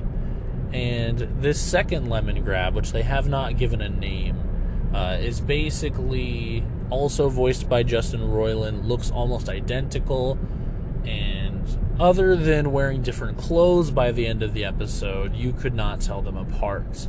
But basically, the episode ends with them sort of leaving the castle, sort of similarly to how, like, Ash and the gang in Pokemon leave the towns, and all the townsfolk are like, thank you, Ash, thank you, Pikachu, thank you, Brock and Misty, you know, that kind of thing.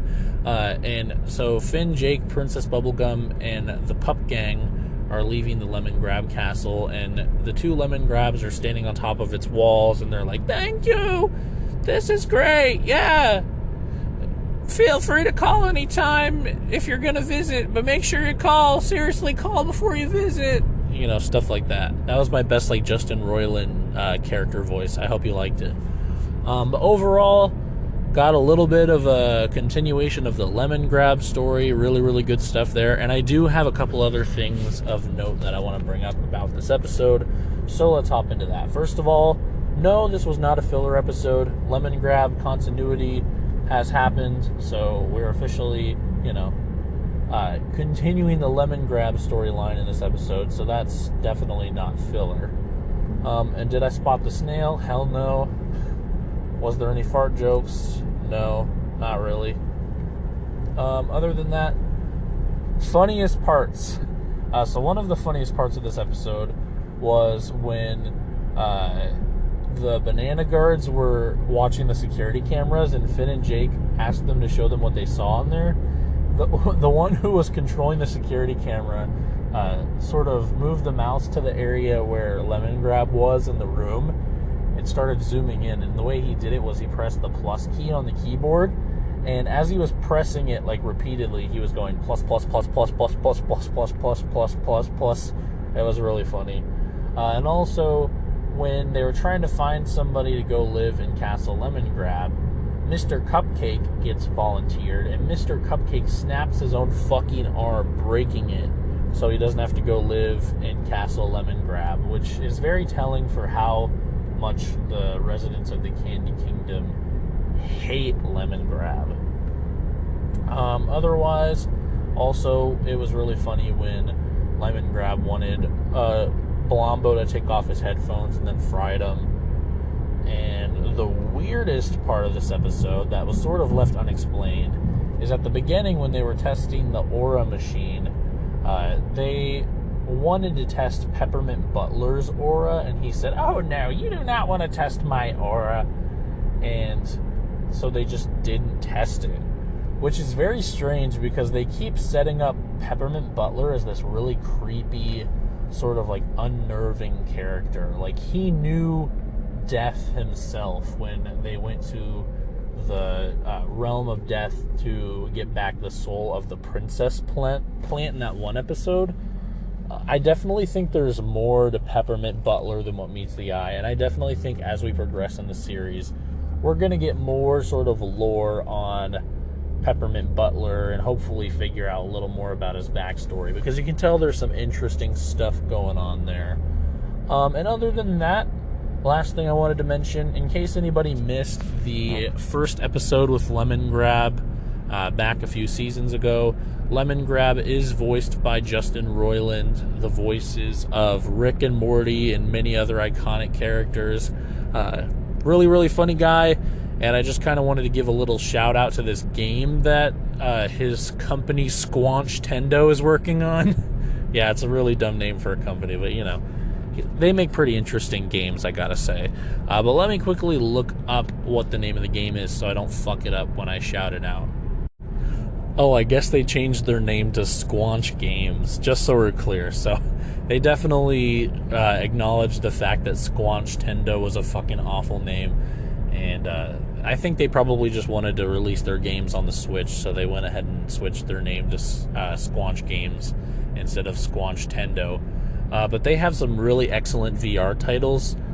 They worked with Crows, the people who own the rights to the Stanley Parable, to make this game called, what's it called now? Accounting Plus. Accounting Plus is one of my favorite VR games, and it's got a lot of his humor sort of wrapped into the game, and it's just really, really enjoyable, and there's lots of like meta humor and really, really gross and weird stuff. Really great sort of weird comedy entry into VR. They made the Rick and Morty VR game, and they also made Trover Saves the Universe, which is a flat screen or VR game where it's like a 3D platformer where you control a character in the game who is controlling a character in the game. It sounds really meta, but once you sort of see it, you'll get it. Basically, you play an alien called a Chair Orpian, and the Chair Orpian has a video game controller and is controlling Trover, who is basically a character. And you and Trover are trying to get back your dogs, and your dogs were stolen by this guy, and your dogs were put into his eyes. Like, he had no eyes, so he took your dogs and made them his eyes. Really, really weird. Really, really interesting stuff, though. And their new game that they've got coming out is called High on Life. And basically, it's some sort of like an open world, like RPG first-person shooter, I think. And the idea behind it is all of the guns are like, all of the guns have personalities and they talk to you. And so while you're playing this game and while you're shooting people, these guns are going to be talking to you. And I think just from that little pitch, it sounds like such a great thing for Justin Roiland to kind of have a part of. I hope they get some other voice actors for the guns, but there's got to be like a bunch of guns where it's Justin Roiland voicing the guns, because I bet it would be so fucking funny. But the general idea is you're somebody with like a high school diploma. They made sure to make that very clear. And you are like a teen turned intergalactic bounty hunter, all because there's this like new alien mafia that's come to Earth and started kidnapping people, because they basically use humans as drugs. It sounds crazy, but I'm honestly super fucking hyped for it, and I bet it's going to be really good. And if it's a little more substantial than their past games, then it's going to be really great. And I hope they're not afraid to like do some real RPG stuff and actually make it like play almost like the Outer Worlds, or like the Fallout games or something. I think it could be really interesting if it's well executed, because Squanch Games has a very distinct and interesting and entertaining style. But either way, I've almost talked about this one episode for 18 minutes just because of this Justin Roiland rant. But guy's one of my idols, so I can't not talk about him when I'm talking about, an episode that prominently features his character. So there's that, folks. Sorry for the ramble on that one.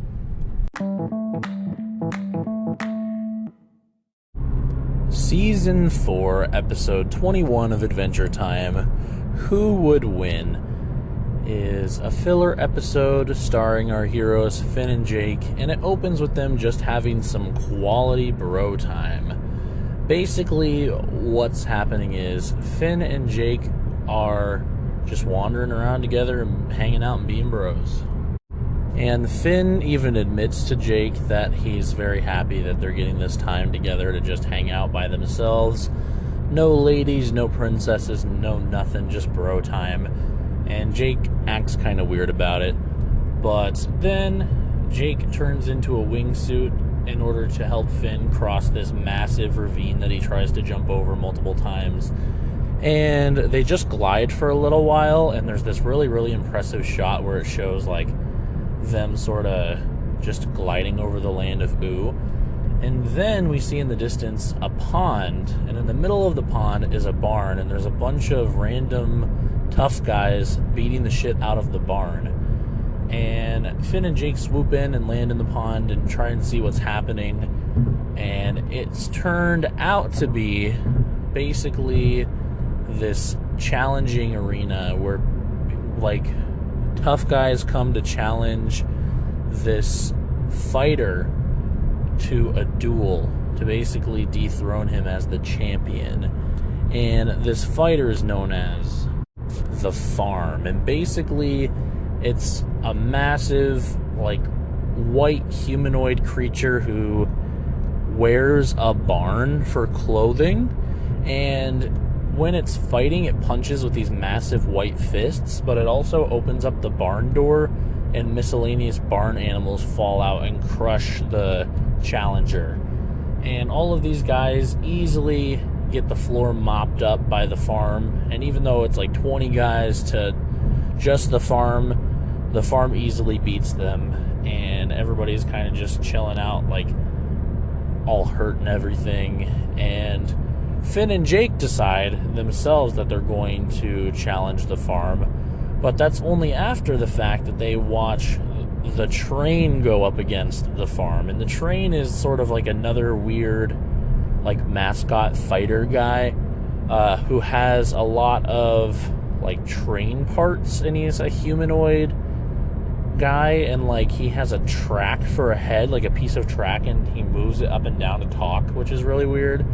And he has like 2 train wheels for arms. It's honestly kind of a weird gimmick, but it's not super important to the episode.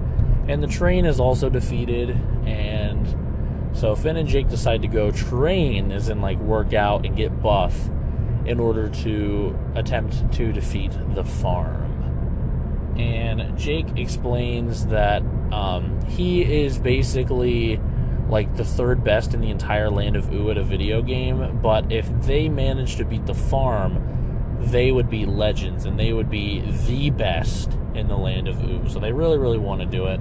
And we cut to a different location, and Finn and Jake are kind of just working out and throwing sort of practice blows at each other, but they're not really fighting or anything. Like, basically, they're just practicing techniques.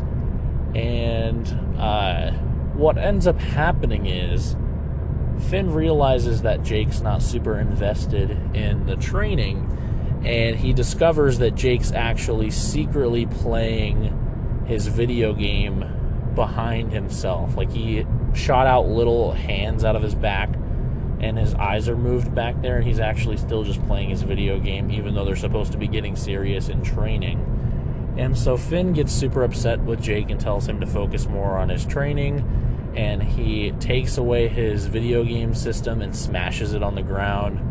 And it's really funny, there's a moment when the little game character on the screen has a speech bubble, and it says, like, "Jake, I wanted to tell you I've always loved you," or something like that, and it's really funny. And Jake gets really, really upset, naturally, and really, really butthurt. And what ends up happening is we end up in a fight between our 2 heroes. And the title of this episode, Who Would Win, is more or less not linked to the farm at all, and it's actually linked to the fact that this episode is going to solve what would happen if Finn and Jake were to fight. And it's a pretty interesting idea. Basically, they fight back and forth for quite a while, and it eventually leads to a stalemate.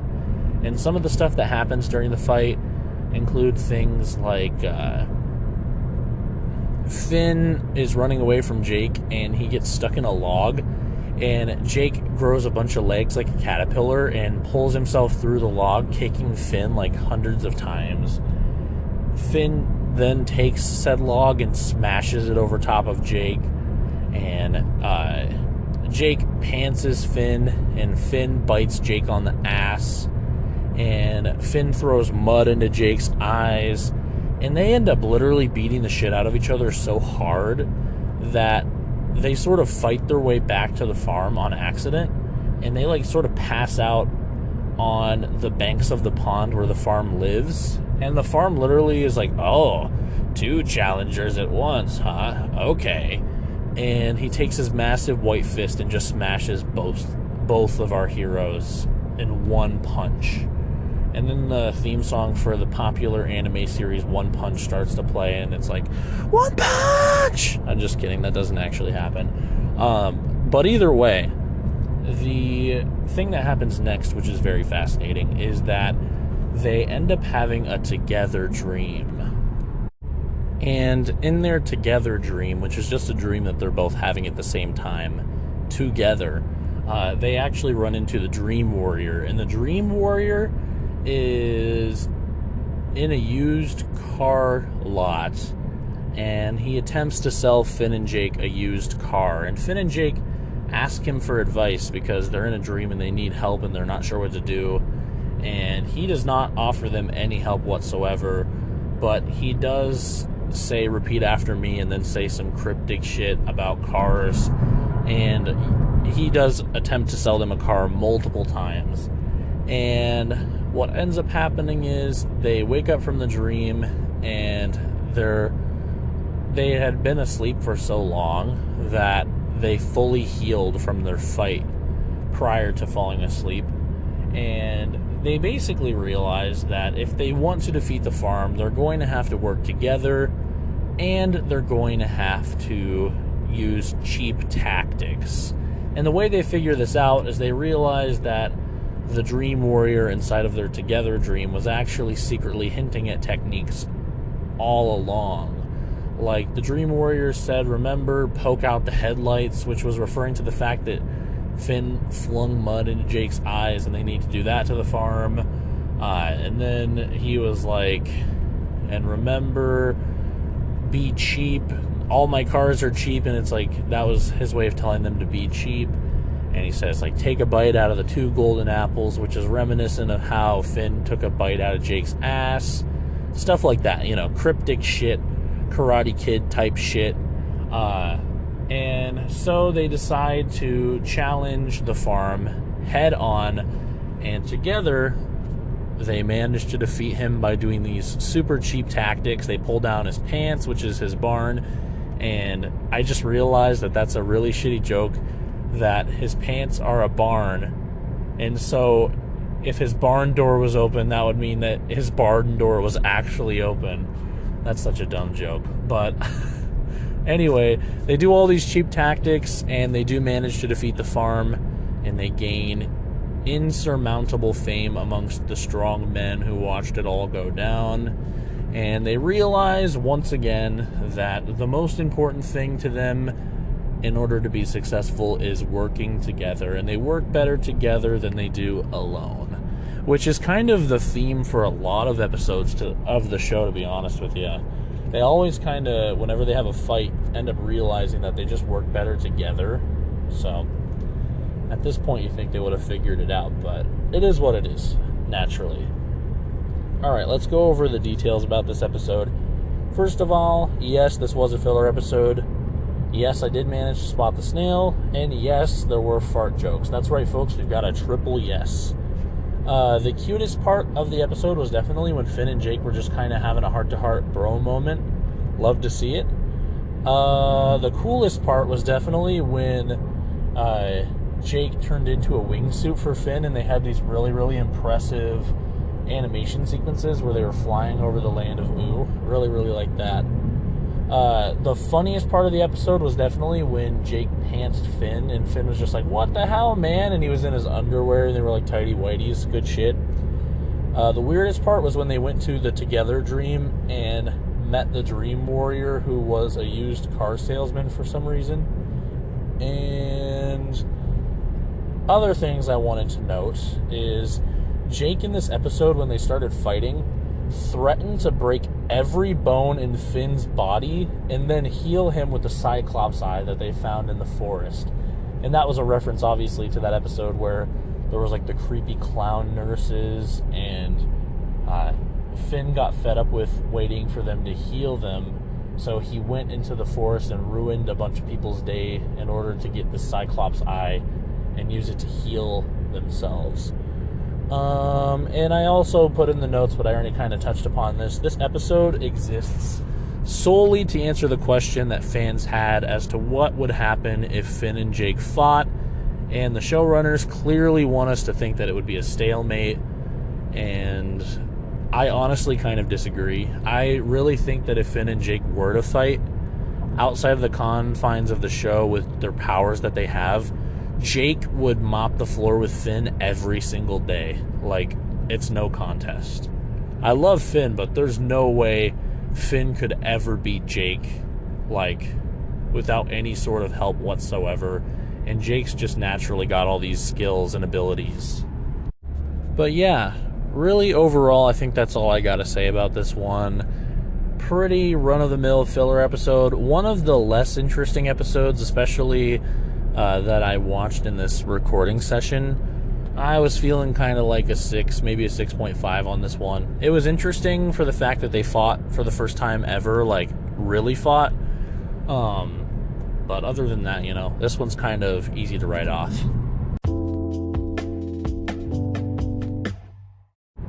Season 4, Episode 22, Ignition Point, is, surprise, surprise, another Flame Princess episode.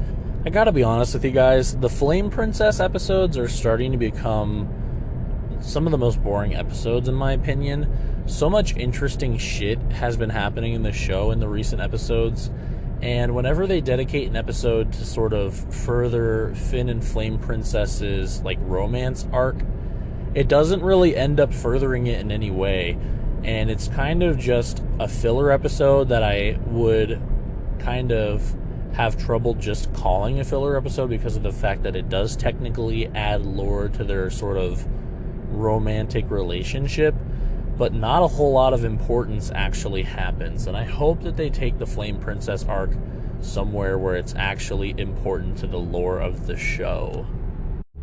So here we go, the plot of Ignition Point. Basically, Finn and Jake are hanging out with Flame Princess and they're farting into shopping bags from the Squeezy Mart, reoccurring gas station in the Adventure Time universe. And Flame Princess is shooting them once they fly into the air and making them explode. Because obviously, burps and farts have methane, which is explosive, or at least flammable. So that's sort of the whole idea for the opening sequence. And Flame Princess exclaims that their magic smells bad because she thinks it's magic because they're floating. They're making the bags float. And she says that she wished she had her scented candles from back at home to get rid of the stink of their magic. So naturally, Finn, being the little simp that he is, he immediately agrees to go to the Flame Kingdom and sneak in for the sole purpose of stealing her scented candles. And Jake gets roped in as well, obviously. And it's so funny because Flambeau has a cameo in this episode, but it's literally because of the fact that he's conveniently under a nearby rock, and they talk to him just long enough to get him to cast the spell of Flame Shield on them so they can walk around the Fire Kingdom without getting burned. And then he's gone. That's all he contributes to the episode, which I honestly thought was fucking hilarious, and I loved it. But anyway, so they get to the Flame Kingdom, and when they arrive, they sneak into this like room on the top, and the room that they're in happens to be Flame Princess's room, so they immediately scoop up the scented candles and get them in Finn's backpack. And outside of the door, they hear two random mysterious people, one with a hiss to their voice and the other with an untied shoe, that are conspiring to kill the Flame King. And naturally, even though the Flame King is evil, Finn knows that it is the father of his woman, so he decides that it would be best if he were to put a stop to the assassination attempt. And honestly, the best part about this episode is the fact that the Flame King is voiced by Keith David, one of my favorite voice actors, and it's just fun getting to have him in the show, so I was excited to have another episode with the Flame King.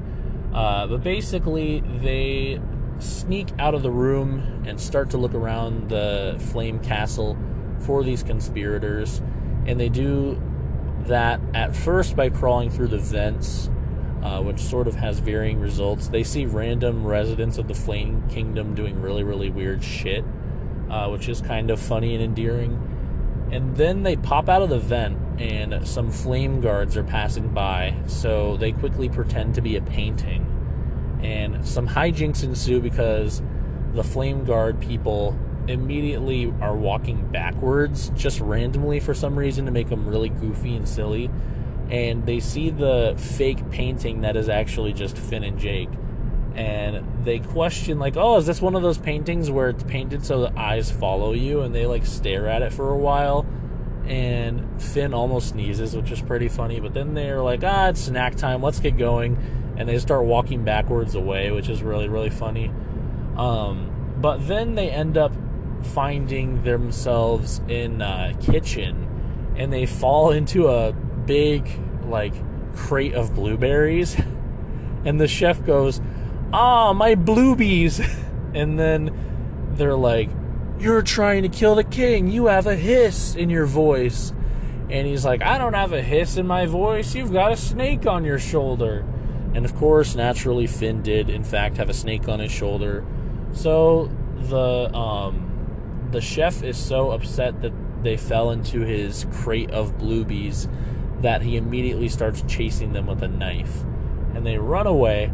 And while they're running away, they happen to run into an acting troupe that's about to do a stage performance for the king. And so they do the gag that a lot of TV shows do, where they take two of the actors into a room and basically lock them into a closet and steal their clothes so they can infiltrate the play and get on stage. And it's funny because the chef goes in there and looks in there, and they're just like basically on the ground, and they have like food stuffed in their mouth and stuff. But then we cut back to Finn and Jake, and they're dressed up as the flame actors, and they're in like a dressing room, and they ask one of the other actors, like, what's this all about? And the actor's like, we're about to put on a stage play for the king. But of course you know that because you're a completely normal actor who is in our troupe and knows this information. And it's really, really funny because it's like, dumb NPC character, not super important, but he just answers the questions anyway. That was probably the funniest part of the episode, by the way. But anyway, Finn and Jake sneak out on stage early, and their plan, no joke, is to go out on stage and act out killing the king in the exact way that the conspirators said they were going to, which is by pouring ice cubes on him. And they are going to look at every single member of the audience and try to pick out the ones that look nervous when they realize that Finn and Jake heard their plan. And so they start to do this, and the Flame King stands up and says, "What the hell is this? This is not a stage play. This is a fake assassination attempt." And right as he stands up, we see like a hand come out of the curtain and try and pour some ice on him, but he steps out of the way just in time, which is kind of weird because that strikes me as a reference to John Wilkes Booth, which is kind of a weird thing to reference in Adventure Time, but it is what it is. And he gets some executioners and some guards, and they're going to chop off their heads live on the stage. And as they're doing that, one of the executioners is like, "Any last words?" And Finn's like, "It's the conspirator!" And Jake's like, "Look, and this one's not got one of their shoes tied." And that's when they realize that the conspirators were pretending to be the executioners. And so they managed to convince the king to unmask the executioners. And it turns out to be his cousins, who are upset because the Flame King killed their dad in order to take the throne from him. And they're planning revenge so they can steal the throne back. And naturally, the whole thing about it is Finn and Jake just stopped them, so they're not going to be able to follow through with their plan. And the Flame King comes on stage and apologizes to Finn and Jake and lets them go, of course. And Finn quickly asks the king, he's like, "You killed their dad?" And he's like, "Yeah." And he's like, "You're evil." And he's like, "Yeah, all flame people are evil, duh."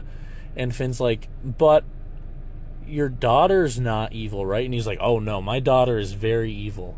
And then he's like, "But do you think if there was somebody good, they could convert your daughter into being good?" And he's like, "Yeah, it probably would take away some of her personality, but you definitely could make her good, theoretically." And Finn's like, "Oh my god, thanks."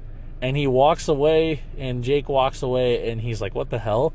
And it cuts to the Flame Princess, like, shack that she built, and she's fast asleep, and Finn and Jake put the candles on her nightstand and light them and sneak out the door.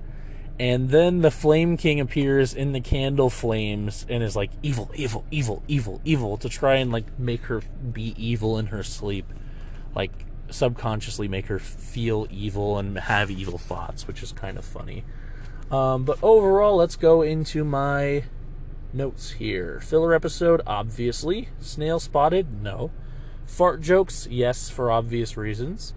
Funniest parts of the episode were when Flame Princess shot the plastic bags filled with farts, the flame guards that were excited for snack time and walking backwards because they were so wacky, and the fact that Finn and Jake, without any remorse, well, I guess Finn kept yelling sorry, but still, they did it either way, snuck up and attacked two innocents and stole their clothes and threw them in a closet covered with food.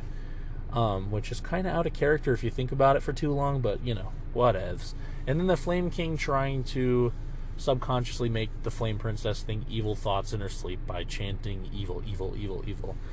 But overall, that's really I gotta say, that's really all I've got to say about this one. This is another, you know, pretty standard filler episode.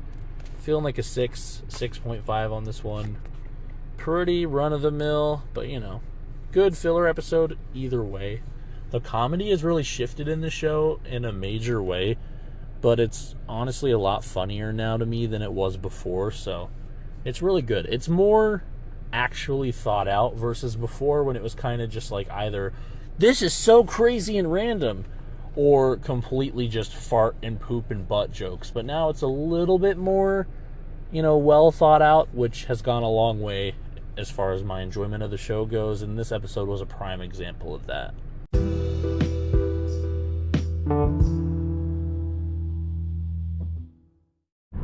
Season 4, Episode 23, The Hard Easy, is one of the funniest filler episodes that we've had in quite some time. And here's how it goes. So Finn and Jake are in a swamp, basically because they were going to go swimming in a swimming hole, and it started pouring down rain, and they didn't realize it was in a swamp. Finn has his hat off, and Jake's getting all ready to swim, but then they kind of decide that it's too gross and it's too rainy, and they don't really want to swim anymore. So they get out of the water, and they start collecting their things to get ready to leave, and that's when a fish swims up to the shore. And the fish introduces himself by saying, "My name's Wooby Woo. My people are in trouble. I need your help. I'm a mud scamp." And then he steps out of the water and he reveals that he's actually a fish with just randomly legs on the bottom of him, which is very strange. And naturally, Finn and Jake immediately oblige and follow Wooby Woo back to his village, which, according to Wooby Woo, does not have a name, so he's just affectionately referred to it as South Wooby Woo. But he requests that Finn and Jake meet the village elder, and the village elder will fill them in on what their troubles are. The village elder is seriously one of the funniest characters that we've had in the show so far, especially when it comes to side characters. Basically, he explains to Finn and Jake that their village is being terrorized by a mega frog. And the mega frog comes in the middle of the night and tries to snatch up all of the mud skips, or whatever they're called, mud scamps. And so they hide, and they basically are really shy, and they want nothing to do with the mega frog whatsoever. And they want Finn and Jake to get rid of the mega frog. And naturally, Finn and Jake agree. But I wanted to mention before we continue with the plot synopsis, this freaking village elder was seriously so funny. He was explaining how, like, freaking something along the lines of how the villagers are like scared little babies or something like that. And they're like, "Mommy, mommy, help me, mommy." And then the mommies are like, "Why do we sound the same?" or something like that. And it was such a dumb joke, but it seriously was so funny. And when we get into the notes for this episode, I'll have a little trivia about why I think it was so funny. But anyway, the village elder also accidentally secretes stink oil all over Finn and Jake, and he explains that mud scamps naturally secrete this oil. Let's see, do I have any notes about it? I think I do. Yeah, out of their awful sauce glands, which is so fucking funny and just so out of left field. But and then he offers Finn and Jake lollipops in exchange for helping them, which I thought was really funny too. And they gladly accept and make their way off back into the swamp to try and find the Mega Frog. And their plan is to use the lollipops as a way to tell where they've been and where they're going so they don't get lost. And they immediately start littering and dropping lollipops behind them as like a trail. And eventually they get all twisted and mixed up because they found some Mega Frog prints. So they end up losing track of their lollipop path.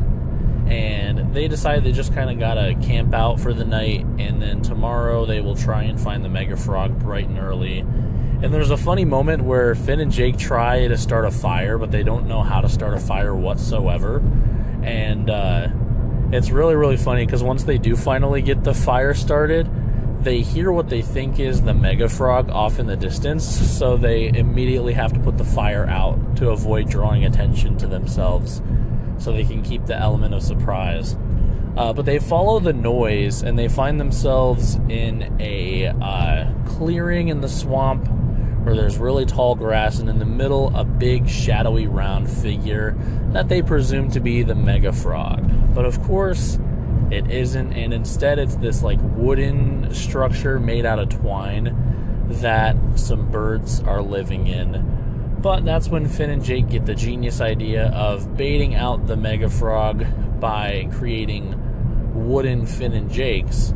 But they actually don't even have enough time to do that because the Mega Frog shows up and starts chasing them, and they flee into a nearby cave.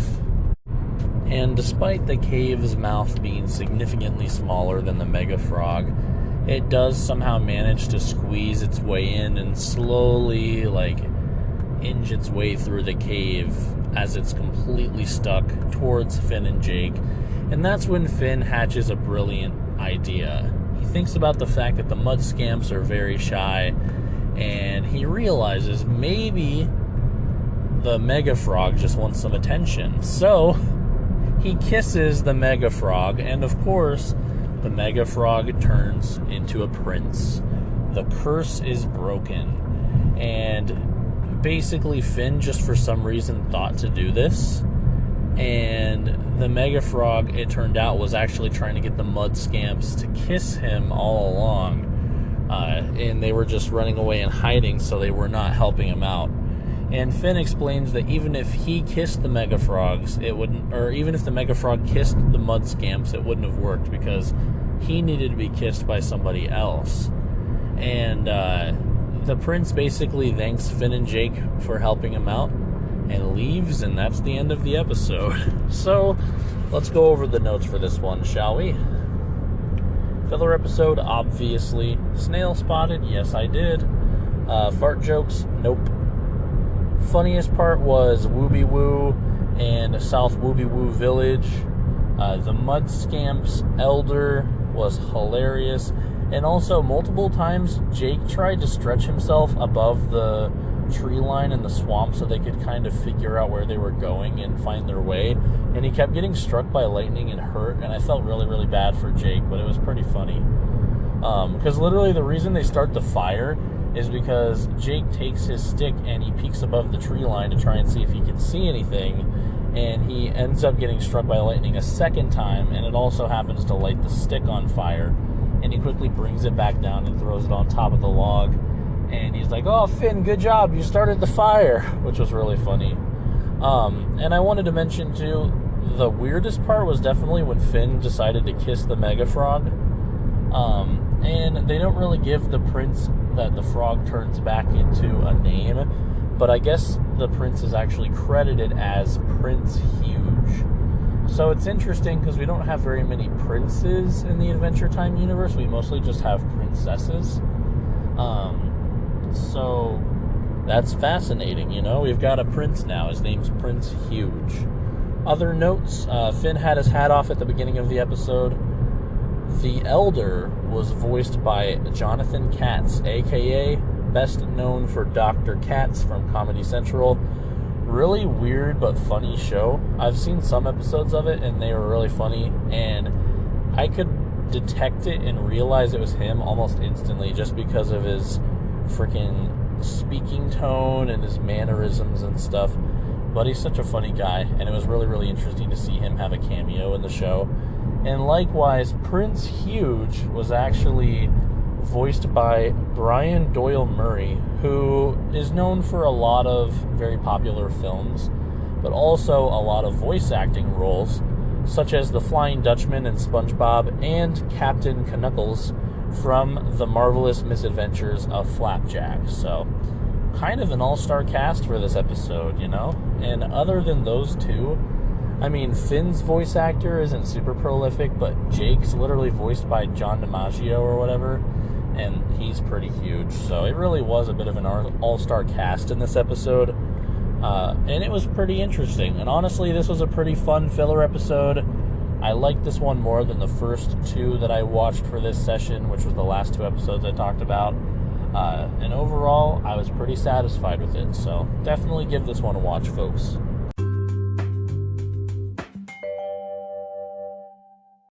Season 4, Episode 24, Reign of Gunters, is an interesting one because one of the main focus characters for the episode is the Ice King's iconic pet penguin, Gunter.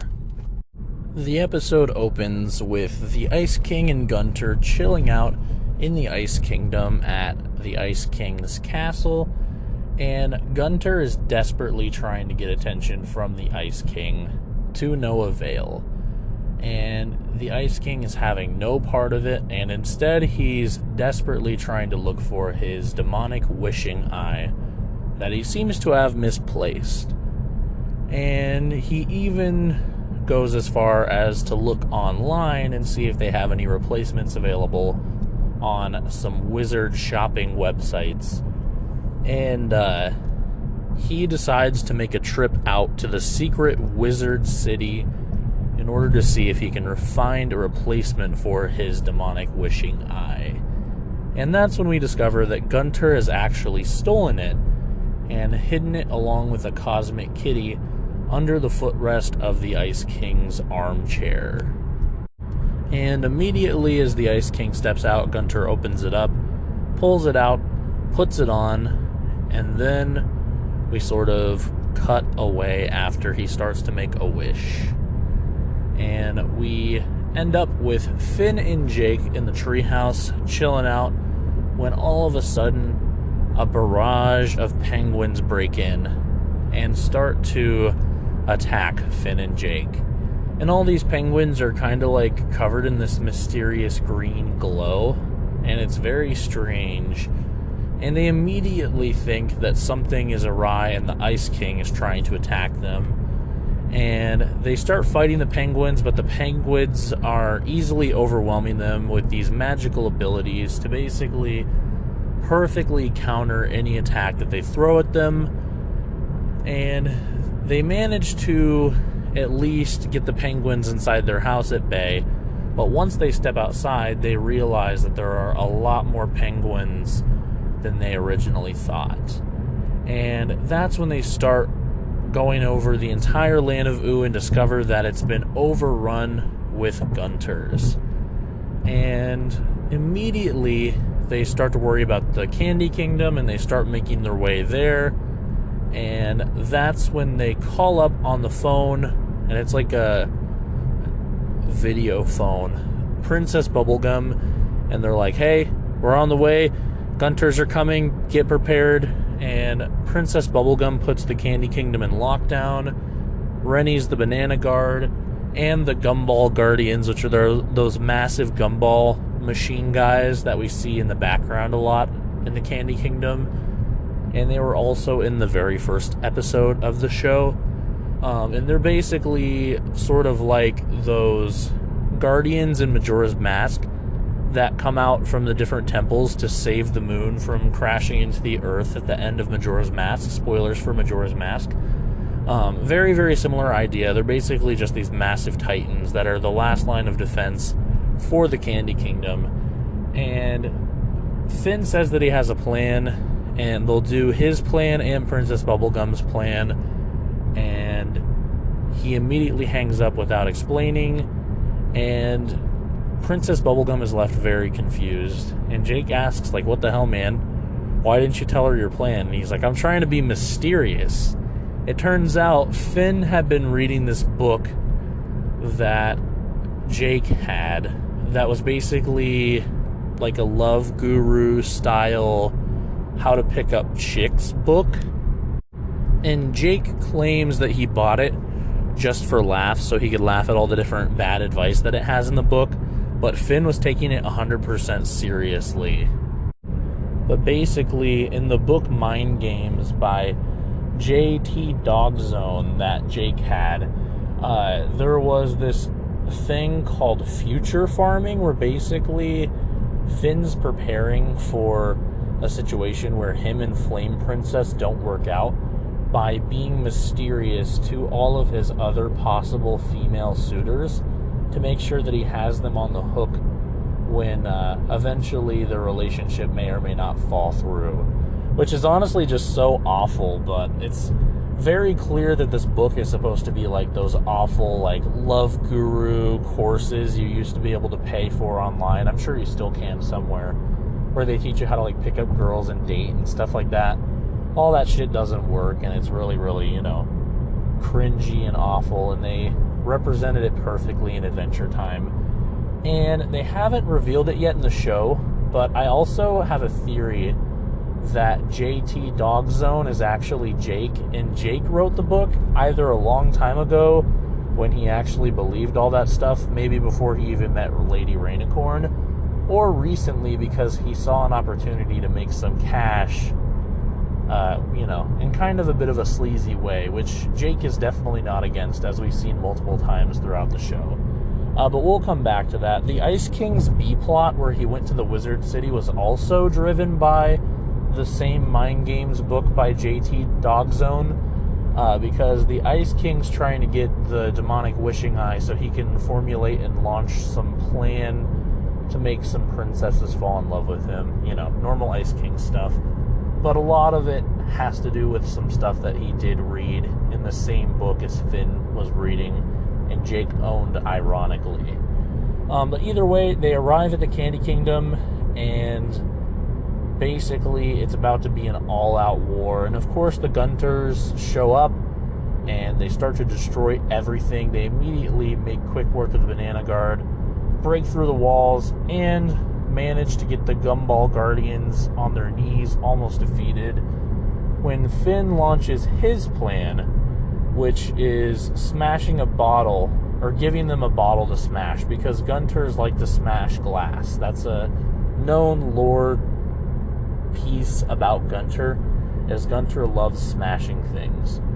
And basically, they gather every single bottle in the Candy Kingdom, and that manages to buy them some time while the Gunters smash all that instead of killing the the Gumball Machine Guardians. And basically, after they run out of glass bottles and there's absolutely none left in the Candy Kingdom, things get really dire. But then Princess Bubblegum formulates her own plan, where they're going to buy time by rebuilding the bottles piece by piece and then letting the Gunters smash them again. Back in the B-plot, or the A-plot, however you want to look at it, the Ice King is in the Magic City, and basically he's trying to find this magic shop, and the sign for the magic shop just has a symbol on it. It doesn't have any words that say magic shop because it's supposed to be secretive.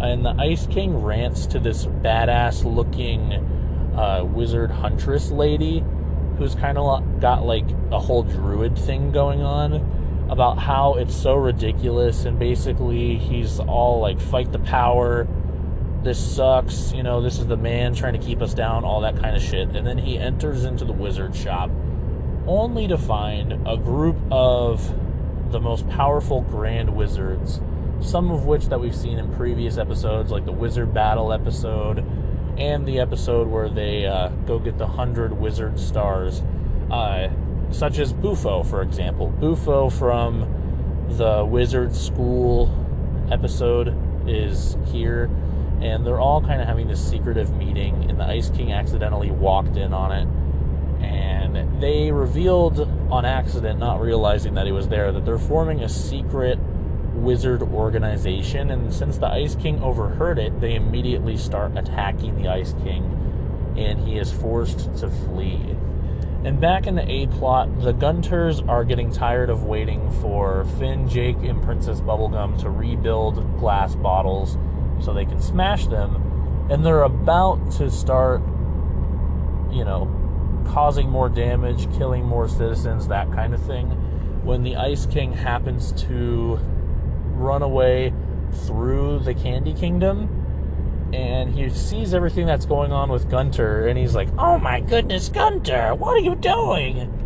And he gets a little, water squirt bottle like you'd have for a dog when you're training a dog, and he sprays Gunter and takes the demonic wishing eye back, and he's like, "Bad penguin.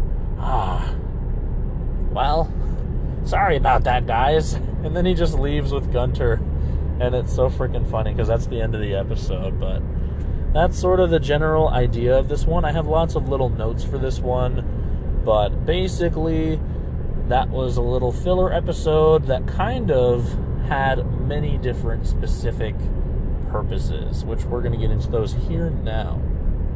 So first off, yes, I do consider this a filler episode. You could probably make a case, since it kind of showed some of Gunter's true nature. It all sort of played back into the first episode that featured Hunson Abadir, when he invaded the land of Oo and he tried to suck out the soul of Gunter, and he's like, "Oh, you're the single most evil thing I've ever seen. Give me your soul, evil one." And then Gunter's like, "No, give me your soul." And he's like, "You can't have my soul." Gunter sort of played up as this very secretive, evil character, and inadvertently, the Ice King being so bad at being evil and being in control of Gunter kind of keeps him at bay and saves the whole land of Oo from Gunter's evil. And this episode kind of just showed that balance and the importance of it, because if the Ice King wasn't there, Gunter would go crazy and easily be able to take over the entire land of Oo. I did manage to spot the snail. I was on a bit of a roll for the last handful of episodes. And no, there were no fart jokes. The coolest part was when the Ice King goes to the cool secret wizard city and meets the cool wizard huntress lady. And also Princess Bubblegum was in a war outfit in this episode where she was dressed up and ready for battle and she had a sword. Pretty badass. The funniest part was when Finn was doing all that stuff from the Mind Games book, like the shitty Love Guru book. Really, really dumb shit, but it was pretty funny as a gag. Also, the weirdest part of the episode for sure was when the Ice King pulled out his princess hairbrush, because Gunter wanted to be brushed, but then he realized that it was only for princesses, and it had a clump of bubble gum in it, and he pulled it out and he sniffed it, which was really fucking gross and weird. And the last thing of note for this episode is basically the Ice King's search history. So when the Ice King got on the computer to look up online to see if he could buy a demonic wishing eye online, it showed his search history, and it's some pretty funny shit. So let's go over it. Let's see. Image is loading. Wants to rub mayonnaise on a penguin. Ways I can do my hair. Ways I can ask a girl to prom. Weird ways to burn calories. What is this lump on my back? Window breaking gloves. That's probably for Gunter. Winter dating ideas. Wiping my bum isn't working right. Wish girls would like me. Words that make girls like you. Wrong way to eat a banana. And there's more. winged heart tattoo. Wiping my bum there. Wish girls would like me. Wish list for wedding registry. Wireless hair trimmer. Whizbiz. Wizard. Chick pics. Skinny knees. What the fuck? And wizardy style headphones. But yeah, that was probably the funniest bit of this entire episode, just seeing the Ice King's search history and how weird it was.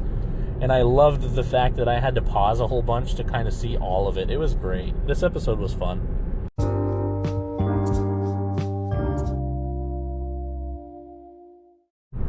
Season 4, Episode 25, I Remember You, is a continuation of the episode where we learned about the Ice King's past and how he was previously Simon Petrikov, renowned archaeologist and antiques collector, until the crown, the Ice King's crown, basically corrupted him with magic and made him forget about everyone that he knew and loved in his past life and become the evil ice wizard that he is today.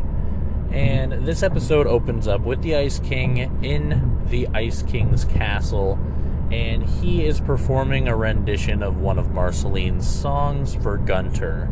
It's that one song where Marceline's like, "Daddy, why did you take my fries? I bought them." You know, that one, the fry one.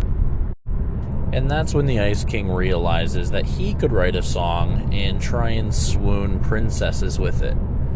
And so he recalls from reading the book Mind Games by J.T. Dogzone that women love a man with trauma in his past.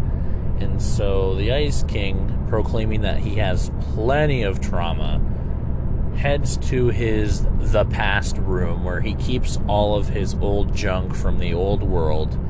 And when he's down there, there's like army helmets, sports equipment, old road signs that are like covered in bullet holes and stuff like that.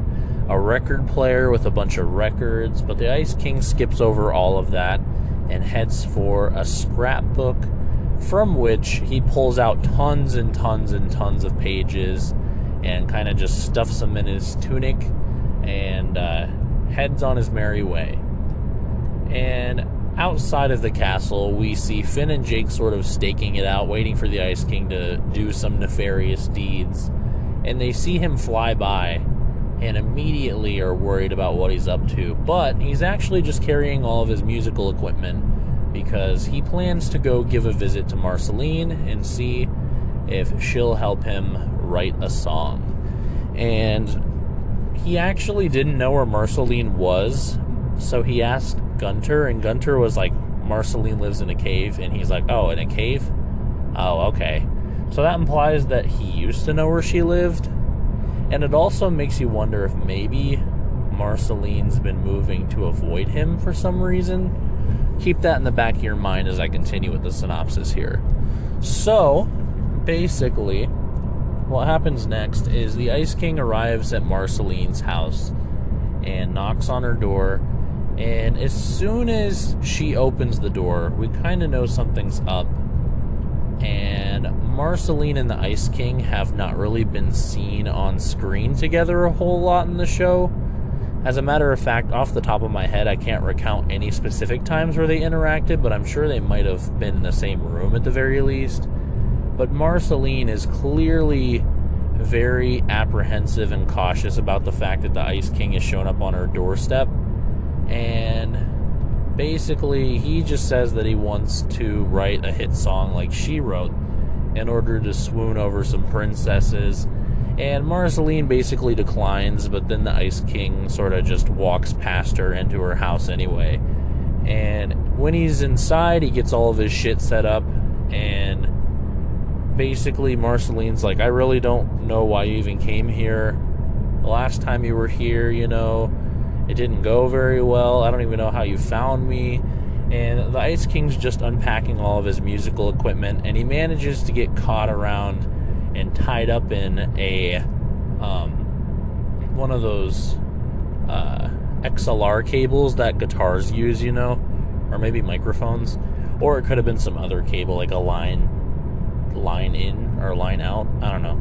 I'm not super familiar with all the cables that guitars and microphones use and stuff, because mine uses USB, or my phone, which uses none. But basically, they're sort of arguing, and the Ice King's all wrapped up in the cable, and that's when Finn and Jake bust in the front door of Marceline's house, and they say that they're there to capture and stop the Ice King, and they see that the Ice King's already all wrapped up in a cable, and they're like, "Oh, good job, Marceline, you already captured the Ice King.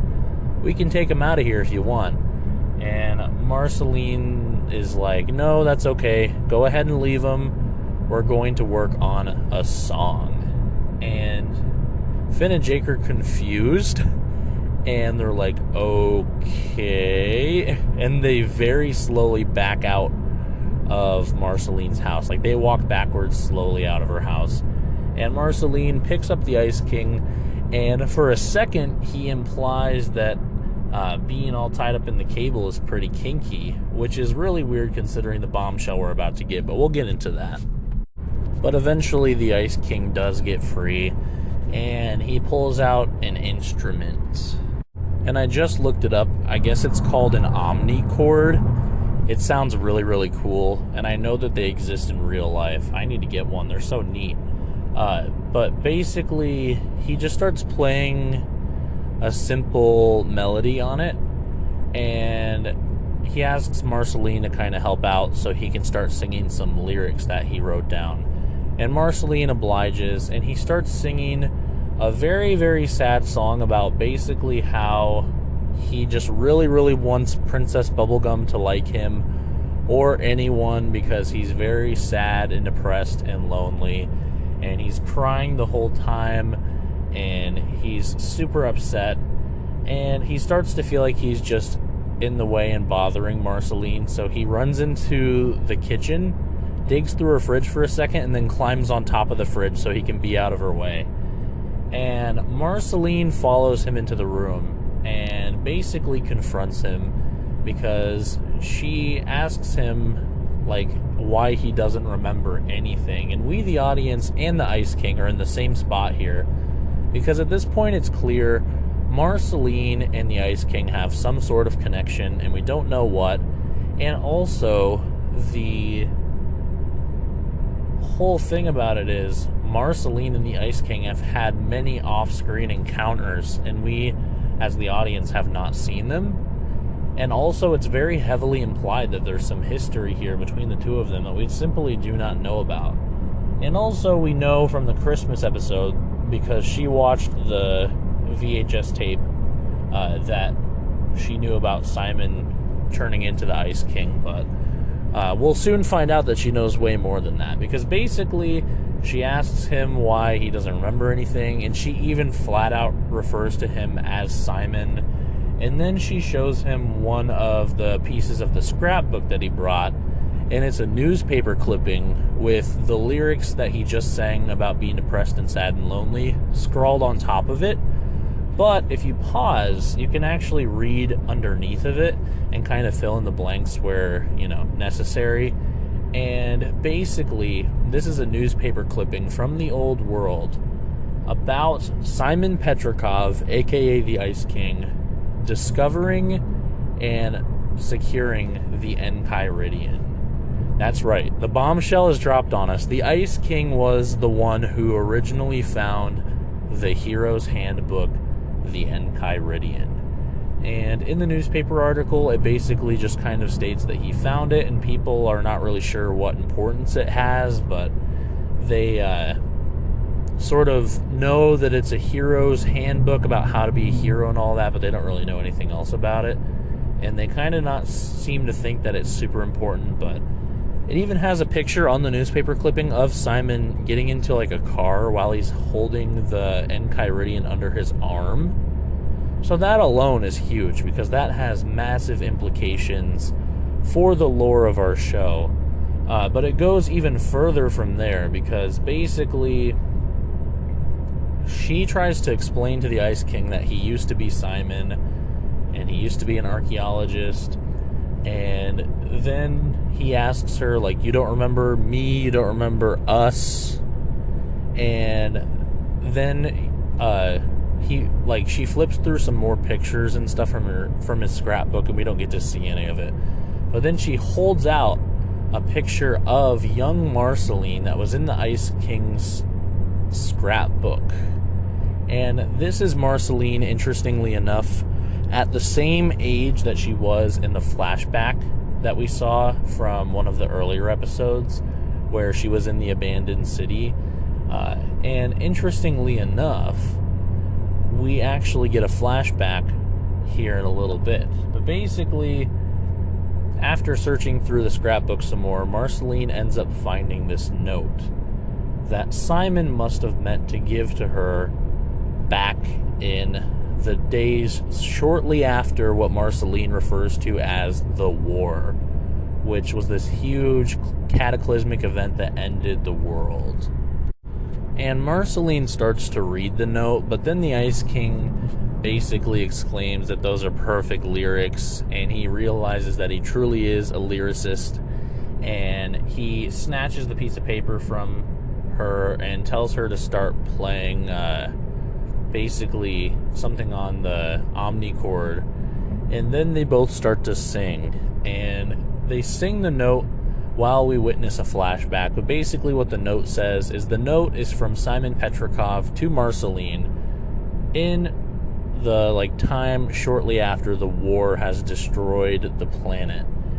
And Simon is basically explaining to Marceline that he is sorry for everything, and the crown is taking him over, and soon he's going to forget everything. And he talks about how he's scared to forget her, and he's scared to forget the bond they shared. And he says that he knows that she's afraid that he's going to forget her, but it's for the best that basically they stop being together anymore. And it's not together as in a romantic relationship, because Marceline was literally a child. What it seems like, and what we kind of see during the flashback, is that the Ice King ran into Marceline during the end of the world. And for one reason or another, Marceline was completely alone, much like Simon. And in the flashback, we see Simon wearing the crown around his waist on this cool clamp, and it looks really rugged. And he's got a backpack on and a bunch of scavenged supplies, and he runs into Marceline. And when he does, he breaks into a toy store nearby and takes out a teddy bear that he finds in there and gives it to her. And then you can kind of tell that they decide to stick together for a while after that. But it's clear that Simon started to lose control over himself after a certain point that this happened. And he either forgot who Marceline was and decided not to stick around with her anymore, or before he forgot who she was, he sort of decided to take off on her because he didn't want to hurt her, similarly to how he did to his wife. We don't know for sure what the Ice King did to his wife. We don't know if he killed her or if he just said some words that made her not want to be with him anymore. But what we do know is a lot of the things that the Ice King holds as hobbies in present time, I'm saying that in air quotes, present time as in Adventure Time present time, are because of the fact that he had some connection to that thing in his past life.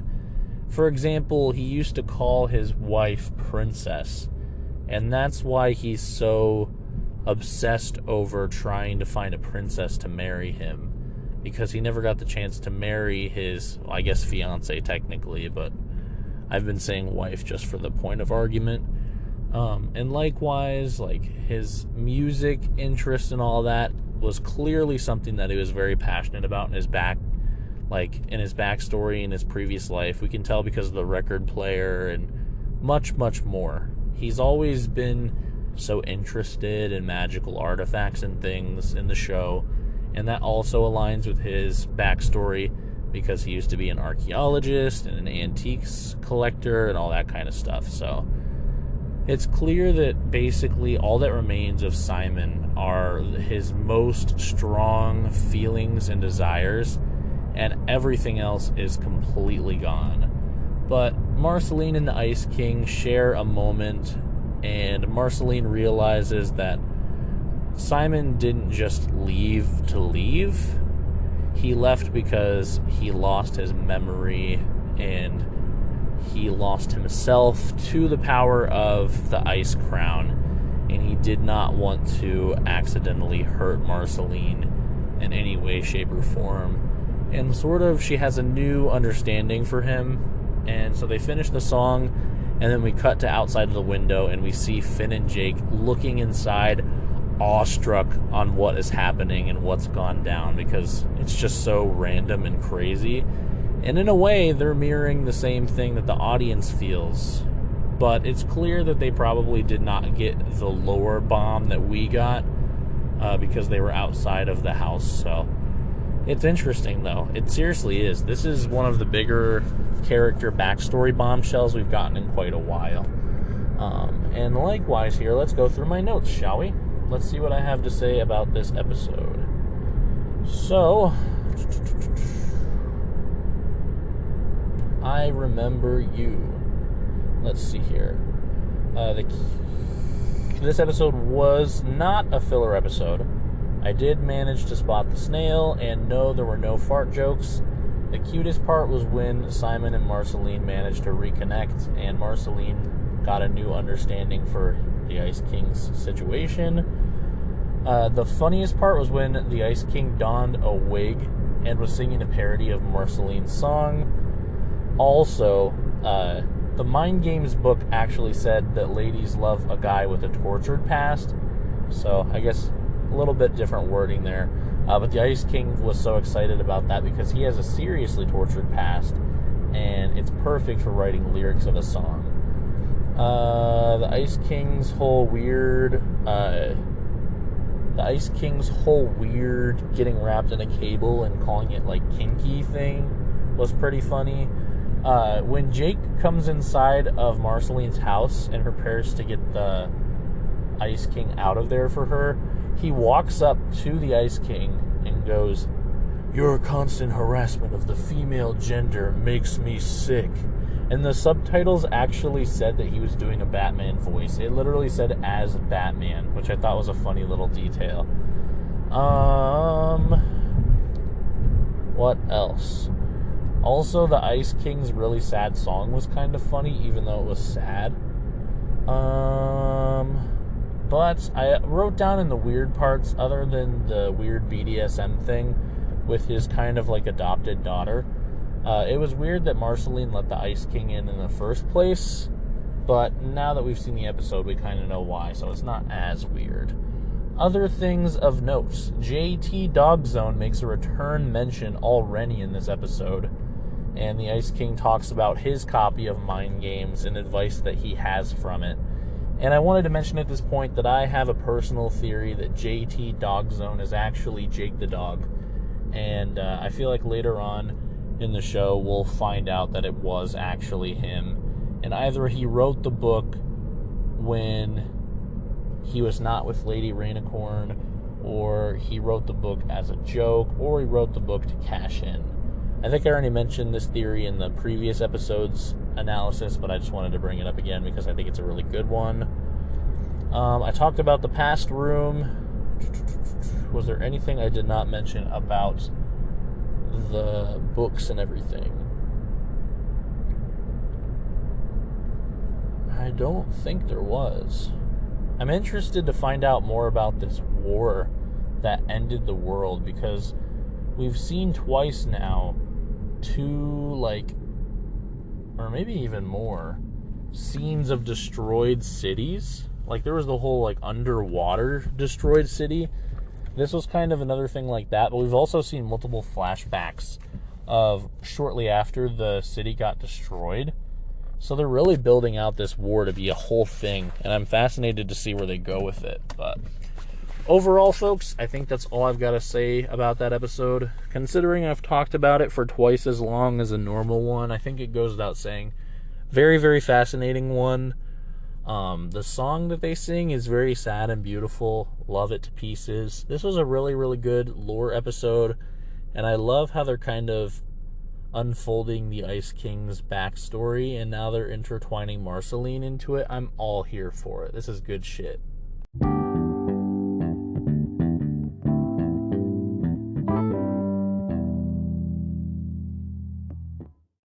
And finally, we have Season 4, Episode 26, The Lich. That's right, folks. The Return of the Lich. This episode opens up with Finn in Billy's cave with some other miscellaneous characters from previous episodes. And all of a sudden, we see the snail crawl up to Billy and kill him. And suddenly Finn wakes up from the dream and realizes that it was just a dream and tells Jake about it. And Jake says that that was some bad omen stuff and they need to go check on Billy and make sure he's okay.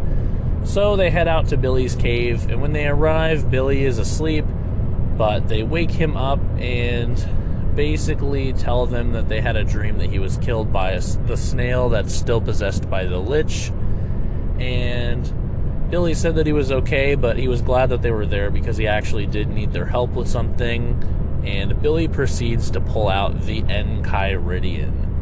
And to us, the audience, this was the first clue that something was awry, because if you recall in a previous episode, the Lich actually contracted a bear to sort of get into Finn and Jake's personal affairs and steal the Enchiridion from them. And now Billy has it somehow, which is a huge red flag and is definitely our first sign that something is not how it should be in the land of Ooh. But basically, Billy explains that he plans on opening a portal to another dimension in order to vanquish the Lich there and trap him there. And he needs their help to get the portal open. And he reveals that the Enchiridion actually has a map of the multiverse built into it. And by turning the sword to its side, you can actually see that there are multiple slots for magic gems. And Billy explains that the magical gems that they need in order to slot them into the book are kept inside of the crowns of the royalty in the land of Ooh. So every single prince and princess and king in the land has magic gems in their crown, and they need those gems if they're going to open the multiverse portal. And Finn asks, obviously, can we ask them for the gems? And Billy says there's no time, and they need to steal the gems and open the portal to trap the Lich before he returns at full strength. And so they start going around the land of Ooh, stealing gems. And first stop they make is to the Ice King's castle, and they steal the magic gems out of his crown. And then there's a montage where they go to a bunch of different princesses' houses, or castles, I should say, and steal their magic gems out of their crown. And then we get to Princess Bubblegum, and Princess Bubblegum is in her room, and she has this like weird little sandbox terrarium thing with these little people inside of it, and she doesn't make a word, like a single sound, and these people are just kind of doing their own thing in the sandbox. Like, they have a little house, and they're like planting crops and stuff, and it's really weird. She like grabs one of them and cuts off their legs and sticks it on their arm area to give them extra arms. It's really, really weird. And they don't react to this whatsoever. They're just like, hello, hi, and that kind of thing. But then Finn sort of swoops into her room and realizes she's awake. And she turns around, and there's a really, really strange encounter where basically Princess Bubblegum is holding the scissors that she used to cut off the limbs of her little terrarium people, and Finn asks for her crown because he needs the magic gems out of it, and she says, what? No way, Finn. And so he starts to step closer, and she literally cuts him with the scissors. Like, she cuts him right on the face, and his face is bleeding. And after she does this, she immediately turns on to the defensive and is like, "Oh my goodness, Finn, I'm so sorry. That was an accident." And Finn, in a fit of rage, grabs her crown and jumps out of the window just outside of the Candy Kingdom below. And when he arrives in this sort of area outside of the Candy Kingdom, Billy is waiting with the Enchiridion, and Jake is there as well. And they slot all of the gems quickly into the Enchiridion, and Princess Bubblegum is watching from the gate, and she's trying to get to them before they do anything bad. But it's already too late, and they slot the final gem into the Enchiridion, and she explains at the last minute from a yelling voice that it is not Billy and it's actually the Lich. And suddenly, like, Billy's face is torn in half, and it's revealed that he actually was the Lich all along, and the real Billy is either dead or gone or something. And Finn and Jake had been tricked. And so the Lich starts to speak to Finn and basically says, like, "Thanks a lot, Finn, but you're too late." And he, like, turns the book and, like, inserts the last gem, and a massive purple portal opens up. And the Lich, disguised as Billy, starts to make his way towards the portal. And Finn grabs after him, but gets pulled in the portal right behind him. And Princess Bubblegum yells to Jake to stop them. And Jake attempts to, like, stretch his arms out and pull them out of the portal. But to no avail, Jake is also pulled in, and the portal closes. And it's at this point that there is basically a short fade to black. And then when we fade back in, we are somewhere in the land of Ooh on a farm, and we can see some, like, weird looking tractor in the background, and a barn and a farmhouse, and there is a strange looking version of Finn playing the flute next to a tree, and a strange looking version of Jake sitting next to him, like, laying on the ground. And this version of Finn is very strange because he has a long pointy nose, and one of his arms is like a robot arm. And all of a sudden we see, basically from a window in the farmhouse, a close-up of, like, the neck down of a woman, and she says, "Finn, come inside. I have something very important that I need your help with." And we hear Finn say, "Coming, Mom." And then he says, "Well, gosh blarn it. Seems I did something wrong, Jake." And Jake barks like a real dog and then howls. And they run inside of the farmhouse. And as the door shuts, the episode and the season ends. And we are left on this massive cliffhanger. So there we have it, folks. That's the plot of the final episode of Season 4 of Adventure Time. Finn and Jake and the Lich are now trapped inside of the multiverse. And we just experienced a different multiverse where Finn's mom is still alive and around and all that. It was nuts. In the previous episode, we got a bunch of more backstory stuff on the Ice King and Marceline. But honestly, that stuff was more just wholesome. The whole thing that just happened with the multiverse and everything like that had my jaw dropped. And it was the biggest it's been dropped since the episode where the Ice King was revealed to be Simon Petrikov and all that. This was such a huge revelation to me, and I was so surprised that the series took a multiverse turn. I really did not see it coming. This was just such a huge thing, and I seriously had no clue that it was something that I had to look forward to in the show. But I was really all here for it. I'm super interested to see what they're going to do in Season 5 with this multiverse concept, because as it stands right now, in my timeline of watching the show, they are trapped inside the multiverse until I start Season 5 and figure out what happens. So Really, really interesting stuff. Let's go over my notes here because I actually have a list I made of the Adventure Time universe's rules for the multiverse.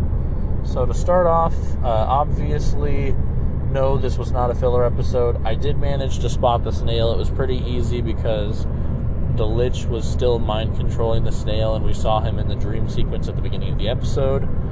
No, there were no fart jokes. The coolest part of the episode, other than all the crazy multiverse shit that they just kind of dropped on us, was there was a part where Jake shapeshifted into a car and Finn drove him around. That was pretty funny. And some of the weirdest parts was PB experimenting on her little terrarium people. PB accidentally cutting Finn with scissors. That was a way we could tell that this episode was supposed to be serious and not goofy. And also, the whole ending with the multiverse stuff was just absolutely crazy, and it was very, very weird.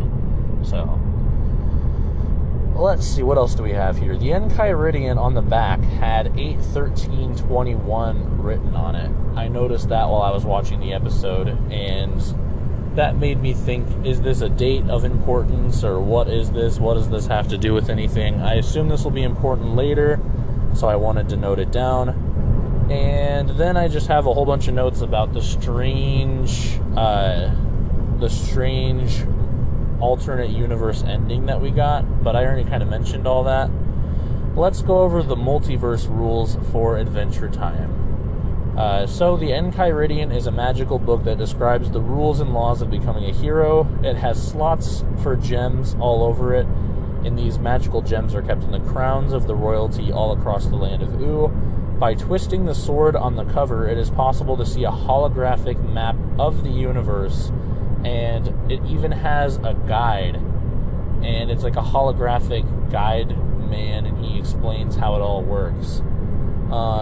When all of the gems are slotted into the book, a portal that can take you to any universe in the multiverse appears. And at the center of the multiverse is a dimension called the Time Room. And the Time Room is the dwelling place of Prismo. And I have no idea who or what Prismo is. They just made a note of that, so I'm writing it down as well. The Time Room is the only dimension that exists outside of time, and it creates time waves that cause all other dimensions to experience time. And then I have a list of all of the possible ways that you can travel between different universes. 1, 2 universes can be permanently linked, allowing residents of either dimension to travel freely between the two. 2 universes can be temporarily linked because of a naturally occurring event like a wormhole. And 3, 2 universes can become artificially linked by magical items that tear open portals between the dimensions, like how we got with the Enchiridion. So they set up some super serious stuff in this episode, and I think that this is sort of going to change the course of the entire show. All of this multiverse-related stuff basically gives the writers even more creative freedom than they already had with the show. And I think that the next season, personally, is going to be the time where we get a bunch of backstory about all the characters. And they're going to have this massive dimensional problem to solve. And I'm very interested to see how it goes. And I'm very interested to see how they're going to make it back to our version of the Land of Oo. And also I'm excited to see what happens with that weird alternate dimension version of Finn and Jake that are completely different than the one in our own dimension. But folks, this was one of the best season finales I've seen in quite some time for many shows. And I loved all of the just absolute bombs that were dropped on us as far as like crazy lore and different content that's going to expand the universe in such a major way. I'm all here for it. This was such an interesting and exciting episode, and just the prospects of it all were really, really fascinating for me. So I really enjoyed the season finale for this season. I really can't express that enough. There we have it, folks. Thank you very much for watching the Season 4 Supercut of my Adventure Time reviews. I'm your host, Hyrulian, and hey, if you missed out on the Seasons 1, 2, or 3 Supercuts, they're all available on the YouTube channel as well. And just like this episode, they have timestamps, so you can go listen to me talk about specific episodes.